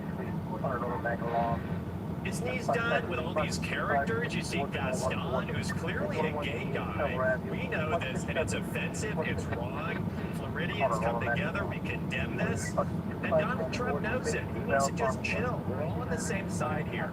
Okay? Listen, they both play an accordion right here. It's frightening. You ask them a question, they move their hands the same way. It's one. We're going to get to some others, but I got to take a pause here for a moment and speak to the real Matt Fred. Yes. Why do you think Ron DeSantis is channeling so much Donald Trump? You know, he's like a mini Trump. I know why I'm channeling him, because I'm a comedian who does impressions. But it is fascinating. How good is his impression of Trump? Here's the thing. I think that Trump has captured America and our collective conscious, and I think that in the Republican Party, that's kind of the way to rally up the base, where DeSantis is an interesting character because he is copying Trump pretty much exactly in terms of vocal. They even sit the same way at the edge of the chair. But I think he's used what Trump did, which is to just kind of be a little outrageous, and that riles the base up. But he's a little more relaxed, which kind of makes him an interesting person to watch out for. How much has doing these impersonations taken a toll on you psychologically, emotionally? Well, it's here with you, so something's working. But you know, it's weirdly therapeutic. Do you have to go home at the end of the night, like take a cold shower and just like rinse I all go of it? home, I take off the orange face paint. There's no face paint with Trump. But no, I think it's comedy when it comes down to it, and I think comedy is therapy in a way, and we all have to remember to laugh.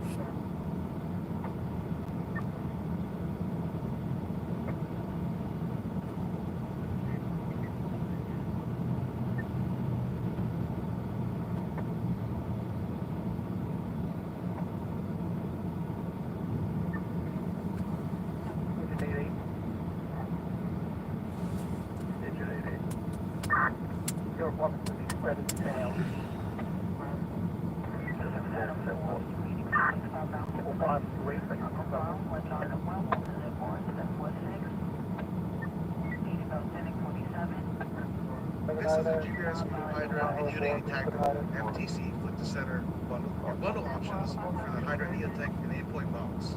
The Unity Tactical Omni or 30mm Flip to Center magnifier mount. Both bundles come in black and FTP. Take advantage of the savings by purchasing these items as a bundle and reduce your shipping costs. For other bundle offerings, please visit us online at www.gbswipgear.com.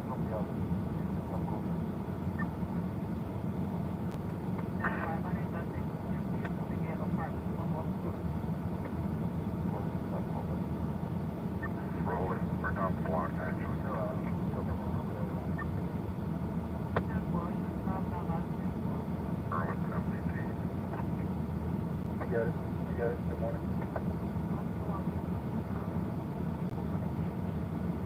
This is a GBRS pipe.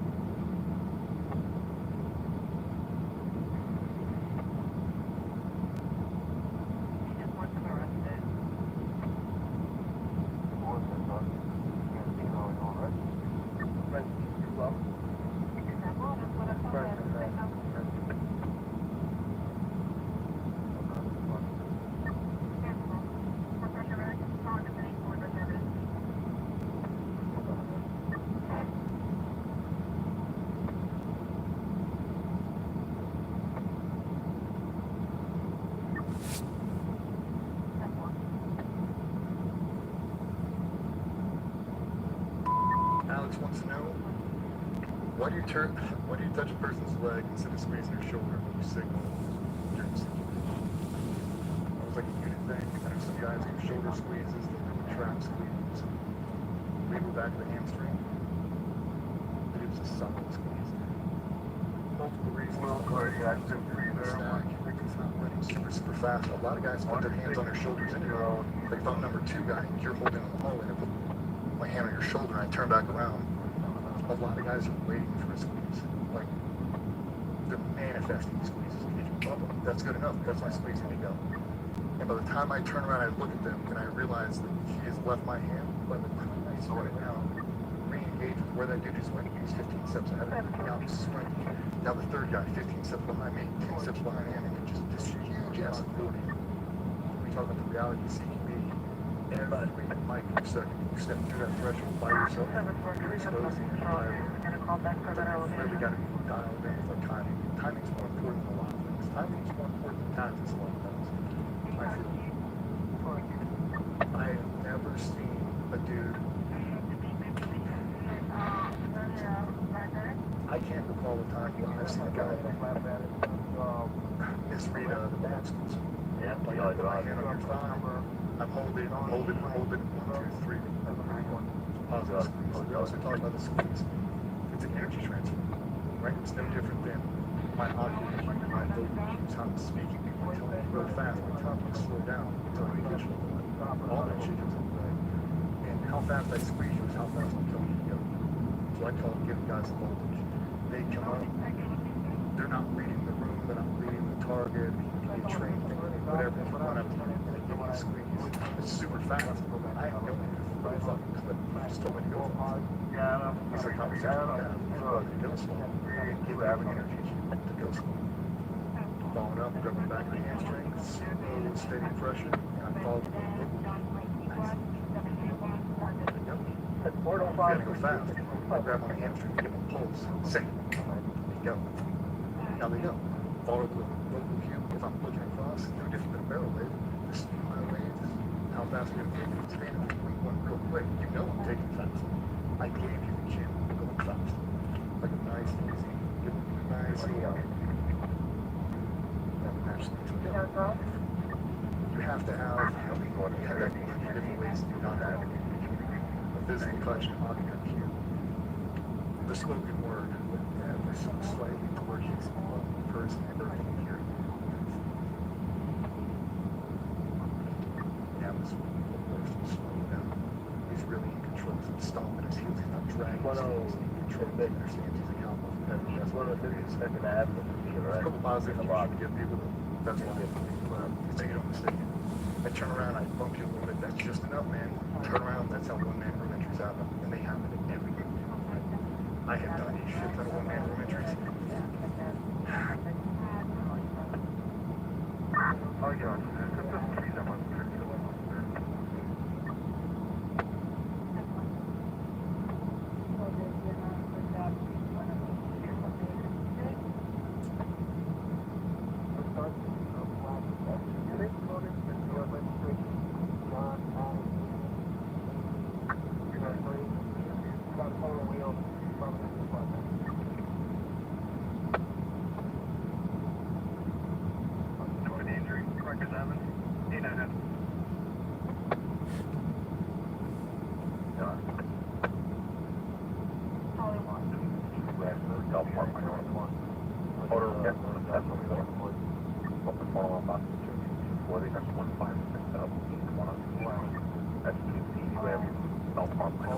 Order of gas on the 7-4 pole on the 7 boy. I'm 4-5, I don't know, back to 4-5. Target time with Donald.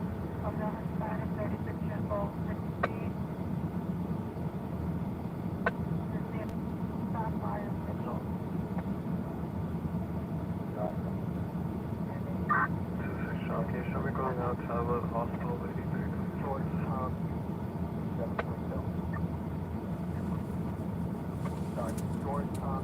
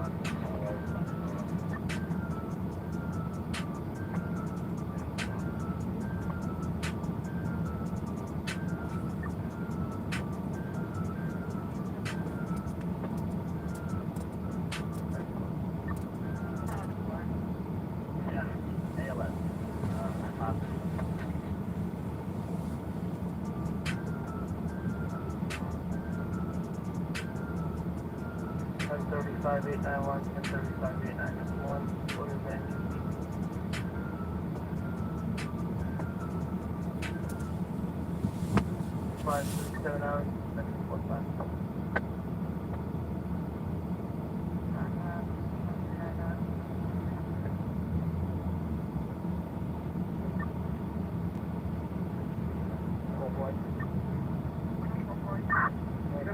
No resting, Camp Pacific. That's good, you're up. Any information regarding this? Bus you're at, 6, Fleet Street. And Thornton has, bus you're That's the blind flank is getting or I have to do such a huge operating bus. the first thing you're doing is It's negative, we're still in there. if I just do one of these, are they just lifting like this? And then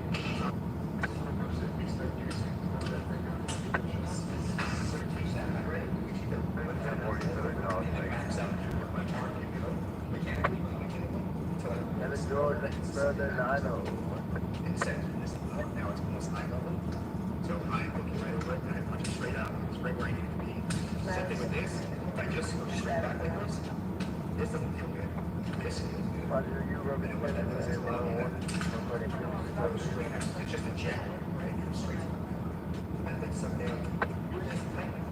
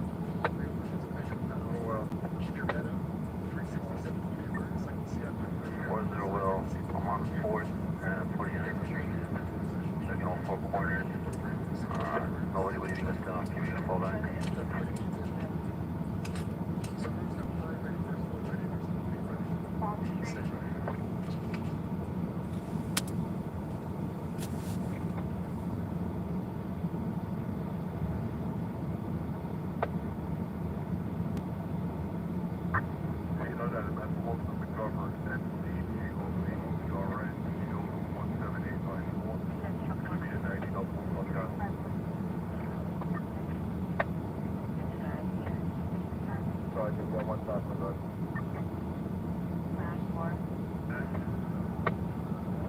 Stop to 2224, you have a 10-7, 7B, did not. Oh, we got on, push that button.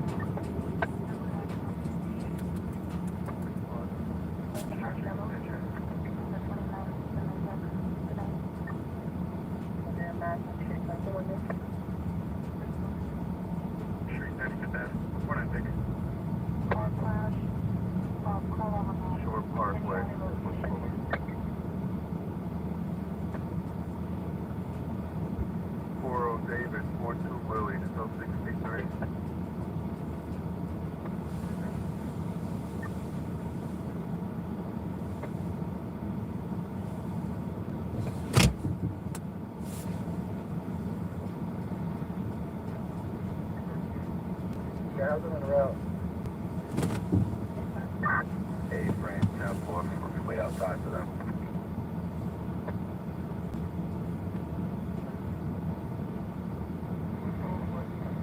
Total up on 35, 135, Westwood Avenue, Gator Street, Shaver Street, odor of gas on the first floor.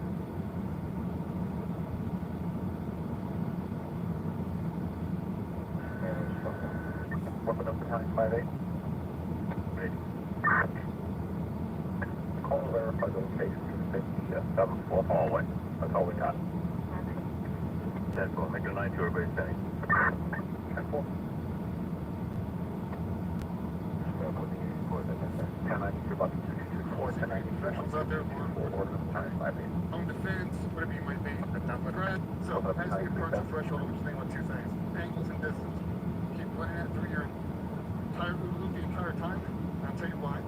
Because I see a lot of guys, they walk up to the threshold and they get right clear.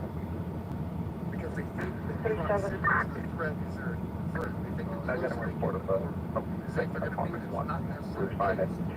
Because if I lose space, if I forget how far I present this and I start to lean out over here, I expose my barrel. And if you shoot down this line, and you imagine some big fucking dude coming out and grabbing into this gun and ripping me into this room, which is exactly what happens. There's no real good method for that. There's no Chuck Liddell, fucking kill move, which is not going to happen. He's going to grab you, put this thing around your neck, he's going to rip you into that room. He's going to eat your motherfucker. Put this thing around your neck, he's going to rip you into that room. He's going to eat your motherfucker. You suck. So, angles and distance, we keep ourselves an arm's length away from this at all times. So, 6 clear and safe, nobody get weird. Anyway, so we keep this thing up and away. So I don't over-present. I know where my hands are, and this gives me one more advantage. Because if shit goes white hot on the other side, I'm not completely committed. I've got a little bit of angles and distance, and I can process more information from back here than I can if a dude jumps out right in front of me. Either way, I'm going to jump back anyway. So I might as well start from back here. Nice slow pan. I understand where my barrel is in relation to what I'm exposed in that cleared space.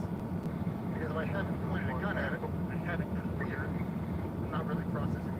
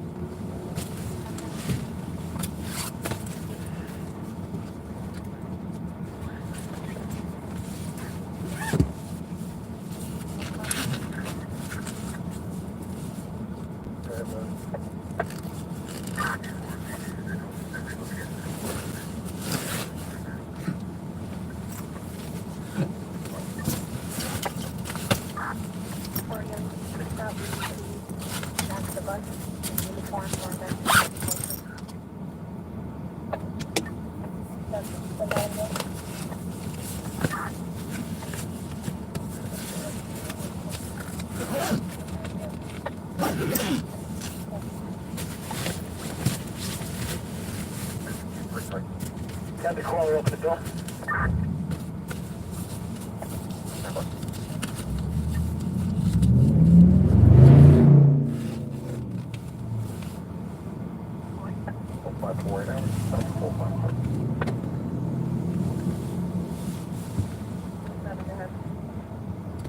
Gas Station 7, can you advise 13 where you have crew to all the stations? Surprised I'm out in this cold weather. Well, I gotta be out. It's my job to be out. And we work rain or shine or sun or whatever. Rain, shine, sun, snow.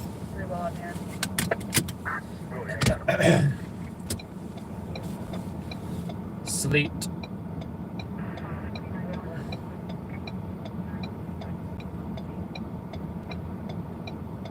Hail. Fog. Vibrator, bumping stage, Walton, 77. University West Western 0619, 7 X-ray, University West Western.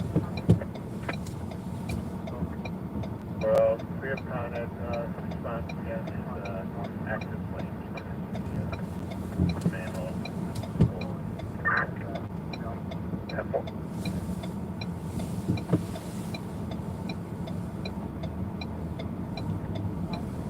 Welcome to engine 223. Engine 233. Oh, left. 223, time for okay.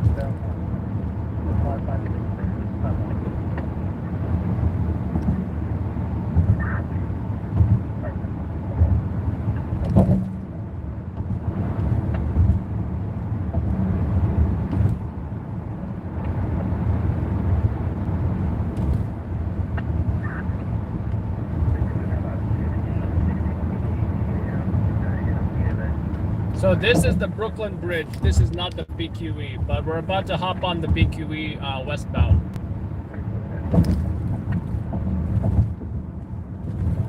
And I'm not anticipating too much traffic on the BQE either, unless there's an accident or something.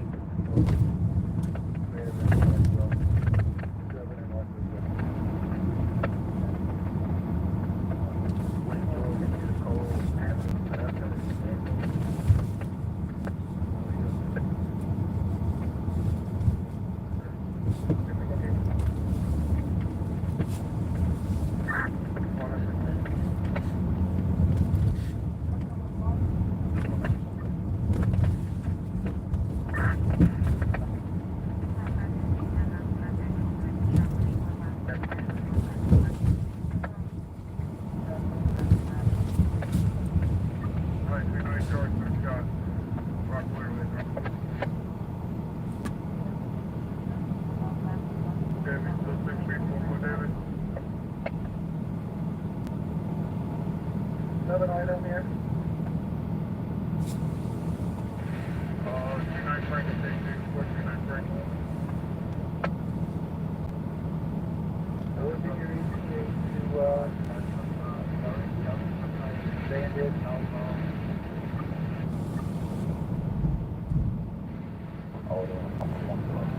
About 6 months.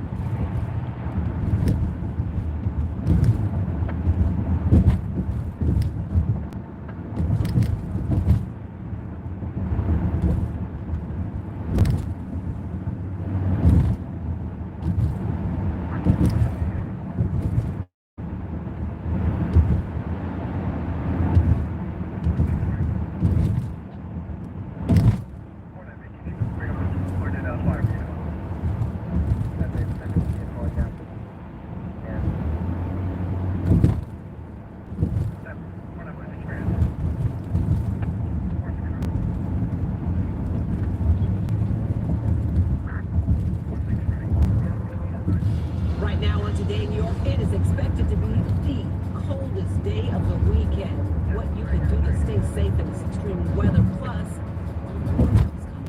Well, speaking of winter weather, why exactly do we get these spurts of Arctic blasts? Take a look at how climate change is playing. And car thefts have become the most common crime. That's according to police in New Jersey, and that's leading to pursuits of potentially putting everyday folks in danger. We'll tell you how they're trying to keep you safe. Good morning and welcome to Weekend Today in New York on this Saturday, the 20th of January. Glad to have you with us on that back. And I'm Gus Rosen. Hot beverages. I should have both.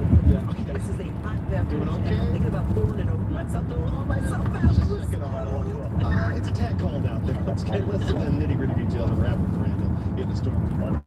Very cold, certainly in January. Feel out there this morning. It's not just the actual temperature, it's also the winds. Dusty feel out there this morning. You can see kind of cold out. We got that shows near zero. That's what we have right now. And those are going to continue to drop much of the weekend. Temperatures to moderate next week back to 50 degrees. So there is a big fall coming our way. And also an unsettled pattern. Lots of days with some precipitation on the technical forecast. That's going to rain and not snow. So winter weather numbers. Sorry, looks like we're right back to that warmer pattern as early next week. Live storm track 4 not picking up any rain or snow right now. It's nice and clear around the region. Actual temperatures in the teens. We're down to 18 in the city, 16 White Plains. The deep freeze across Long Island and down the Jersey Shore. Of course, that means a lot of whatever was slushy or melting yesterday is now frozen solid. It can be icy out there, please be careful. When you factor in the wind, this is what it feels like. Yeah, we have wind chills below 0 right now in White Plains. Feels like 1 below there. Feels like 3 in Bridgeport. So if you have to go outside, this is what you're trying to dress for to keep warm if you can. You can see a live look at the plaza there. Well, the ice won't melt today, that's for sure. 18 degrees right now.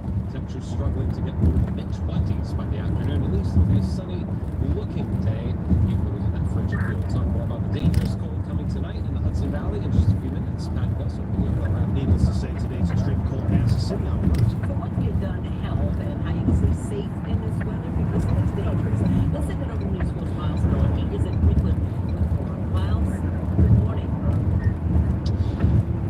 Hey, good morning to you. Yeah, we're here at the Emergency Management Department here in the city, which has staffed more people in its Emergency Operations Center as it continues to deal with the cold weather. We've got folks from the NYPD, FDNY, Department of Sanitation in here trying to deal with the issues that may arise this morning. Of course, as you know, the Sanitation Department is out in force this morning. They've got 700 salt spreaders hitting the streets to combat the treacherous black ice.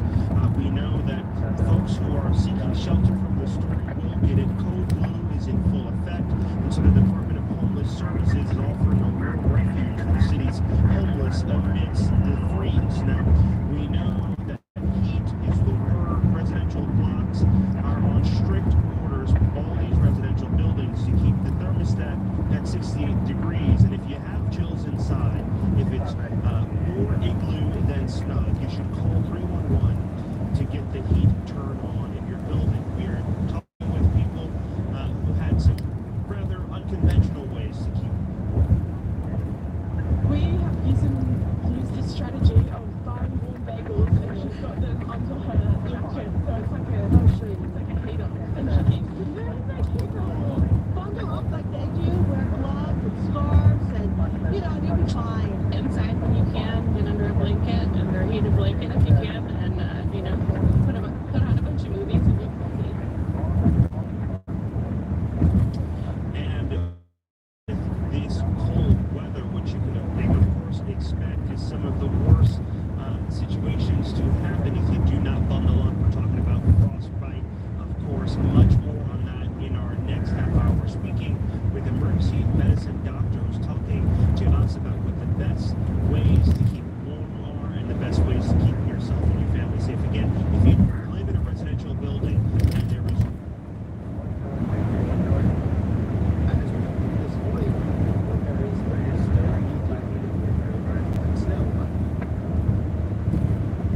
made it, yes. He's excited. Donald Trump. Well, he did a whole bit. You watched the whole bit. It was like, we'll secure the border, and then Donald Trump. And so by the end, the audience knew where to go. Yeah. It's not what I've seen before of Tim Scott. No, I mean, yeah, he's fired up. He's fired up. He was playing to the crowd. Playing the crowd. Well, Ron DeSantis and Nikki Haley both had something to say about this endorsement. Watch.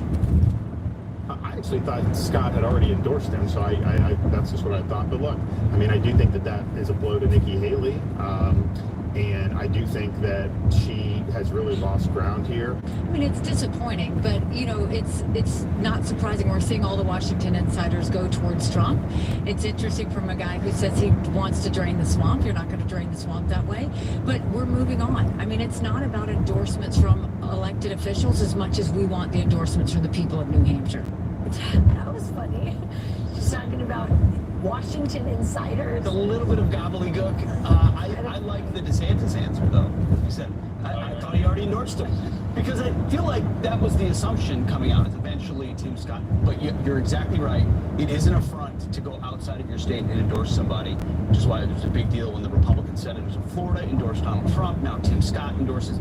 I don't think, again, a lot of these endorsements carry a lot of weight at this point. People are making their decisions based on the candidate. But does continue to show momentum for President Trump going into New York. Well, what he does. You wonder why somebody from your own state doesn't want to endorse you. Sure. There's no question. I think the more interesting and perhaps consequential part of this is Tim Scott, and I think the answer is affirmative yes, but is Tim Scott now a viable candidate for vice president? And I think that Tim Scott is definitely among the people being considered. You do? Well, here's the thing, Rachel, that the reason that I come back to Tim Scott, and I'm not suggesting he is going to be the vice president. And Pete and I've had the conversation, we had it last week off the wall. I think it's much easier to say why someone shouldn't be than to argue why someone should be. Many of them are ill-fitting. Many of them don't have a lot to offer on the resume. So it's easy to come up with why they shouldn't. It's really hard to come up with why someone should be the vice president. It's a real difficult job. Think about a second term of Donald Trump, the vice president. That's a tough. I've got my thoughts, but that's a tough one. I think he is on the list, no doubt. As is at least. But I think he's pretty low on the list. I don't think when you look at some of the policy positions, they're not exactly a great match. I have to say, I really enjoyed seeing Vivek Ramaswamy with Donald Trump this week. I mean, that well, if you watch the Will Cain show, which is now live every day at noon, you would see that on Wednesday, Will and I had an extensive conversation about that, and I think there's 0% chance that Vivek Ramaswamy. Tell me why. Too much of an independent streak. You could even see it in the endorsement. It's body language. Two alphas on stage. There was a little bit of that. You're right. It was like a little bit of upstaging, and Trump was in the back kind of going, all right, enough. That ain't happening. That dog's not going to hunt. And so, I mean, you've got to have someone who will support the agenda, support the man. Be interesting. Yeah. All right, coming up a little bit later, by the way, one of the people who is rumored to be in the race or the consideration for vice president is Congresswoman Elise Stefanik, and she will join us a little bit later in the show. Meanwhile, to the border, Jackie Heinrich pressed President Biden on whether or not he believes the southern border is secure. His answer might surprise. What do you see the House Republicans were trying to impeach Mayor Gibson? Do you think it's unconstitutional? Are you on the same page with President Netanyahu that the border is secure?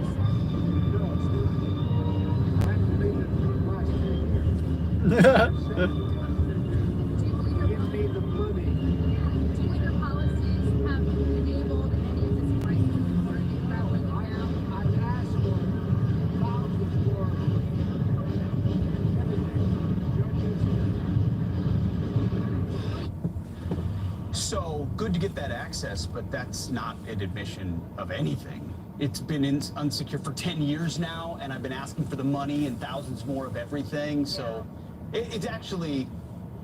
Well, I actually think it's of note that he admits that the border is not secure. No way. If you're saying it's been not secure for 10 years, then you're saying that it was never secure under Donald Trump.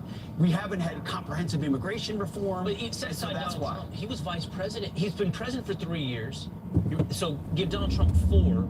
He's vice president before that. If you think the border is not secure and you've been in the levers of power for that, oh, by the way, you were a senator before that. Then why do you tolerate something like this? And you can't put it on Republicans. That's absurd. 10 years is a made-up number, so he made that up in the moment. In the moment, yeah. Totally. So who knows what he meant to cover with that. But again, Rachel, you know this, they're always asking for more money, and it's not to build a wall or to reinforce the wall. It's to process more people. It's to make this go more smoothly. Our Border Patrol, our travel agents, they just kind of help move people along and get them onto flights that we pay for which they get on with far less security checks than the average American. It's really a slap in the face to the American people. I mean, look at this. I also think it's incredible. If you're going to shift the blame to Republicans, that's what he's trying to do. Yeah. No, it's not secure and it's Republicans' fault. You would no one believes it. And also, you would have to at least argue from a position of like stasis. Oh, it's a constant problem. We can't fix it. He's exacerbated the problem. Day one with executive orders, and the numbers go like this. So explain to me how that's Republicans' problem on your self-admittedly insecure border. If it's some attempt to backtrack in front of the election, it's not going to work. It's really easy. If you really wanted to secure the border, all you have to do is remain in Mexico. Bring that back, like half the problem is solved right there. He clearly doesn't want to do it. It's deliberate. It's on purpose. They're trying to change America in some way. I don't know if it's to overwhelm the system and collapse it and then, you know, build back better.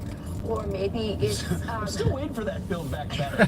Where is that build back better? By the way, if you want to secure the border, a moat with crocodiles. That's what I think you should have. Yeah, sharks with lasers on their head. Whatever it takes, baby. All right, it's 12 o'clock. We're only 12 minutes into the show, and we're ready to go. Let's turn to some headlines now. Starting with this. The Pentagon confirming Navy fighter jets carried out another round of strikes yesterday against the Houthis in Yemen. U.S. forces destroying 3 anti-ship missiles.